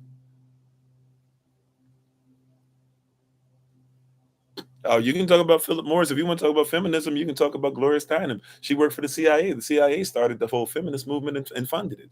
And then Gloria Steinem, with the help of the CIA, went to a black girl. That was when you started having black men against black women. She goes to a black girl who's 16, not even an adult, has her write a book that says that black men ain't. That's where that came from. It's the same people. You think that there's a black versus white thing. That's a CIA operative there. You think it's a white man versus white woman thing with the feminist thing? That's a CIA operative. She got paid. She got paid. Still getting paid. You see what I'm saying? I'm trying to get you to see. We're only seeing black versus white. We're only seeing native versus this or whatever. We're only seeing religion versus science, or religion versus religion, or whatever you want to do, right? We messed up. They're using all these things. We had a whole little series where we talked about religion versus science and tried to get you to believe that whether you believe science came first and then religion, or you believe religion first came first and then science, either way, they came from the same source. Figure it out. You hear what I'm saying? Like, it's about division. It's not about black white. Yes, black white has been used, but it's about division. And if you can get past division, see what? If we have one vision, then we're strong. If we have division, that means they cut your vision in half or in pieces. Some of us have visions now where there are 500 different visions that we have, and we're arguing against it. Whether you like every word that I said today or not, fine. Don't take every word to the bank. Take this word to the bank. The appropriation that's happening is causing division. And if you would stop having division, at least look in one direction. See, here you go again. You need science to understand life and religion to understand what's it, Sud? I don't even know, Sud in movement, but okay. Well, at the end of the day, I'm trying to say, no matter if you agree with everything I said, I'm trying to tell you it's all about division, and appropriation is making division okay. You think that, well, no, you're trying to divide. You're saying I can't wear that shirt. I'm saying learn everything about your culture and learn about others' cultures holistic, in a holistic point. Right? We can talk more about this tomorrow. Maybe we'll start going down culture by culture by culture, right? But if you think that God bless America means the Bible, you got this thing twisted. God bless America is talking about George Washington, but you don't know. You don't know what God means, and you don't know whose God you're talking about, and you don't know about the obelisk and the goddess Columbia, which is Washington, District of Columbia. Some of you have no clue what I just said, but you think God bless America is talking about the Bible. No, it's not. You don't even have to put your hand on the Bible. You can put your hand on whatever you want. Okay, fine. If you think that all natives like it when people wear their stuff, then that's great. If you don't want to listen to the ones that say that they're not okay with it, that's fine. right? But I'm just trying to tell you, like, a lot of people don't know, right? We're not aware of division. They tell you they separate church from state, but then you're worshiping an obelisk. You know, by the way, an obelisk is a phallus.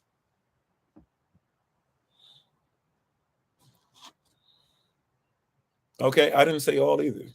I'm the one dividing. Okay, cool. I didn't say he didn't say all. I didn't say all.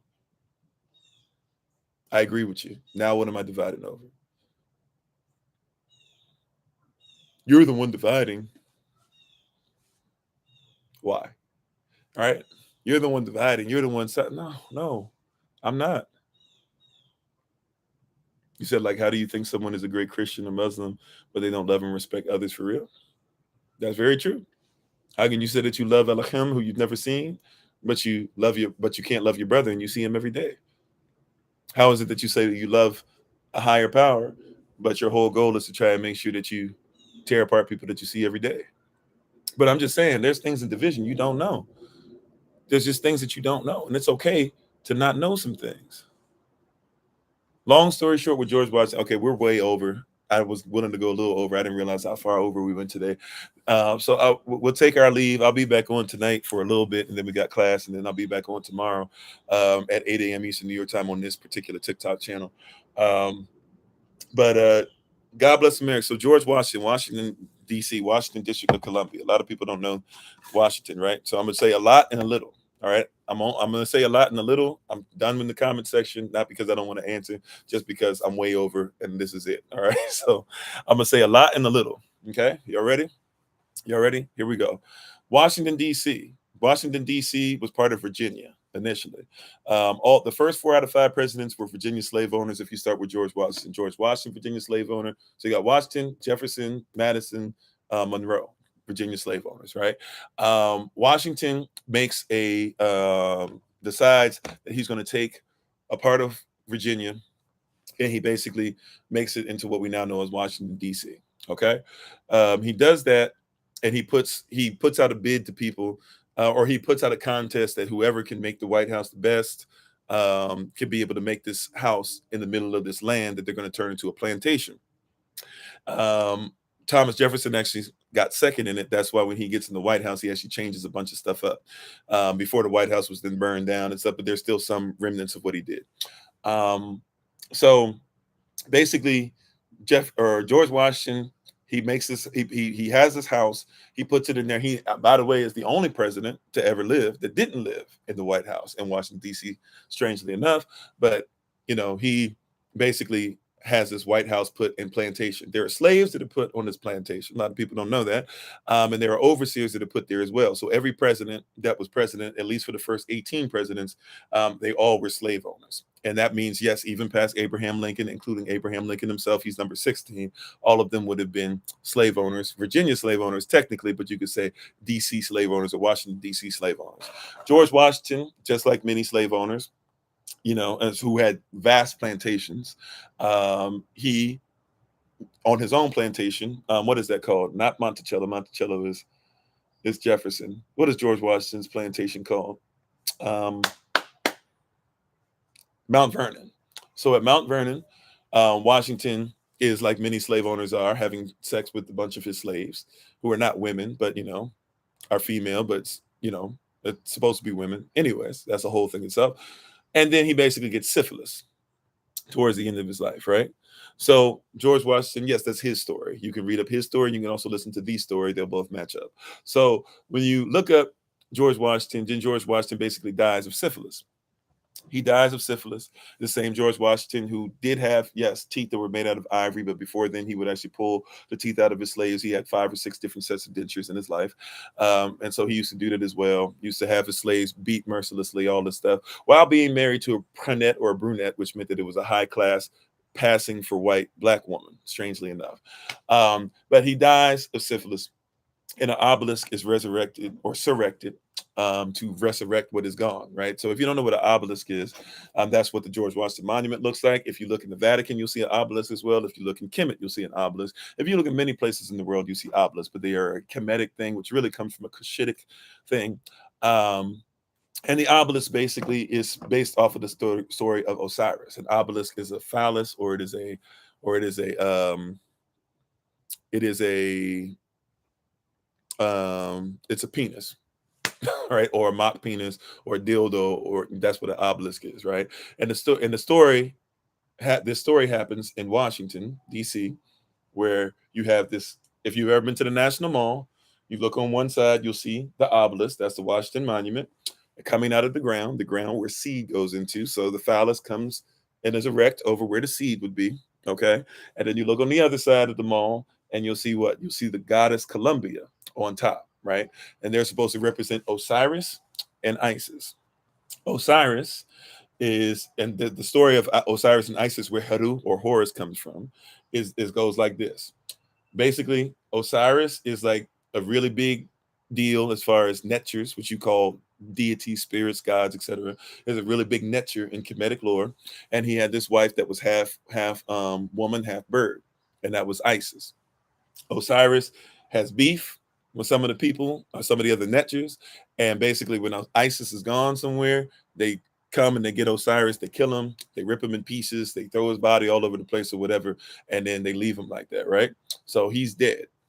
Isis, his wife, is flying back over and she realizes, where's my husband? And then she starts realizing there's a piece of him and there's a piece of him, right?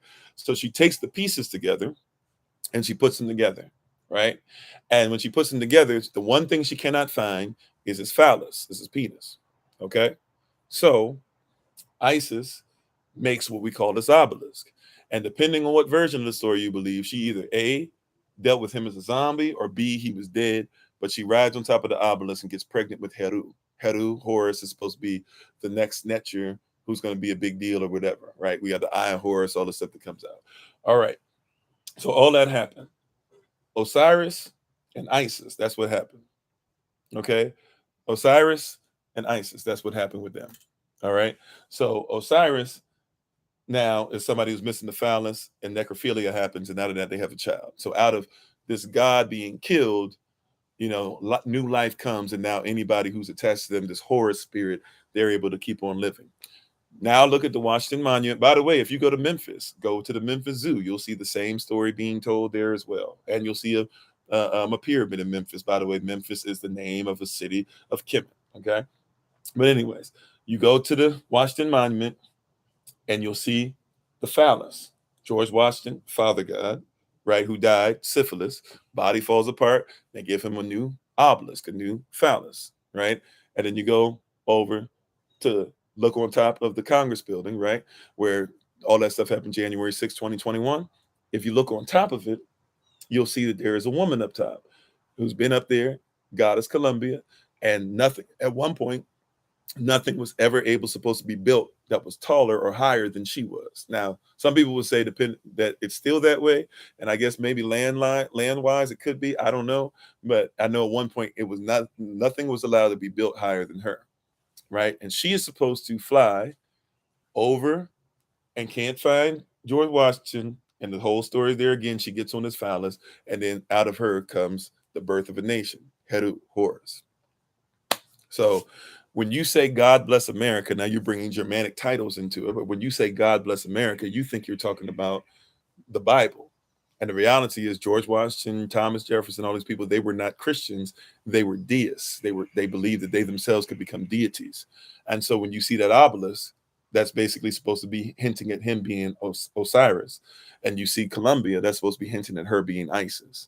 And when you look at the Masonic picture, he was a Mason. So he believed that he would become a deity, and therefore Horus is all these children that are being born of him. You were told separation of church and state, but you didn't even think, well, outside of church, is there any belief system they're feeding me? And is that not appropriation to take somebody's whole culture about Isis and Osiris and say we're going to make it a president and a goddess Columbia? And people say, oh, I'm lying about it or whatever. Well, what does District of Columbia mean? What does District of Columbia mean? Washington, District of Columbia. What does Columbia have to do with Washington?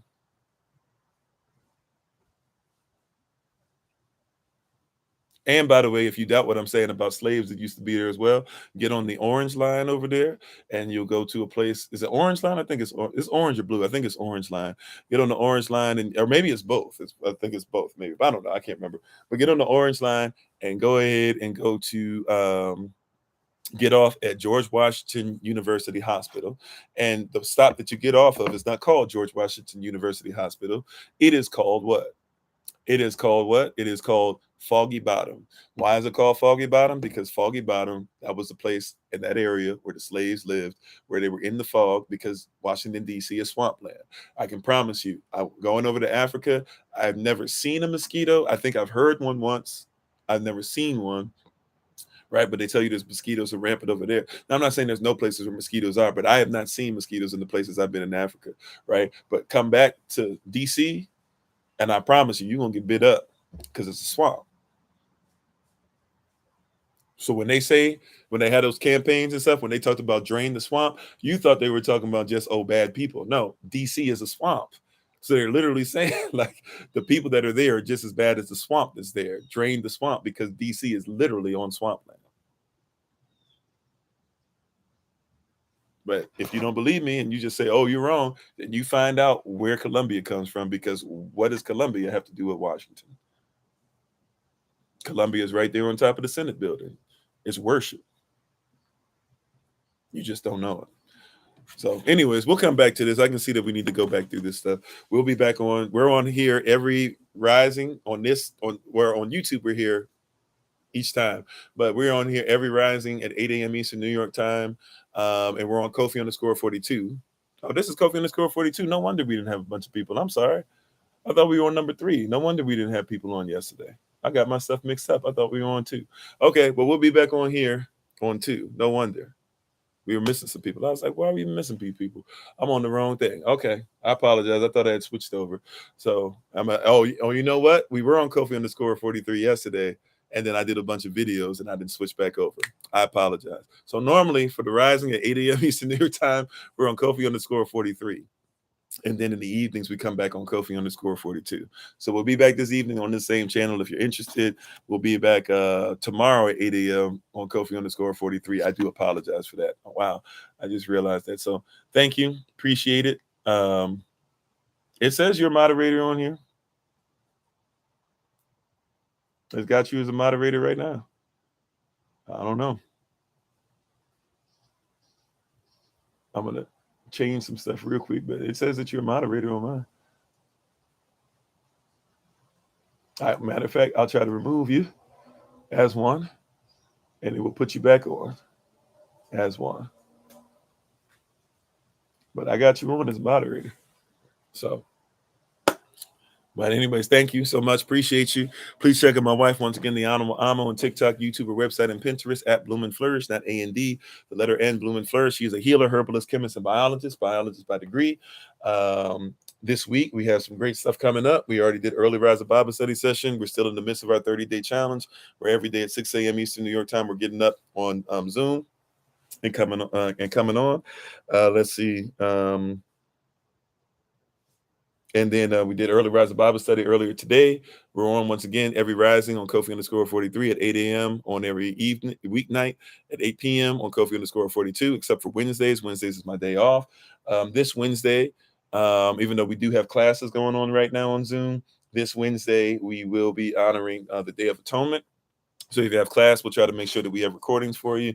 I'll do them earlier in the day. So if you want to try and jump on, you can, but we'll make sure that we record each one for you and send it out to you for that day, to where you should be able to get it right on your Google Calendar invite. But Wednesday, let's say 8 o'clock p.m. Eastern New York time. Actually, I'm sorry, 7:30 p.m. 7:30 p.m. Eastern New York time. 7:30 p.m. Eastern New York time on Wednesday.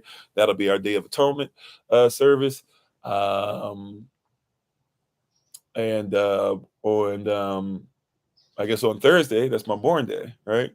So on Thursday, that's my born day. So whatever's going on, I guess I'll be prepared to say hello and spend some time with everybody. And whatever we're doing on Zoom or in person, I don't know, but I'm following lead. So thank you guys who were involved with that or whatever. We appreciate you, and we look forward to talking to you guys again soon. I think that's all that I have for right now. Don't forget October 14th to the 16th, right around the corner. Thank you guys so much. We appreciate the king and queen in each and every one of you. Even if you're not living inside that kingdom or queendom yet, we appreciate the potential king and queen in each and every one of you. And as always, this has been Pastor Kofi, Pastor Servant to Christ, where we are always changing lives one mind at a time by being a voice of the voiceless and speaking the unspoken. Whether you believe what I'm saying or not, we just simply ask that you study it, right? Study to show yourself approved so that you can be hearers and doers simultaneously. Don't believe it just because I said it. Don't disbelieve it just because I said it either, right? Whether you like me or not, that's not the goal. The goal is to get this in your heart, in your spirit, et cetera, et cetera. So, um, I'm trying to find a balance. I've been promising myself and promising y'all I'm gonna be more smiles and this and that or whatever, but also passion shows up. So this is apologetics. This is somewhat defending what we believe at the same time, trying to allow people to come in and things like that, and having a bunch of things. So my prayer is that I'm still being a great example as far as making sure that we're representing the kingdom well, and that I'm not just stepping on people or coming across or squashing people or whatever. But just to let it be known, anybody, even if you disagree with what we were saying, I don't have any hate in my heart or anger or anything like that. Um, but what we're talking about, especially when people are, people were literally saying stuff about, sail back to Africa and this and that or whatever. I mean, I don't know. I don't know how to address that other than either not address it, which I did pretty well today, not addressing certain things, or if people go, you're just a waste of time and this and that, just asking them to excuse themselves. And I thank you guys for being on. I thank you moderators, and thank you everybody who's on. We appreciate you, and have man love and respect for each and every one of you. And so, as always, please remember y'all still, and all really that are human beings. Please remember that you are loved and you are necessary. You are majestic. You're fearfully and wonderfully made in you, which is all of us working together will be the reason why people who are in the system no longer have to be of it. Shalom, family, and we'll see you tonight at 8. At 9, those who are taking Black History 1, we'll see you on Zoom. And I think that's pretty much it. Have a great day. Shalom, peace. We won't be this long tomorrow, I promise. But we were just kind of flowing, so it is what it is. But thank y'all. Appreciate you.